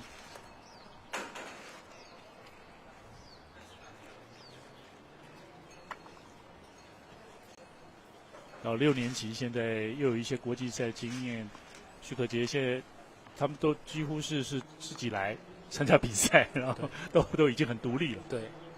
这也是选手需要的啦，所以参加欧巡的另外一个优点就是可以让小朋友开始学习成长，对，包含你要自己热身啊、准备啊，然后吃饭，对，这些都需要。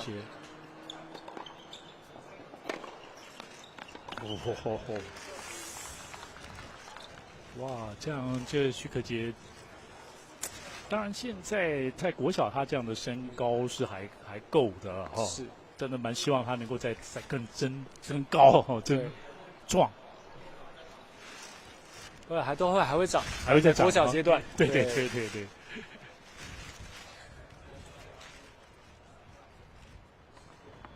上次前几周他们是去印度打比赛。印度比赛嘛，对，是。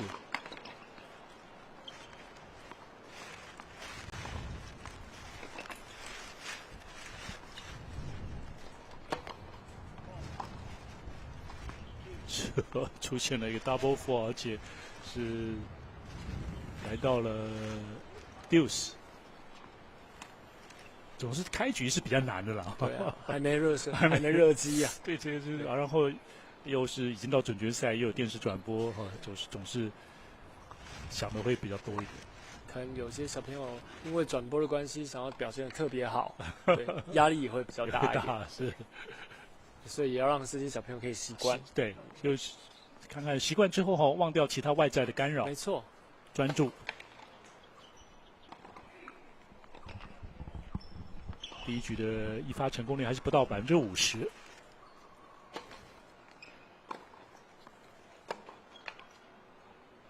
现在有破发点了，朱云缇获得一个破发机会。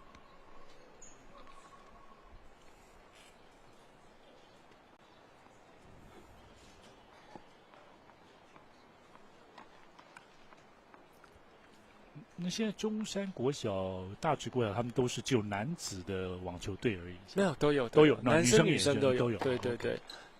像我们的6年级的另外一边的4强的女生选手也是中山国小小朋友。OK。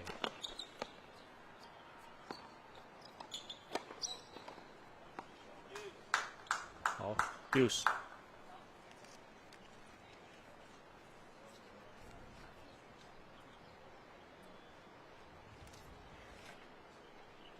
像可杰，他就是一个很聪明的选手，他时间差掌握得非常好，对，他不会太着急的去做进攻的内容，他会进攻，但是他会把进攻的效益发挥得更大，赢球的效益发挥得更大。所以女生在一些吊高球的部分，倒不妨是落地之后再，就是对方如果是一个高球过来的话，要扣压、扣杀的时候，说落地或不落地后才这不一定，要看他习惯。他像他刚那一颗就是选择先让他落地，让对手先离开了他的他的区域，他才打空档。对。但你只要是要在没落地之前，他必须要选择要打哪里了。OK， 对，没错，对。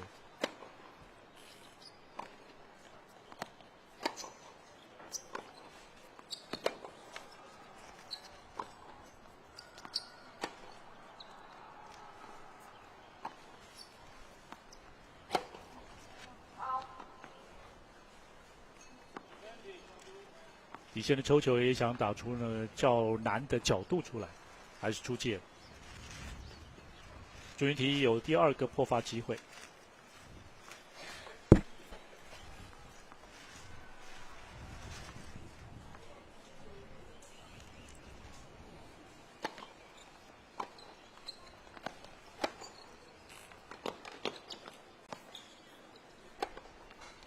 哎，是不一样哦，这位就直接打掉了。他是在选择性的看要做什么样的进攻方式。是。他只要知道他在凌空先抽击的时候打某一个角度，对手一定来不及的话，他就会选择凌空抽。直接就凌空抽。那他只要不确定的话，他就会先让他落地，让看对手移动在哪里，他在打空档。第一个发球局就打到了3次的 deuce。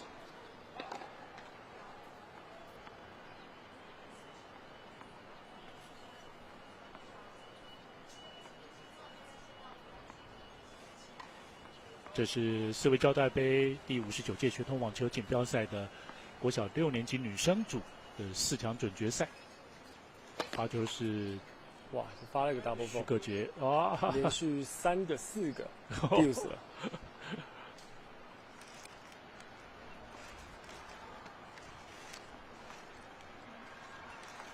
现在给朱云提一个破发点。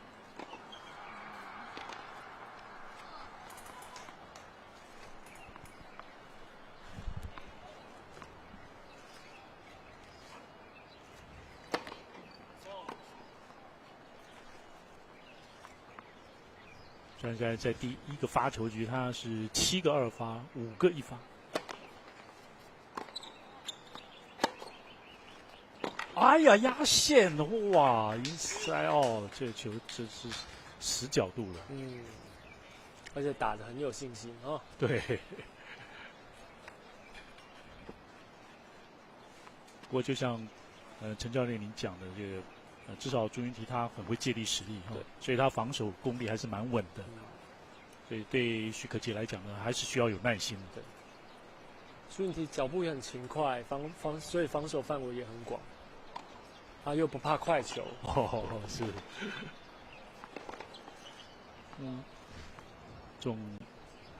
当现在是小学6年级了，瘦瘦的这个身形呢，到有点像早期的谢淑薇。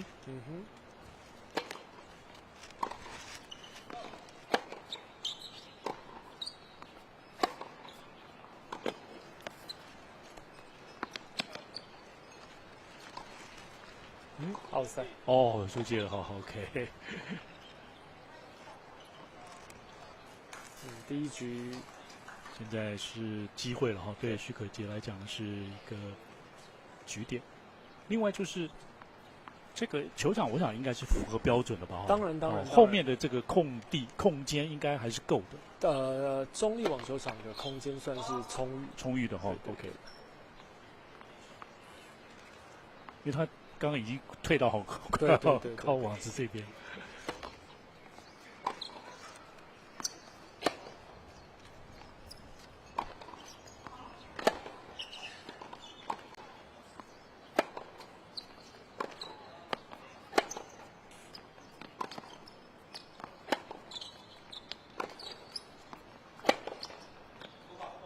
哎呀，压线哇！徐可杰好不容易呢，经过了4次的deuce之后呢，守住了自己第一个发球局1比0。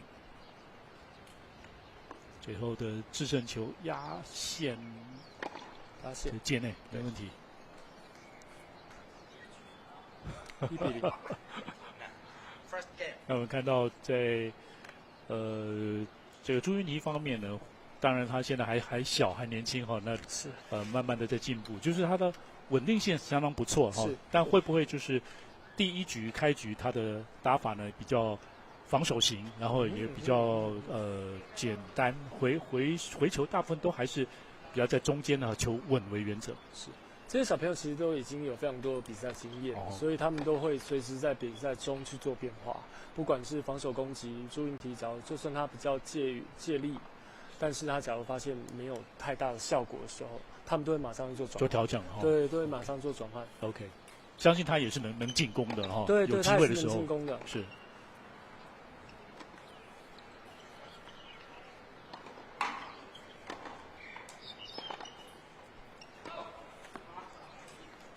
好，这是114年的四维胶带杯第59届的四维杯的学童网球锦标赛。在中立网球场来举行。徐可杰呢，画面上这位选手他已经是连续7届的冠军。他在国小6年级毕业之前哈，也许也有可能给自己一个发的拿8次冠军，对，擦网球出界，朱云缇拿下了第1分。昨天问许可杰说：“哎，那你前面2届怎么没有拿冠军？”因为前面2届有一个更厉害的学姐。哦，对，但是她现在已经毕业了。对，他等于是跳级参加，是不是？对，那个时候就2年级那个时候还没有那个岁级。是没有没有岁就的差别这样。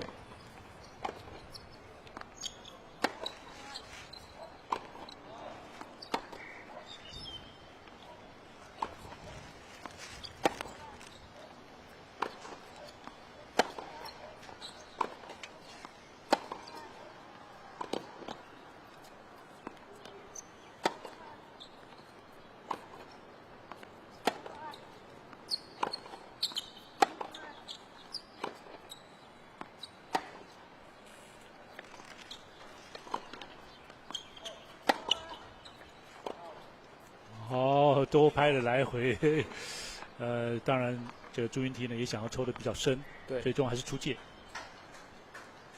蛮精彩的一球。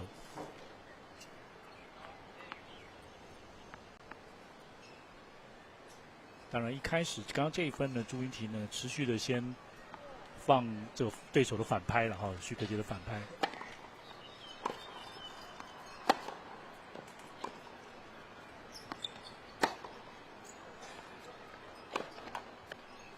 可惜，然后做进攻，但是挂网，现在30-15。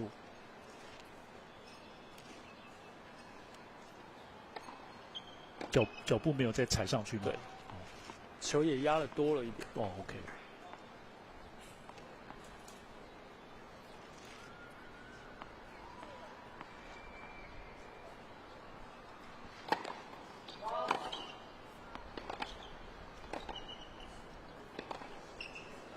会不会有些小选手呢是比较，成长呢稍微慢一点点，像他巅峰期也许会在国中的时候才出现。有哦，也有就是身材发展的时候才有更大的变化，更大的变化，而且他们打法也会改变了。对，在小朋友还小的时候，身材没发育起来的时候，他可能会比较借力啊，比较防守，对。然后等到发育够成熟的时候，他可能就开始为主攻为主。要看当自己的优势是什么。是。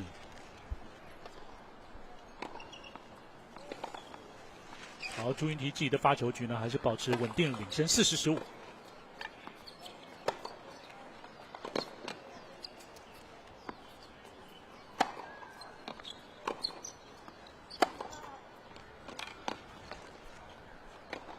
机会球，哇，危险！哎呀，盖太快，很好的机会球，盖太快。是。朱云缇也能够保住自己的发球局，是开局双方各自保发1-1。所以比赛就是这么有趣哦，有些非常好处理的球，在当下反而就进不了。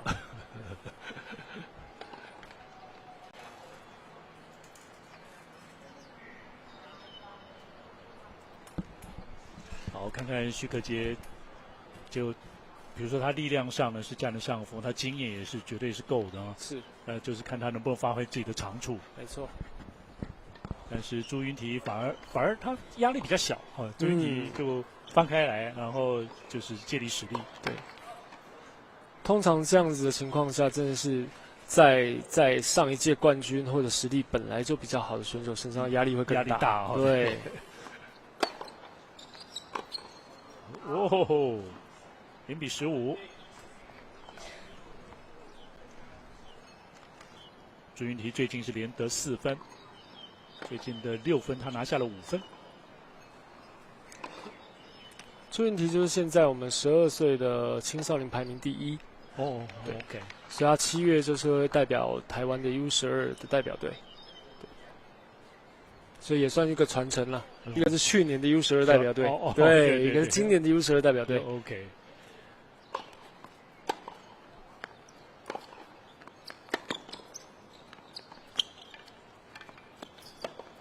哇哦！哇哈哈，界内漂亮的制胜球，0-30。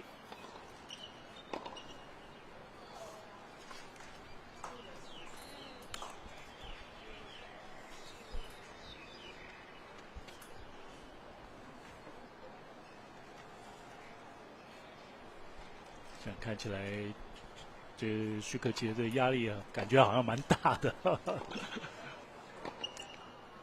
有输不得的压力，输不得的压力，7连霸了已经。相信他待会马上就可以调整得很好。OK。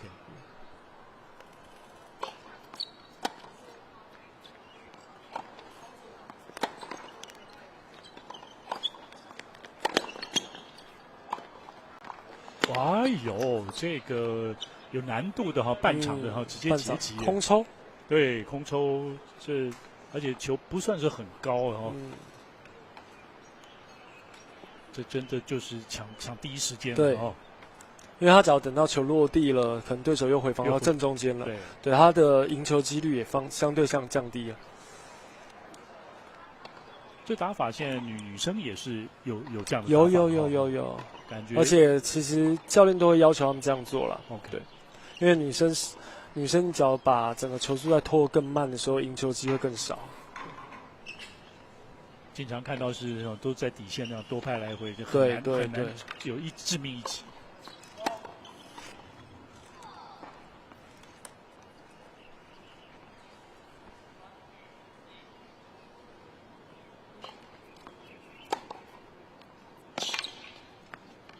接发球的角度相当的大哦，所以像以前谢淑薇的身形就像这样的瘦瘦小小的，而且他因为很早他就开始在国外比赛了，所以他常常会打出一些让国外选手觉得莫名其妙的球。对，又两边都双手，反正又让人家捉摸不清。对，一些这个神鬼出没期的这种好球了。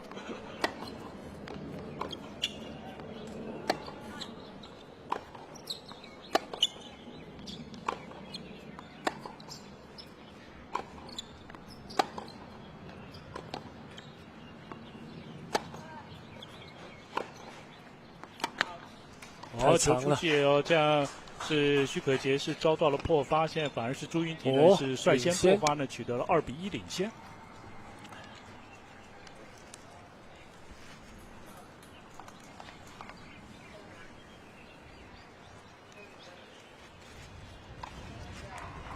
这一场比赛，这个当然，陈教练你看徐可杰看朱云婷看的比较多了哈，大概。预估就是徐可杰应该会慢慢的渐入佳境，是，但是看起来今天朱云婷没有表现不错哦，对，真的他没有太大压力的情况下，反而就是非常的稳定。所以选手就是这样，当你没有压力的时候，你反而会做得更好。对，通常是这样。对啊。对，比如不会想太多，该怎么打就怎么打，是就会比较接近像在平常练球时的状态，因为练球的时候不会有压力啊，对啊。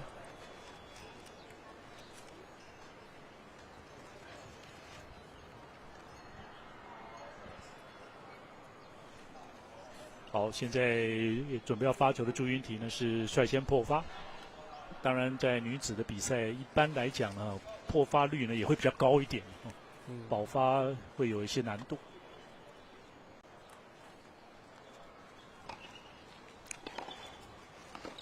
确实，网球比力量、比速度，但是也要思考。对。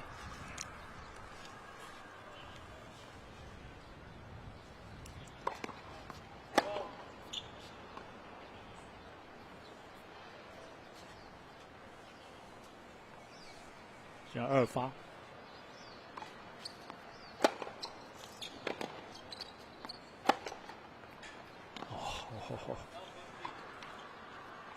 是好像稍微发泄一下，徐可杰。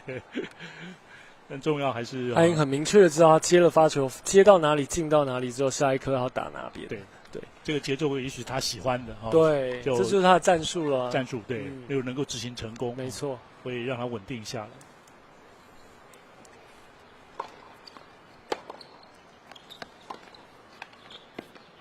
接发的角度蛮大的，朱云婷自己的失误，0-30。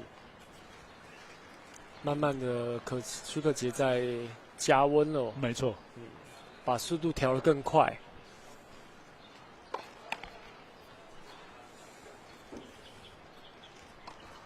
那这样会是他打平击球会多一些吗？其实像他这样在打，你看他的球质都还是在做旋转哦，对，还是在做旋转。OK， 只是用更快的速度在做旋转。好。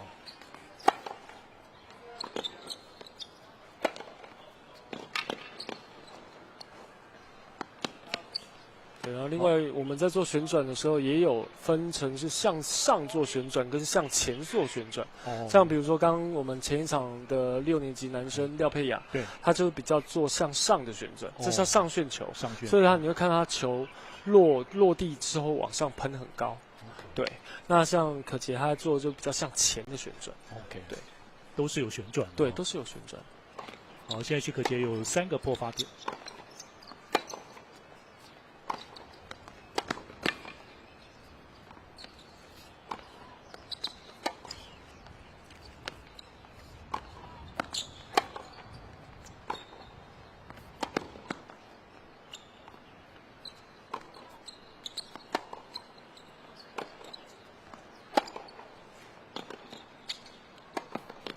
哇，精彩的一球来回，两人都表现相当好啊。但是看起来还是许可杰有他的构思这样。对，他逮到机会向上做阶级的这个时间点把握的非常好。对，跟你看他在过程中的球质、抽球球质也非常的扎实，非常扎实。对，深度、力量，对不对？都有都可以让对手造成很大的压力。确实。那现在是双方各破对手一个发球局呢，是平分秋色2-2。这是6年级组的这个4强的准决赛，女生组的部分，许可杰已经在4维杯拿下了7连霸。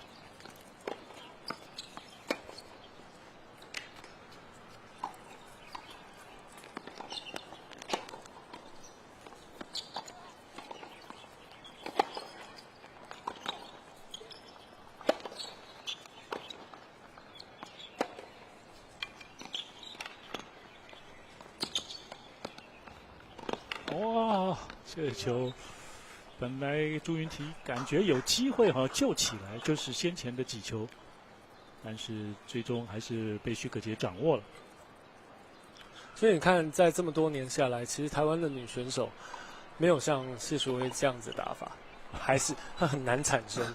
对，像抽球可以抽的，反正用借力去切的，对，那让人很难捉摸。最近日本有一位职业选手，女生叫伊斗。对，她的打法就跟淑薇很像。对，让人家很捉摸不定。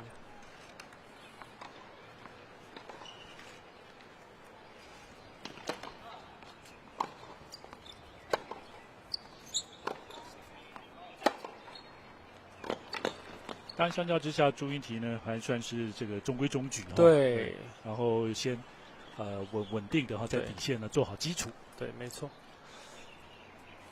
因为像那样子的打法，其实教练要教也很难教。对。明天我们可以看到5年级的女生冠亚军的黄心宁。对，黄心宁。她的打法就跟淑薇很像。是你看淑薇侄女嘛。对，淑薇侄女，他们打法就是非常类似。是哪一个的女儿吗？谢正颖女儿。OK。他有个哥哥也打网球，成绩也都非常好。等谢家班有人传承下去。对，没错。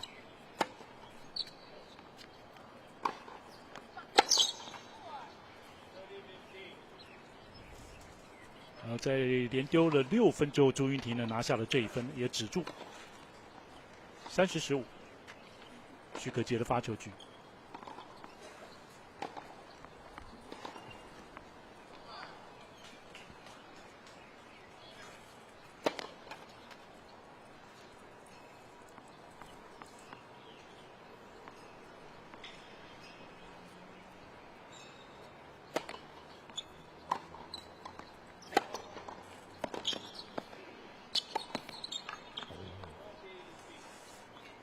开始相当积极了哈，对相当抢攻、上网，各种变化都出现。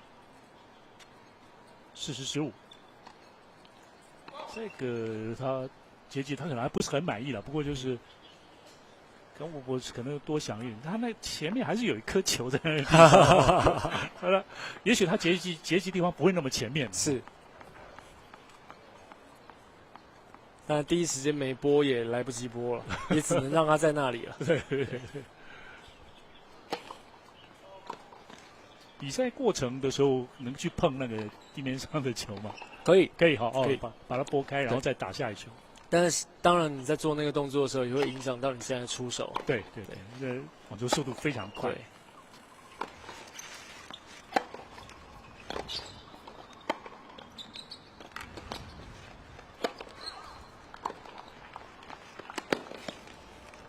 哦，这一回这是朱云缇掌握住了机会，趁对方还在移动当中呢，马上调开。当然，这个截击的难度还是蛮高的，没错，真退到了后场这个截击了。现在女生选手其实像许可杰的截击的次数，上网截击次数已经算多了，算多的。对，因为通常女生比较容易一直留在底线。是。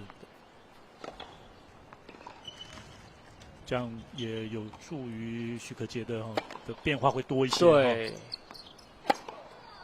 还出界，但是自己的失误还是要减少。现在是60。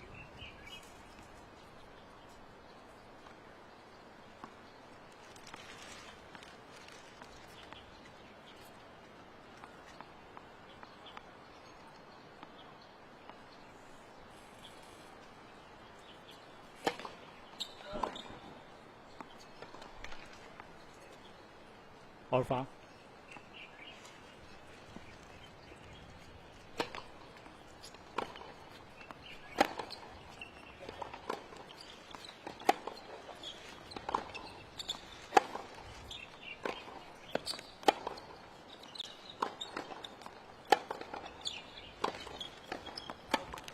哇，出界了，这个球还是这个旋转力量还是很强让这朱云缇要回击的时候被稍微压迫到，对，也是，所以推深了一点。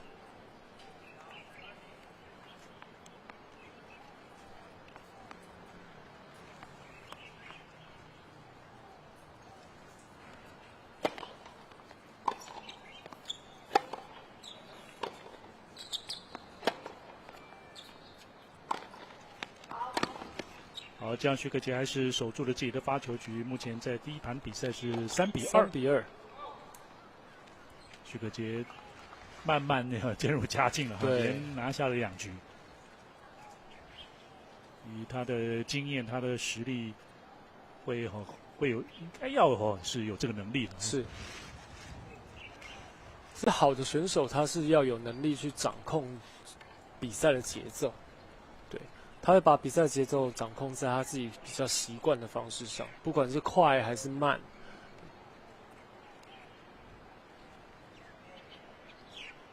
基本上看起来就是他最近这2局的，比如说他上网次数是会多一些能够在第一时间处理球的就尽量的就要来攻击。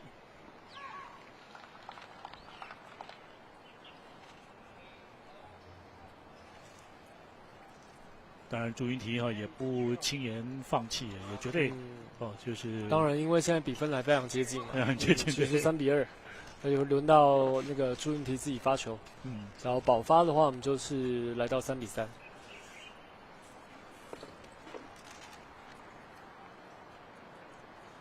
选手在这个时候日正当中是戴太阳眼镜会比较好吗？会啊，在比赛的时候，你只要把太阳眼镜戴起来，至少你抬头的时候不会被阳光直接直射眼睛了。OK， 对球的判断会有一定影响，一定的差别。跟前一场就是廖佩雅跟这个白宇哲都，当然刚他们开打的时候可能还不是阳光很大，是，就都一直没有戴这个太阳眼镜。对，但是其实也要看选手个人本身，有些人他就算太阳再大，他不习惯戴，不习惯戴就是不戴。OK。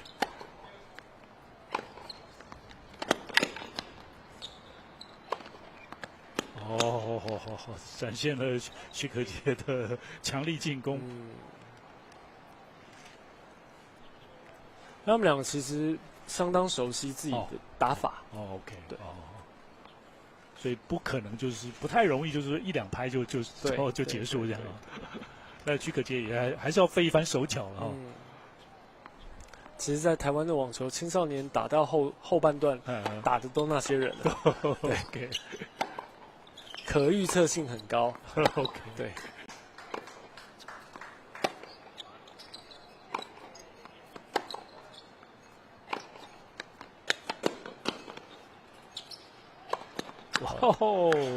这回则是重复落点。所以你看，像可杰现在就很积极的上网做空抽或截击，因为他知道他在底线陪着他抽，不见得会有这么快得分的的效果。是，然后只要球一短，他上来做攻击、空抽或截击的时候，就加快了速度。会不会这部分如果上网的话，会因为跑动的多了嘛就而且前后的后退的速度也要很快，会不会是体能消耗的更多？看选手嘛，技巧。其实相比跟在底线来回对抽来的话，底线更累，因为底线来回对抽，你一直不攻击不上来，可能要花20板才结束一颗球。也是左右来回折返跑要20趟，20趟。对，那你往前冲一次就没了。OK， 对，用这样比可能会轻松一点。是，但是因为上网那个人是主动跑的那个人，对，但是对，确实最重要还是要得分了。当然，对，当然。但是其实他正常小朋友一挤上来，底线那一个留在后排的人，基本上就已经紧张了。对，也是就感觉好像挨打。太平了。然后最后还是出界了。可杰现在40比15，15比40。对，输赢题发球15比40。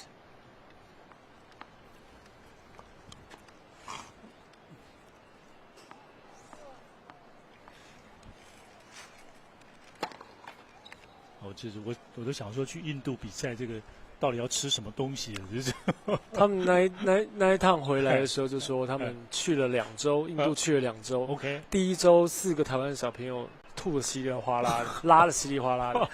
第2周他们习惯了换别的国家的选手吐又拉，对，所以对他们的影响蛮大的，成绩并没有想象中来的那么好。因为对身体的不适的关系。OK， 大家可以在那边2周又在那边拿到欧巡的机会也是很难得，因为那边参赛的全亚洲的选手都在名列前茅的，大概有32位。对，他是这个亚洲这个年龄层的最 top 的选手。OK， 哇，那是很好的一个体验哦。对，没错，经历。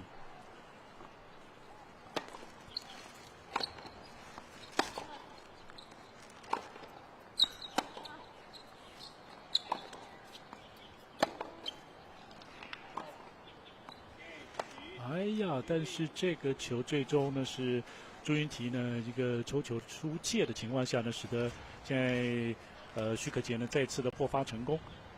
目前的比分呢是来到了4比2，许可杰呢在局数上领先，而且许可杰是连拿下了3局。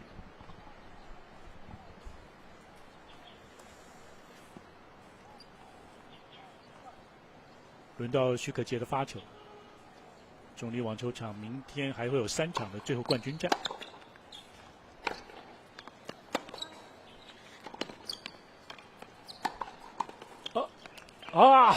敢于强抽，朱云缇拿下了这一分。所以你现在可以发现这3局许可杰的上网次数非常的多，增加多了。对，10分大概都有5、6分都是因为上网得分的。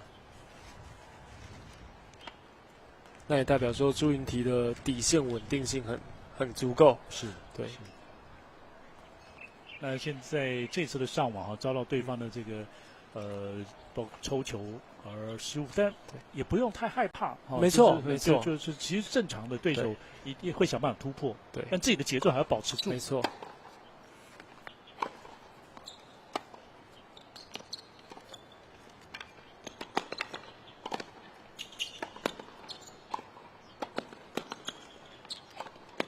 好，非常的冷静哦。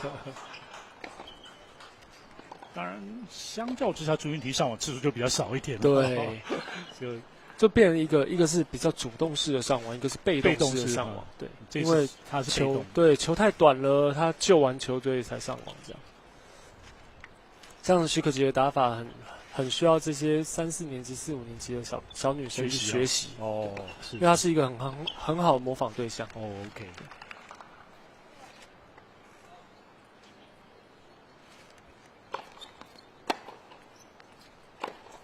出去。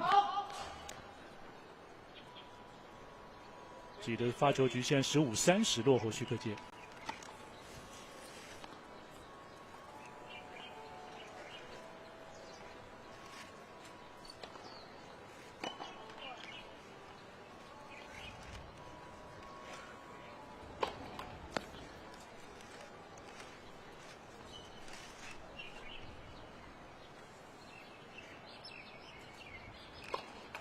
哎呀，虽然发出了第一个 double fault， 对，无论如何，现在是要面对2个破发点，没错。第3个，算下来，许可杰今天一共有3个 double fault， 这一局的第1个。那在他的第1个发球局呢，有2次的 double fault， 打到了4次的deuce呢才获胜。没错。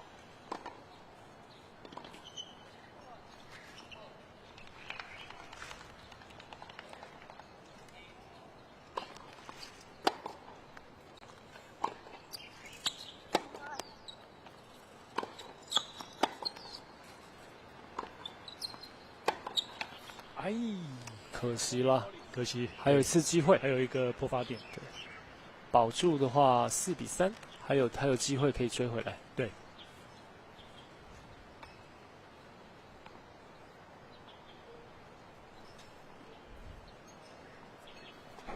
一般如果是纯粹底线型的选手呢，他攻击的武器似乎感觉比较少一点哦。他就是只能强抽，然后等待对手失误。对。哦，所以一位好的选手，他就可以在这一半块的场地里面，去让对手怎么样做移动，然后用长短的差异性来增加移动的空间。对，也是对。就比如说我们打底线的斜角跟打短边的斜角的移动的位置就不一样。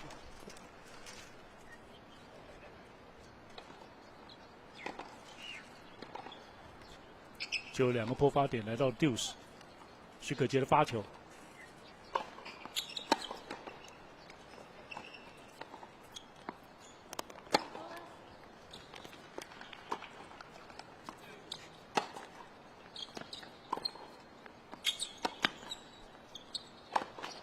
太急了！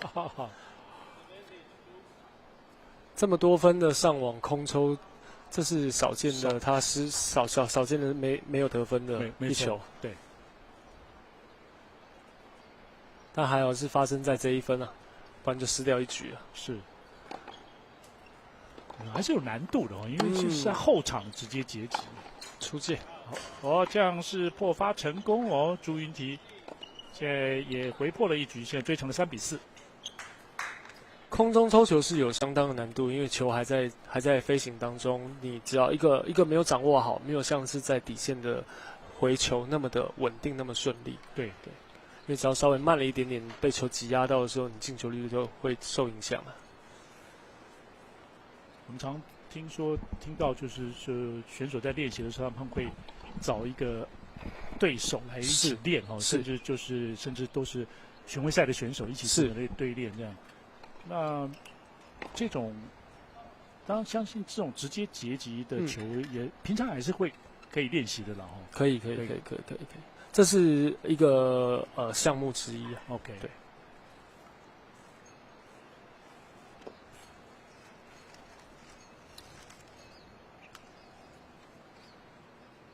但是台湾的夏天气温呢，还不至于说热很少了，热到说40度以上哈。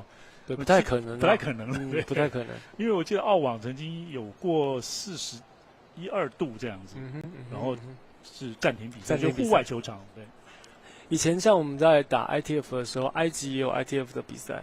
埃及也是相当热，所以很少优秀的选手会过去那边比赛，所以当地的青少年的排名的选手就排名非常高，但是成绩不是太好，但是排名很高，因为太热没人要去打。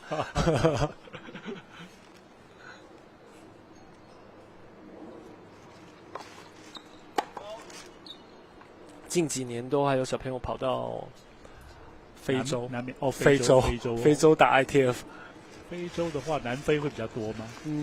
有南非也有其他的，对。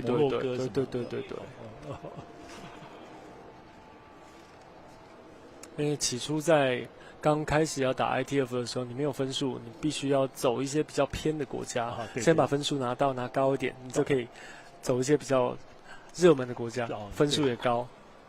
也是，当然相对的对手的强度也高，绝对是，对。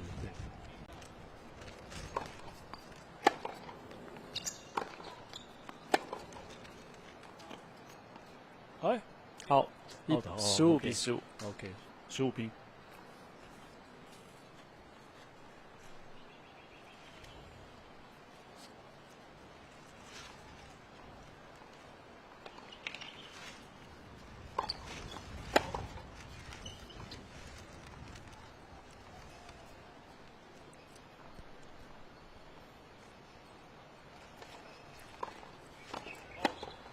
哎呀，这也出现了 double four， 现在15-30，朱云提的第一个 double four，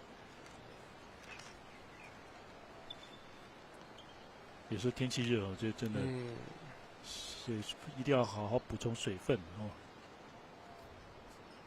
现在的运动上都比较发达了，以前常有选手打到全身抽筋，补充品少啊，所以常打到全身抽筋。那这是类似脱水的现象，这样没错。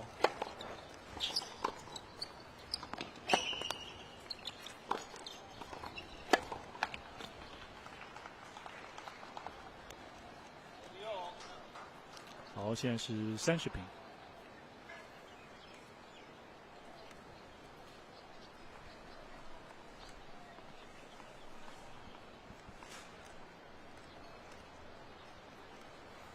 确实有时又会想，会选手像这种攻击型的哈，许可杰呢就是逮到机会就想要加压，但是瞬间差一点点的角度。对。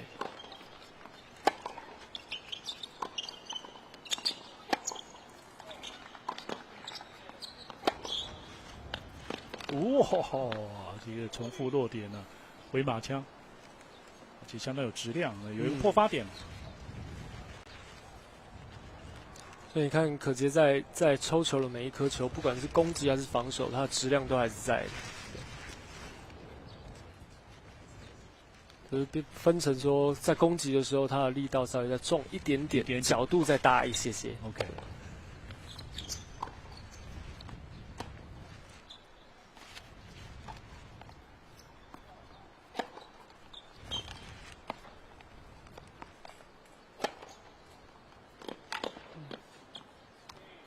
非常优秀哦，对，还是能够顺利的破发。那现在是取得了5比3领先，就是底线他这种对方吊高球，他照样敢于攻击，没错，微拍角度也对自己够有信心，够有信心，对，对自己的抽球，对自己的所有的打法是很有信心的。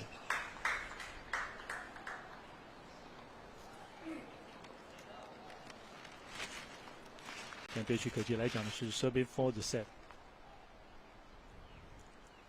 这是第一盘的比赛，小学6年级女生组的4强准决赛，许可杰已经在世卫杯连拿7次的冠军。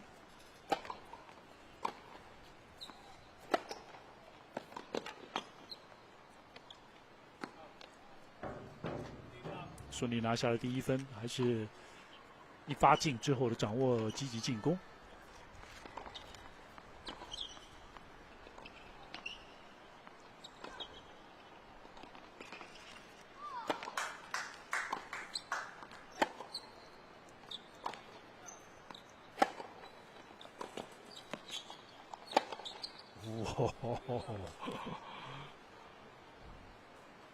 所以女生其实啊，非常需要练空中抽球，非常需要，因为机会会蛮多的。对，没错。那你只要不会的话，你等于要把那颗球要等下来，等下来又全部重新开始了。对，而且对方可能准备好了。对啊。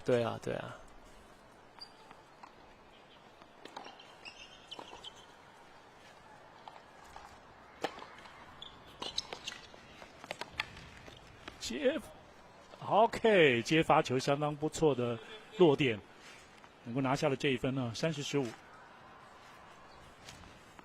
刚刚那一颗就是可杰发完球之后急于进攻，先往前冲，但是也发得很漂亮，因为角度也够大。没想到那个云梯，对，云梯的回球更漂亮。对。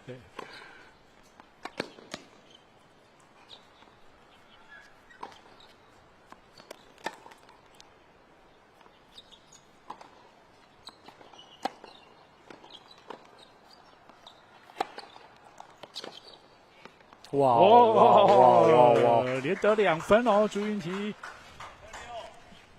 30平。当然，这一颗球稍微有小的打到框的感觉，所以飞行的轨迹突然就降下来。OK， 变朱云缇有时间到位。对，现在30-30。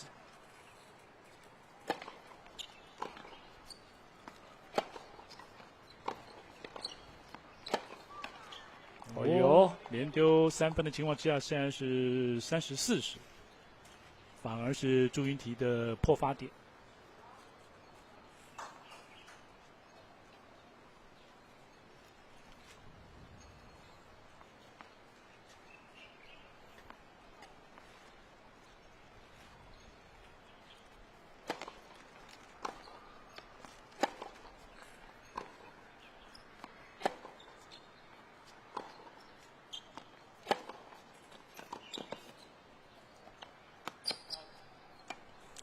所以像他这样子积极的上网进攻空抽的时候，有时候会给对手压力。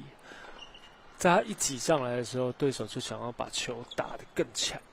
对，也是会相对他自然就失误了。对，因为他怕被你攻击。对。所以有时候这是这种心理的战术了。是，也有关系哦。对。有时候想是打到他后面去。对，打高一点，打深一点，捞过他就奥赛了。对啊。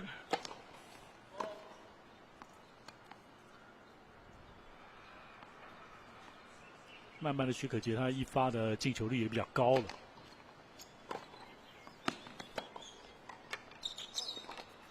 哇！贴着网子切啊！是。我们来看许可杰有没有可能在第一个 match point 的时候就把这个盘末点 set point 就把盘末点拿下来。对，现在是 set point 许可杰的盘末点。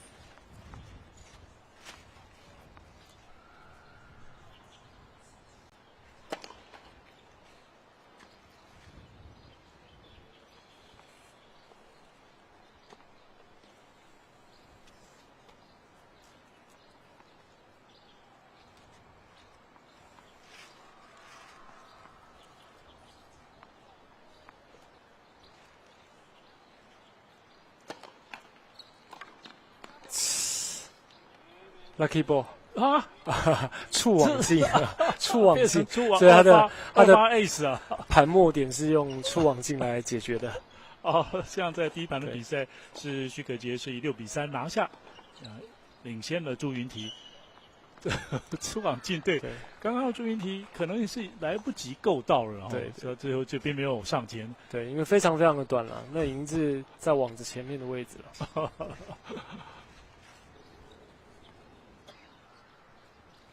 所以在第一盘比赛呢，是许可杰6-3拿下。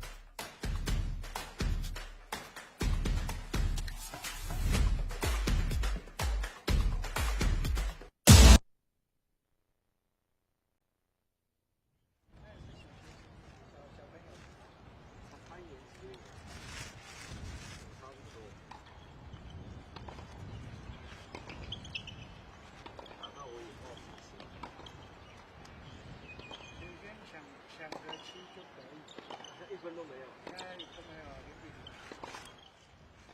打1个小时的0-0，打一次啊。因为网球那就打到3更半夜，就是这样的，打到天空不一样。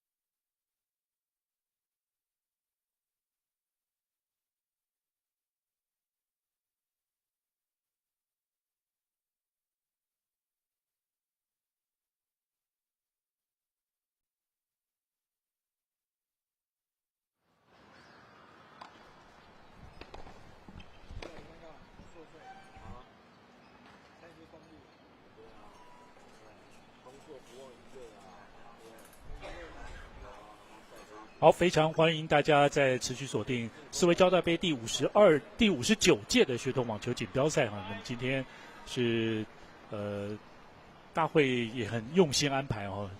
这天气预报他们看得很仔细哦。是哦，昨天前天真的是下雨的，下得非常大的雨。没错。所以就把这个赛程移到了礼拜1跟礼拜2来举行了哈。至少天气是很顺利的哈，让预定的场次可以顺利进行，然后也配合着转播，也都很顺利的来进行。没错。那世卫杯已经是第59届，每年办2次的话，也是已经30年的这个时间。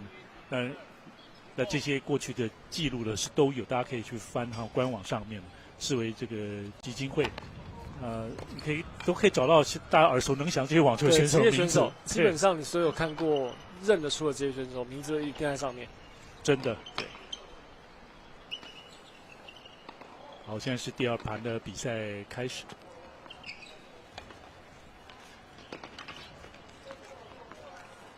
这是国小6年级女生的4强的准决赛，穿着黑色衣服接发球的是许可杰，发球的则是朱云缇。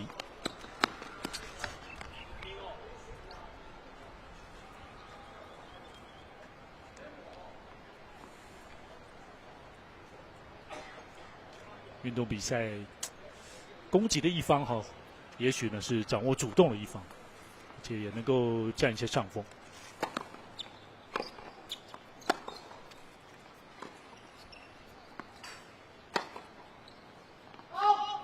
想要抽到对方反拍的大角度，但是最终的出界15-30。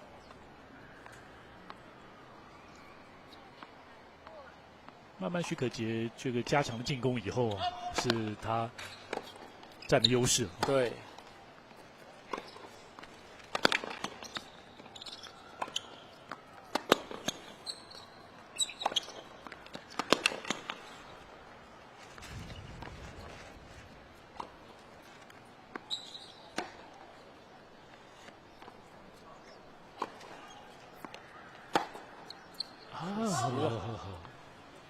已经是就是云缇想要是要他这个大角度吗？对，没有，他死命的在防守。对啊，对，以前常看云缇在比赛的时候，他常就是这种左右两边一直在奔跑，一直在奔跑，但奔跑到最后他还是会赢得那一分了，因为对手会受不了，就自己打出去了。OK。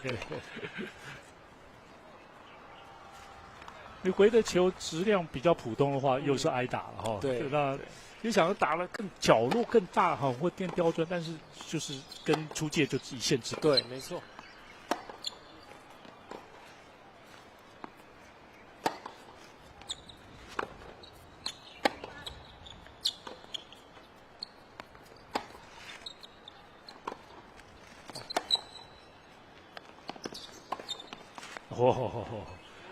球掌握的非常好，节奏、速度、球点，确实是让人欣赏的哈。许可杰的这种打法表现，虽然两位选手他们都是6年级的女生，但是有一位她是我们打网球有分年头跟年尾生的小孩，他们是不同年次，就入学不同年次哦，对，入学的时候就会有差异性了。那这样许可杰是比较晚入学，是不是？没有，许可杰比较晚入学。晚入学了，对，许可杰比较晚入学。照理说他这个年纪现在是打 U14，应该是可以念国中1年级这样子。他如果是同年次的人，有些是念1年级的。对。OK。所以你看，假如像许可杰现在他是6年级，但他只要是年头的小孩的话，可以打12岁，那更惊人了，对，更惊人了。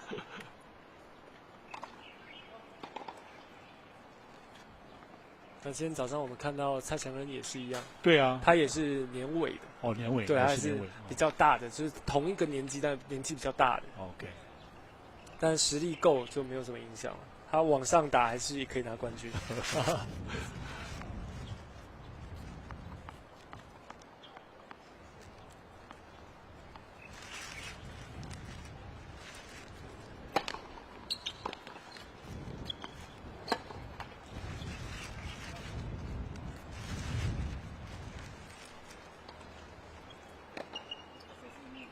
有时候会看到这个许可杰在比较是中线这个地方的攻击会，就拍片角度盖的，会比较盖一点，对，因为角度没有那么大，可能他想要把力量压多一点。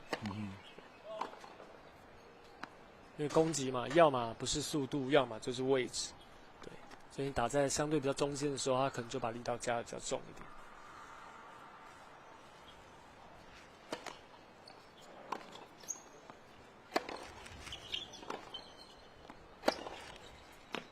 哎呀，压线15平。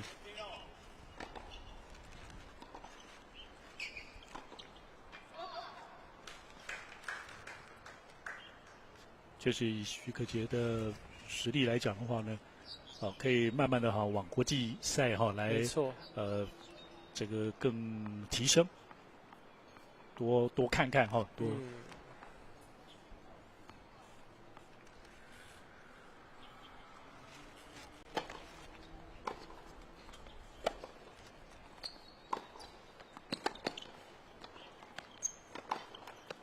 但像这一颗球就很明显的，只要是可杰，攻击了这一颗之后，可杰一定会上网做一个加压。但是云提他便打了一颗很深的漂亮的攻击球之后，他是停留在底线上。对，这就是两个选手的差异性。是。当然，对朱云提来讲呢，就是还是有进步的空间，那同时有慢慢的在提升的机会。没错。相信会再更进步。没错。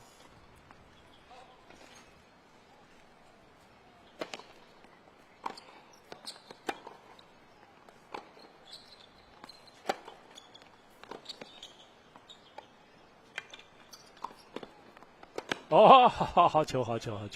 朱云提到位之后一个直线的抽球。是刚刚许可杰切短球切得不够短，对，不够短。对，好的选手一颗球没有处理好的时候，那一分就很难说了哈。是。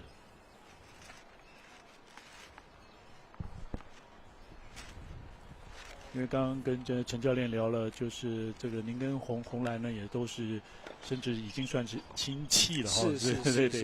那雨宁呢？雨宁现在蔡雨宁现在已经开始在尝试打职业赛。职业赛了哈。对。就 ITF 的比赛。没有，他 ITF 是青少年的，他现在开始也是 ITF 啦，是职业的 ITF。职业 ITF 的赛事。他这个礼拜就是在中国大陆打 ITF 的职业赛。OK。这应该是他第3站。第3站就是如果算积分，什么是100分吗？还是没有，还不到，从15分开始 ，W15开始。W15 OK。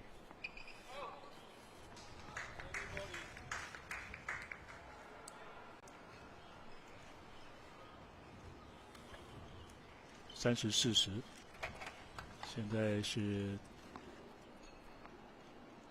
至少朱云提也有破发的机会。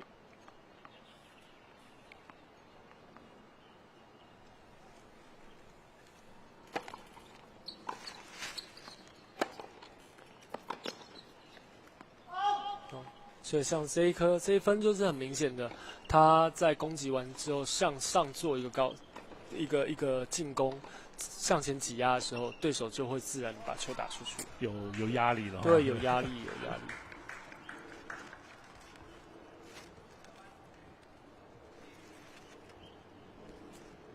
所以像朱云提只要慢慢开始学会更积极的进攻的话，相信他会进步得更快。是，因为他的底线够稳定。是。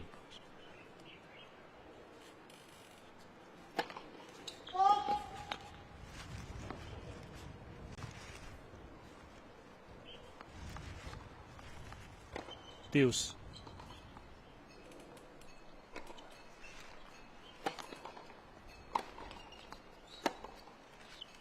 好赛哦，出界哦，先长了一点。对，朱云提的破发点，看有没有办法保住，先拿个1-1。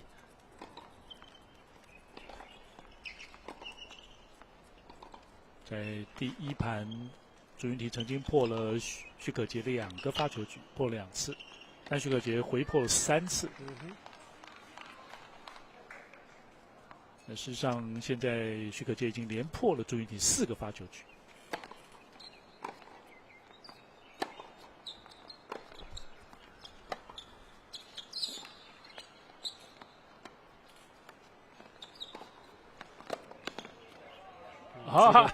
打得够深。是，朱云提也回破了1局，在第2盘比赛双方互破对手1局，形成了1比1，对，局数1-1。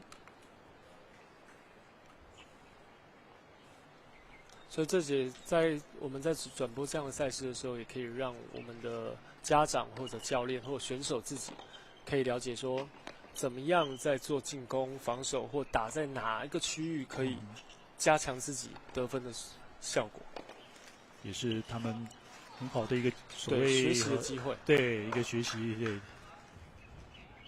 所以刚刚廖佩雅也讲说，这回去要看一下这个录影带，然后自己明天那个要提升，对。没错。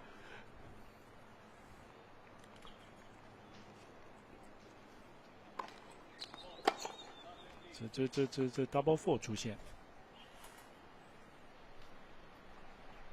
算下来是朱云提今天第2个 double four。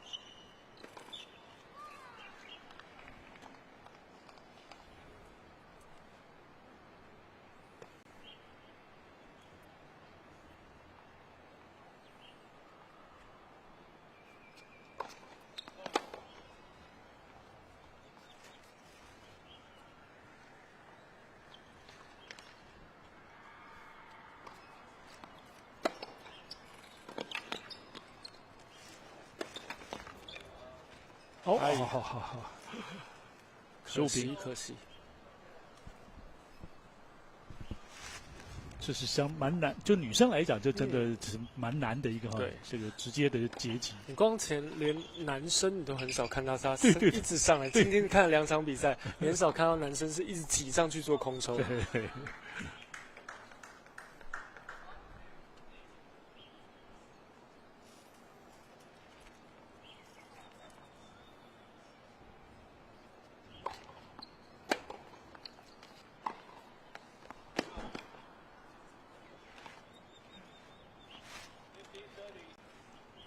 这球也想打一个 inside out 的这个大角度的球，够深的球，但还是出界，15-30。接发的是许可杰，连7届的世卫杯冠军。然后当一位好的选手是要去学习怎么样减少自己的非受迫性失误。是的。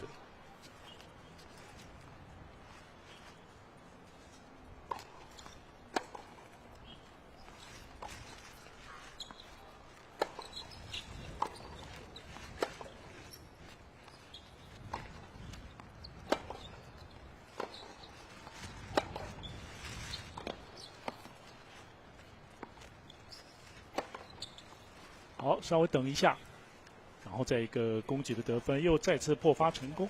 在第2盘的一开始，双方形成了互破，那多破一个发球局的许可杰，目前是2-1领先。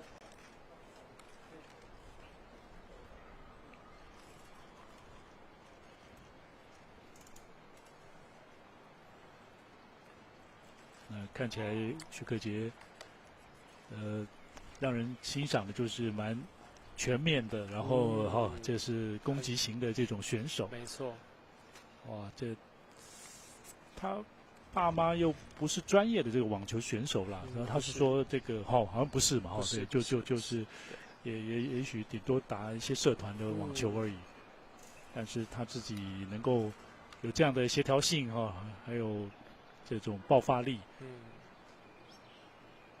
当然自己本身的天分也够了，是，哇，又肯吃苦，OK， 因为很多小女生这个年纪，你要她到印度去2个礼拜，那是水深火热的，水深火热，对，男生都有时候会受不了。OK， 以前我们有到过孟加拉比赛，这是会遇到像这样的状况，吃也吃不好，睡也睡不好，然后一天停了好几次的电。他们是固定式的停电节约能源吗？还是没有能源不够？对，OK， 因为他们电都偷接的，就3不5时就会被剪断这样。OK，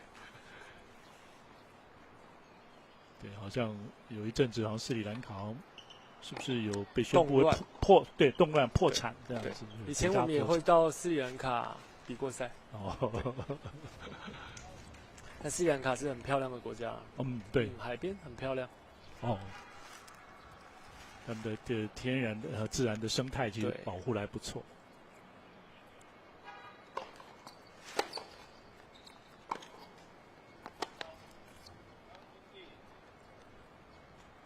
稍微太长的球是出界了，徐可杰0比15的开始自己的发球局。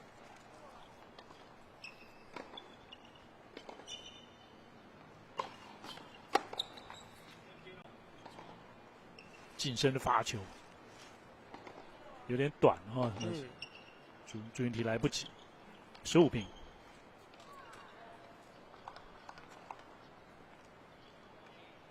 当然，以小学这个阶段，就是可杰他的发球算是中规中矩了对，是。相信他随着力量的增强那身体的更加增长，球速就会越来越快。对。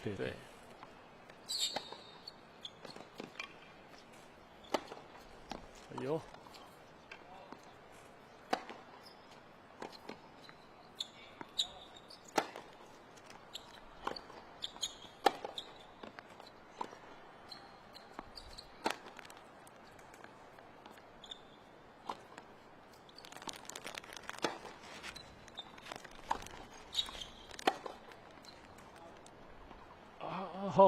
前面2、3板其实朱云提有很明显的去做攻击球，但是机会球没上来的时候，又开始转做防守，对，又转做防守，那机会又不见了，比较可惜了对。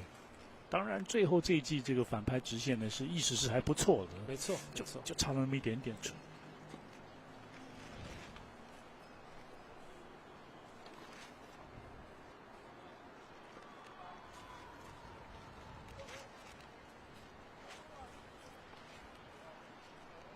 徐可杰的发球，接发球是朱云提。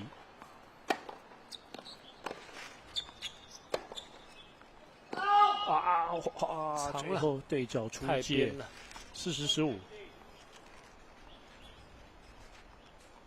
防守型的选手就这样就是一定没有速度，只好打角度。对，但角度就在一线之间。没错。但相信可杰对不起，朱云提呢会尝试再更进步。没错，选手就是这样，知道自己的优缺点，那去调整。教练也是在从中间去帮助他。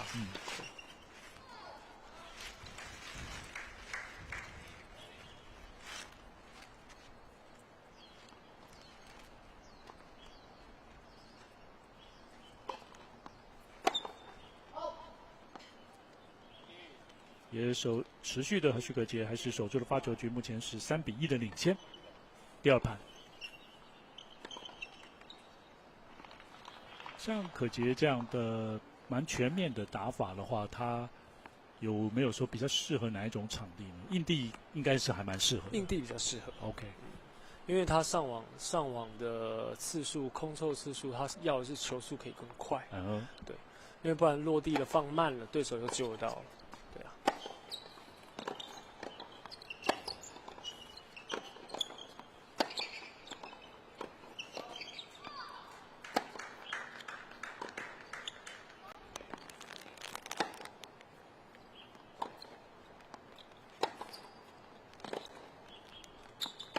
竹界长了一点，对，要不然的话朱云缇又退下来了。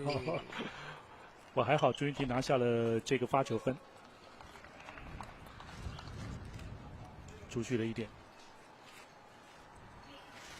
这是国小6年级女生组的4强的准决赛。远方黑色衣服的许可杰，过去7届的世卫杯都拿下了冠军。相信这一次的转播，台湾的一些观众应该才可以深入的去看这些小朋友的实力有多么前面。是，不然很难知道说哇，国小6年级打得怎么样。哦，我看就是世卫杯，甚至签表，甚至开放到是不是128签了？有到最多到128，最多给到128，而且好像还爆满哦，就是满128人。因为这个就是国小的最重要的赛事了。因为很多小朋友他们可能家长不会让他们参加排名赛，但是一定会让他们参加世卫杯。是哦，来检测自己在同一个学年的程度在哪里。对。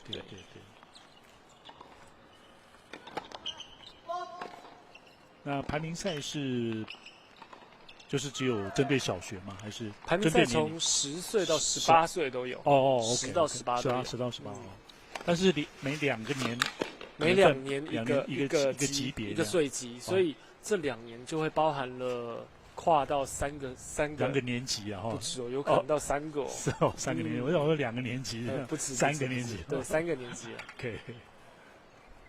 所以像我们小朋友以前在刚开始出来打排名赛的时候，可能6岁就开始打10岁了。OK。那当然，现在可杰是换了球拍哈。对。是选手个人习惯吗？有时候换球拍是因为他只要觉得那条线有可能快断，他就会把球拍先换掉。OK。因为只要球在过程中线断的话，基本那一分他要赢很难的。是。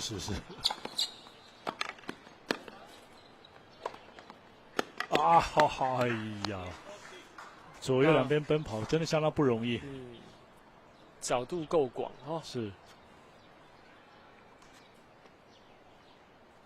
那就是女子这种甚至职业级的这个选手呢，要看到这个上网型的选手还并不是很多，并不是很多。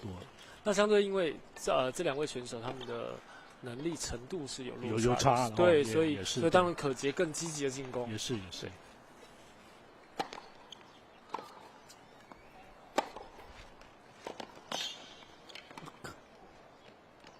哎呀，这球贴网而过，许可杰，他觉得也运气还蛮好的，是不是？4-1，就挤压到了这个朱云缇。那现在是4-1，对，没错。局数4-1。当然，朱云缇的发球局呢是被连破了6局，从第一盘开始，朱云缇就连6局没有保住自己的发球局。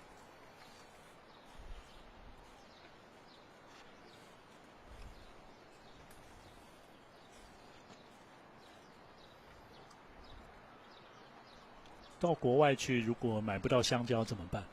香蕉应该还好，还算是普及哦，各地都有。对，好买。甚至是赛事会做准备。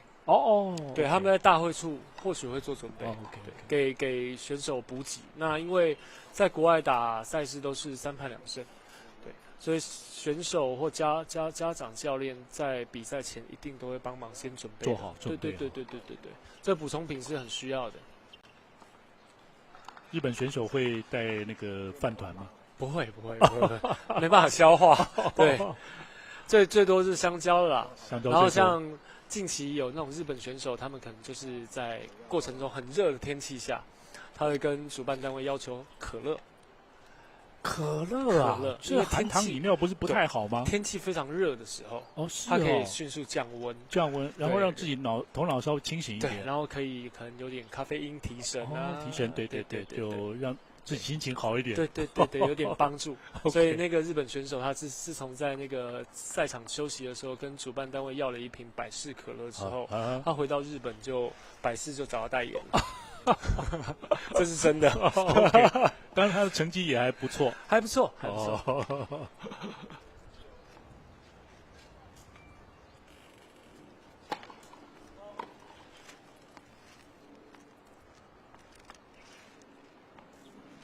在许可杰的2发，对。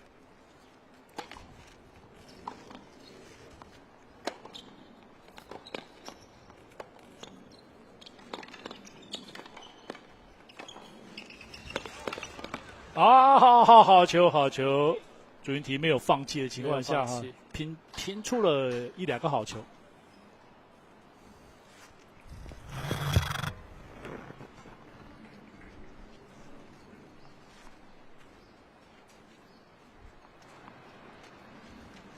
朱云缇拼出了这一分呢，现在是0-15。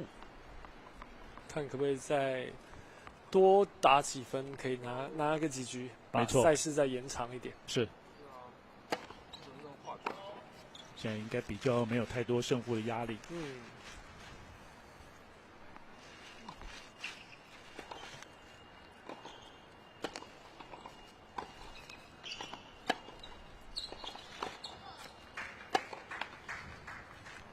0-30。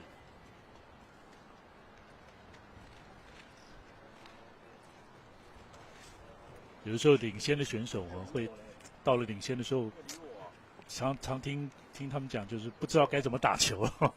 有些时候选手他们是会在领先的时候做一些变化，可能变化他们想学习的东西，对，在领先的时候去做。但我相信他失了2分之后，他可能会回稳回来，会调整回来。是，因为毕竟把时间再延长，对他也没有帮助。果然，好，15-30。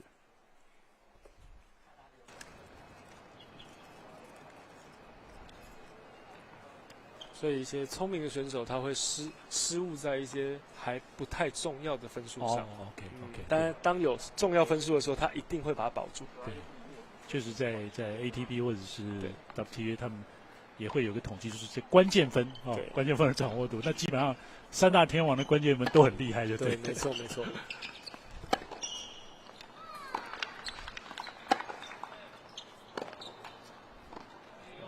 像费德勒之前有一个统计，他100颗球来，正确数字有点稍微忘记，他可能只比对手多赢了2颗，可能是52-48这样，对，他只多赢了2颗，但是你看他多赢了多少比赛？是，对，关键分不要掉就好。关键分对，确实，一些在有压力的情况之下的这个得分能力还是相当的强，没错，这是优秀选手的差异性。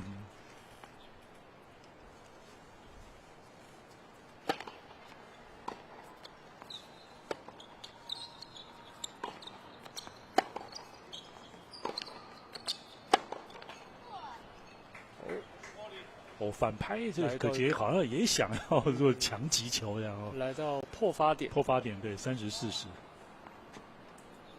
朱云缇的破发机会，看他可不可以保住。对，有时候可以试着强势的进攻看看了。对，在自己领先的时候。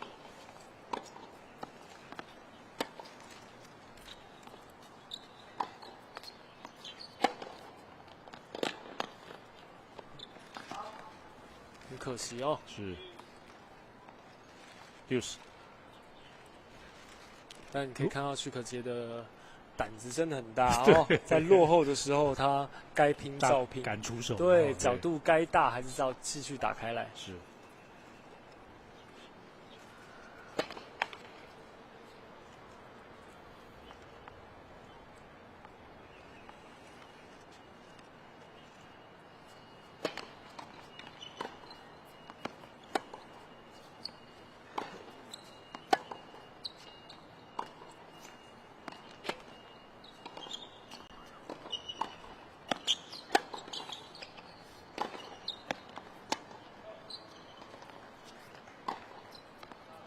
哎呀，最终因塞奥想要做变化以及攻击，可惜出界。那许可杰是占优势。有时候我们跟小朋友讲说，场地这么大，你在被攻击的时候，你的防守的打法不要把球打太边边角角，因为场地这么大，你其实先回到中间，或许给自己多一个机会。OK， 对。而且有时候中间呢变成所谓近身球，对手要再做进攻，其实也并不容易。对，另外一个对手为了要进攻，他必须把角度打得更大。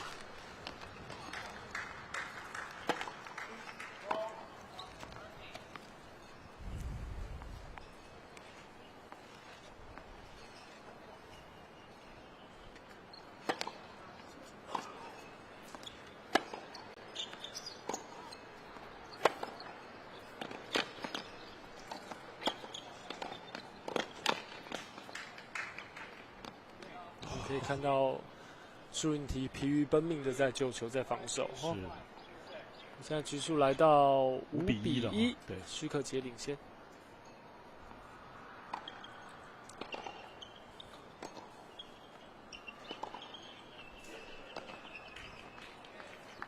许可杰常常看到，就第一时间就这个凌空直接截击，但也不一定哦，对，还会有一些变化。对，等他落地再打也是有机会。对，就是您讲哦，看对方的站位如何。对。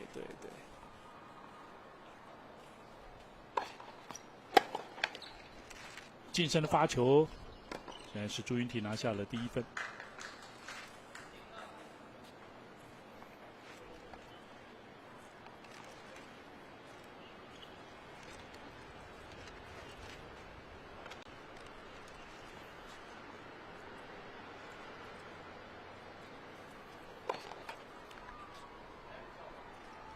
2发。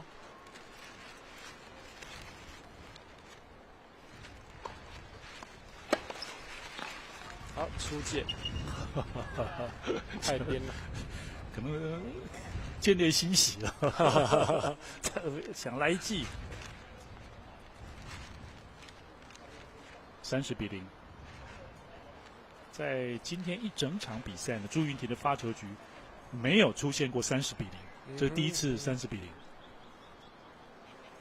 连得2分了。对。这种30比0的时候，选手他很冷静去想怎么样把这1分拿到，他有3个 point 的机会。哦，对，就非常就比较对，非常有利了。对这一局就非常有利。对。好球，有，真的是连拿3分了。对，占领有利的局面。所以有3个point 的机会的话，这一局他要保住就很容易了。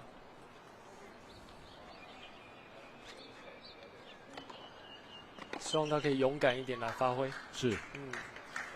试试看在三个球里面做一个很好的尝试攻击，得到1分就可以多得1局啊。是，确实就是像刚刚陈教练所讲的哈，尝试攻击就是重点呢，看看攻击哈能不能发挥出来。没错，因为有3个机会嘛。但朱云缇打法啊，感觉比较的还不是攻击型的选手。是啊。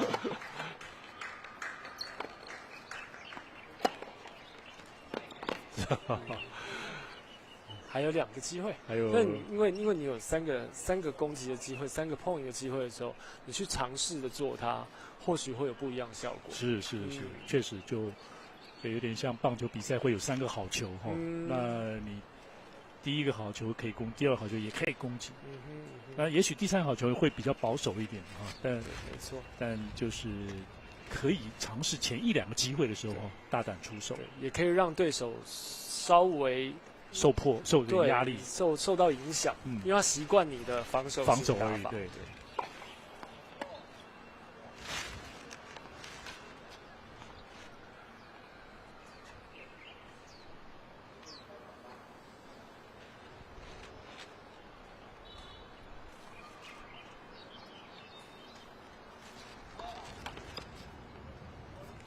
这个时候出现了一个 double four。40-30，今天朱云缇的运气比较不好，对，可杰他刚有2次的触网都是有进得分，对，触网得分都很短，对，还有1次的保发的机会。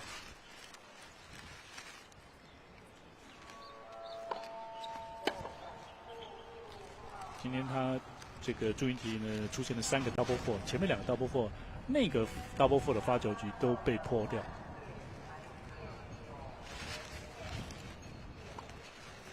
哎呦喂呀！变得不太，这个时候丢了，不太会发球了。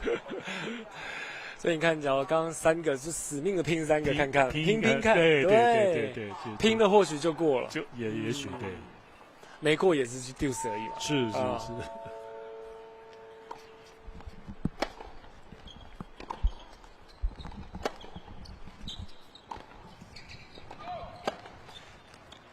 哎呀，可惜现在来到了赛末点。对，哇，许可杰在这一局三个落后的情况下，连追了4分。没错。我们在训练的时候，常跟学员讲说，有 match point 的时候，1颗就要把它保下来。哦，你只要有1颗就要保下来，这1分就把它拿下来，不要有第2次的机会了。你没拿下来，不知道什么时候还会有 match point 的机会了。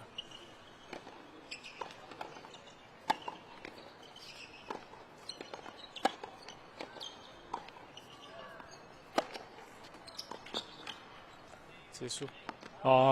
比赛结束，这样，许可杰呢是连拿了2盘6比3跟6比1，直落2啊，击败了朱云缇呢，挺进到了国小6年级女生组的冠军战。许可杰当然，实力是在的哈，是略胜一筹。略胜一筹。对，同时也期待着许可杰未来的网球路的这个发展啊，就未来希望我们可以常在转播上面看到他啊，真的蛮希望的，蛮期待的。对，开个玩笑，这样的话，我多增加我一点我们的工作机会。可以，一定的，加油，对。那他接下来就是7月又要出国了，去欧洲巡回赛哦。对，更是一个很好的经验哦。我觉得像这样的经验是一般选手、一般小学生，你没有参加网球比赛或者其他运动赛事，你很难接触到有这样的机会，对不对？所以他们可以好好把握一下，也可以从中间去做一些对自己更大进步的学习。是，开眼界了，对，然后看看国际网球的环境，没错，继续的来提升自己哈。这一代的这个选手出现了哈，蛮让人这个感到振奋的。然后在那边一定也可以看到说，原来国外的选手打法跟台湾选手打法有多么的不一样。是，看看干脆找个时间去。7月来不及了，会不会就是温布顿他们有没有时间去看啊？可能比较难的哈。看可能可以，看啊，对，纯粹看，对，纯粹看可能可以，对。那这一场比赛呢，是由许可杰呢是以6比3和6比1直落2获得了胜利，挺进到了明天的冠军赛。那么稍后呢，我们会来现场访问许可杰。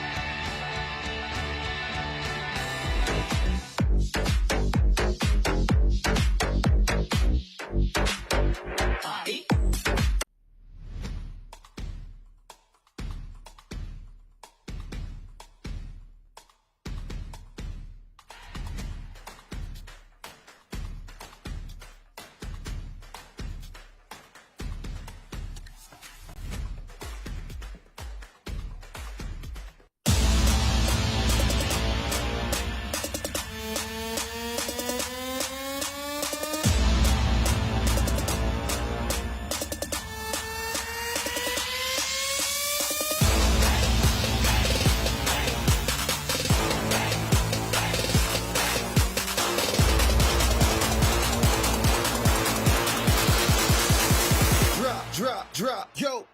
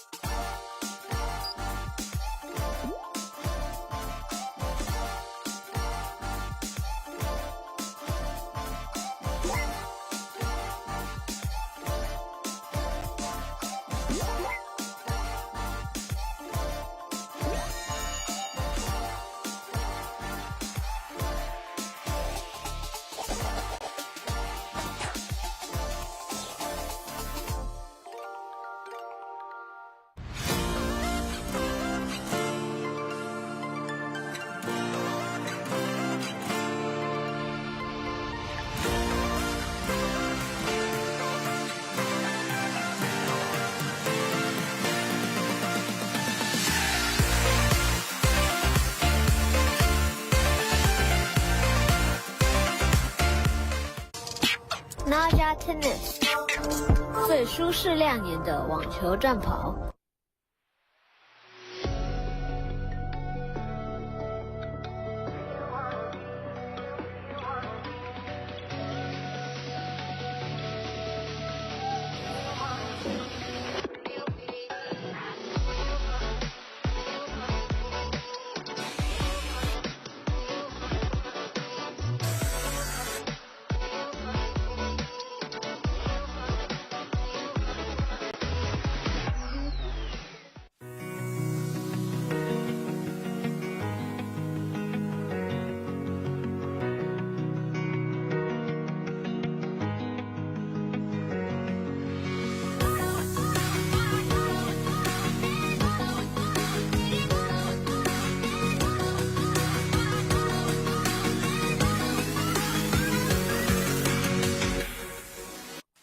国森运一，运动伤害治疗新选择。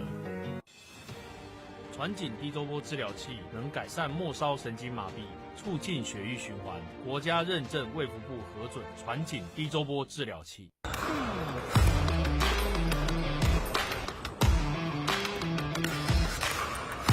大家好，我是比赛网球选手尹嘉文，我的专长是网球，那我的休闲娱乐就是皮克球。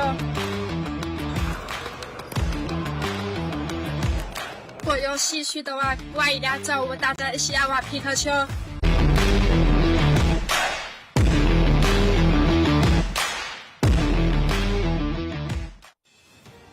传紧低周波治疗器能改善末梢神经麻痹，促进血液循环。国家认证卫福部核准传紧低周波治疗器。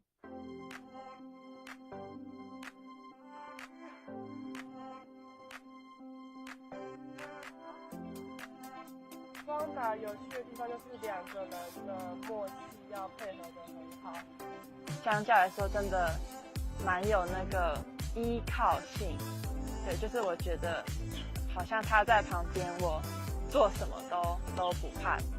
他的球风也是那种机动性比较强，然后比较灵活，然后在前台有我的梦啊，或者是帮我我经常训练那种像真的要一直很模拟好。急性扭伤就是我有一天练球的时候就突然就扭到了这样子，我还是习惯穿 Power Max 的户外袜。对，它在脚踝的部分是整个都有包覆感，脚趾那一段跟旁边它都有做点加厚型的设计，就是这个我蛮喜欢的，因为我对袜子的厚度要求蛮高的。其实它的袜子平常的这些运动袜很少会在脚趾上做很多的袜子没有好的止滑效果的话，可能会在冲撞前往前的冲撞，那比起来我们之前就是希望我们牌子可以到150争取参加 WTA 的巡回赛事，2028年能够拿到参加奥运会。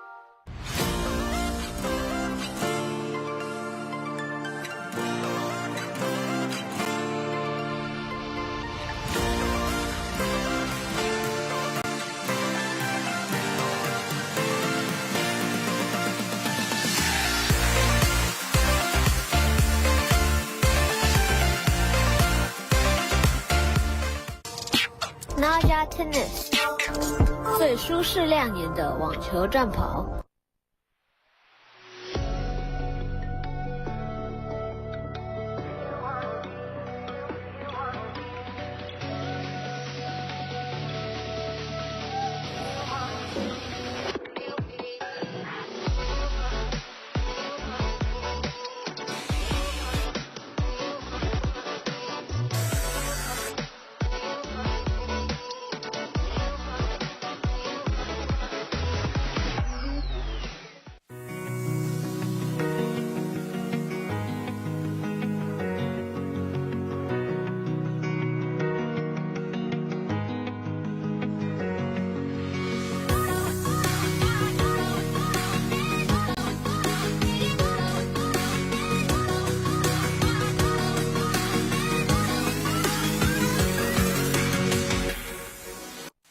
国森运一运动伤害治疗新选择。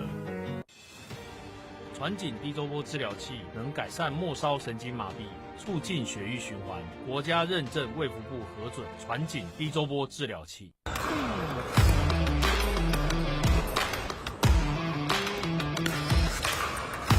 大家好，我是皮特网球选手尹嘉文，我的专长是网球，那我的休闲娱乐就是皮克球。我有兴趣的话，欢迎来找我，大家一起来玩皮克球。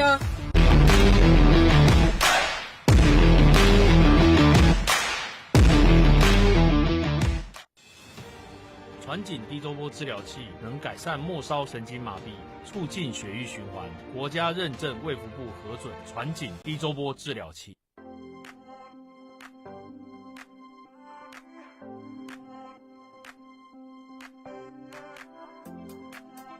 双打有趣的地方就是两个人的默契要配合得很好，相较来说真的蛮有那个依靠性。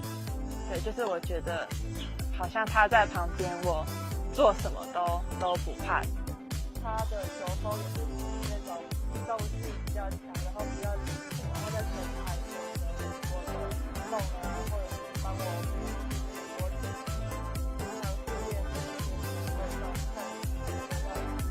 真的要一直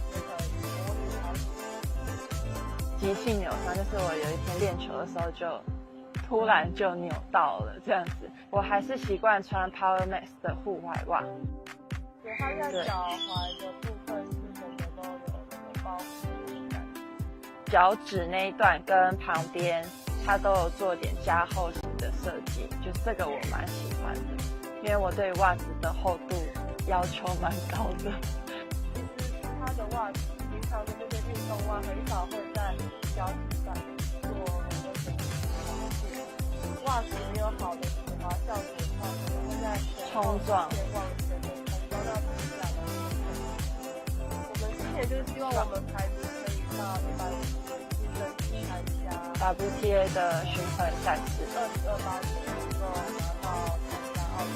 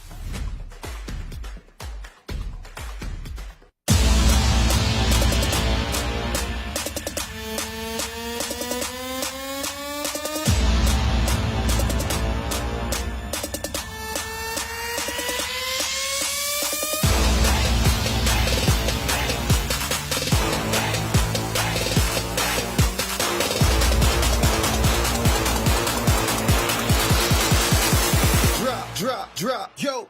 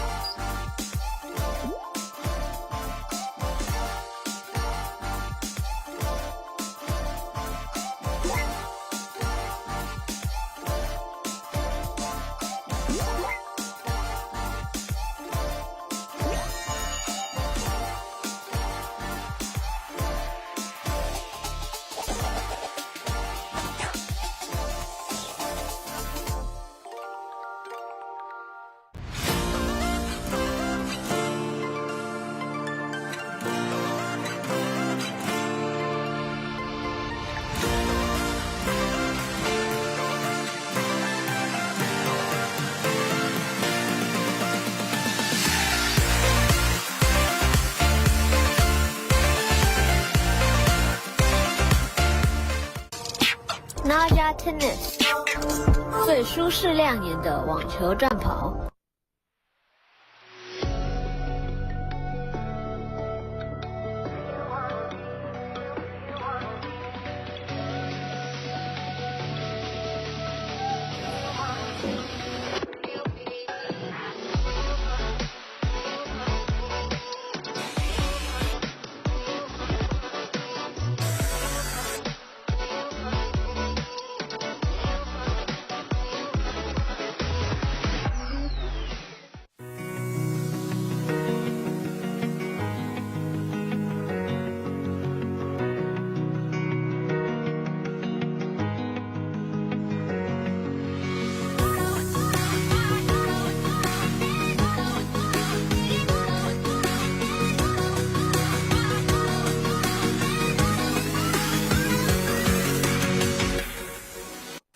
国森运一，运动伤害治疗新选择。传紧低周波治疗器能改善末梢神经麻痹，促进血液循环。国家认证卫福部核准传紧低周波治疗器。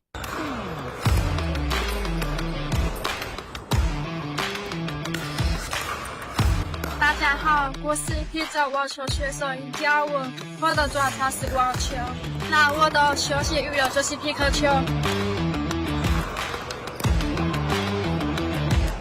我有兴趣的话，欢迎来找我，大家一起来玩皮克球。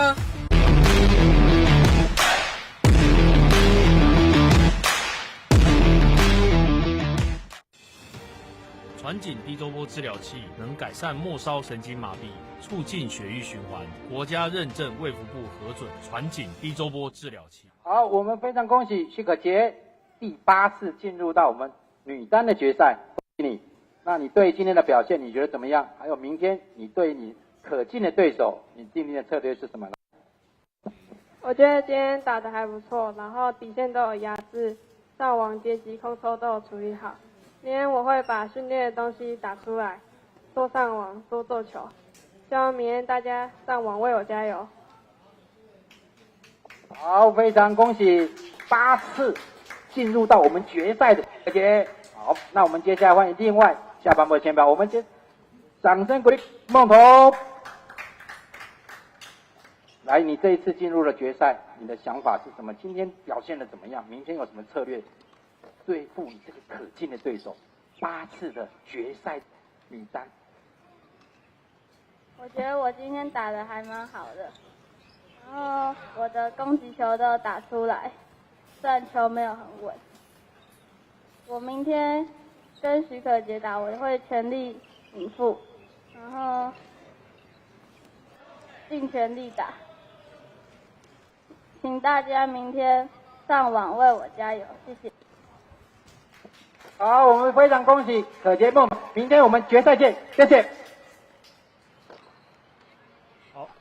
好，这是在中立网球场呢所举行的今年的114年四维学童杯的第2次的这个网球锦标赛。那今天一些准决赛以及这个5年级的决赛，确实看到了年轻的小朋友们哈，也看到我们网球一批又一批的这个选手哈，很振奋，然后。这些当然到了准决赛了，决赛都已经是顶尖的选手了，也确实也看到了潜力啦，还有未来我们网球的这个希望。是没错，也希望明天我们可以有更多的人来看我们的直播，有3场很重要的赛事，包括这6年级的男生以及6年级女生的最后的决赛，还有5年级女生的这个冠军战。都是非常的精彩。也期待的大家持续的这个锁定。那同时也给这些小朋友来鼓励跟加油了等于说他们平常的训练呢，其实我们看不到的对。但就是在这个时刻呢，他们把平常训练的呢呈现出来，有未来性，然后也有这种事实上这个今天可看度呢还是蛮高的对，没错。有一些蛮成熟的小朋友，陈恩啦，这个当然我讲可能都赢的啦，就是佩雅啦，以及刚刚这个可杰都有这种大将之风。对，没错。所以未来我们可以多看看他们的有什么样的发展。好，也可以认识他们从现在开始就认识他们，并且多给他们掌声，多给他们加油。好，那今天我们的转播呢就到此告一段落了。好，谢谢陈建成教练，谢谢。那明天一样是星期二，就是礼拜2早上的9点钟，在中立网球场继续进行四维球童杯呢最后一天的这个比赛。没错，欢迎大家呢持续锁定我们的现场直播。好，谢谢您，我们明天见，拜拜。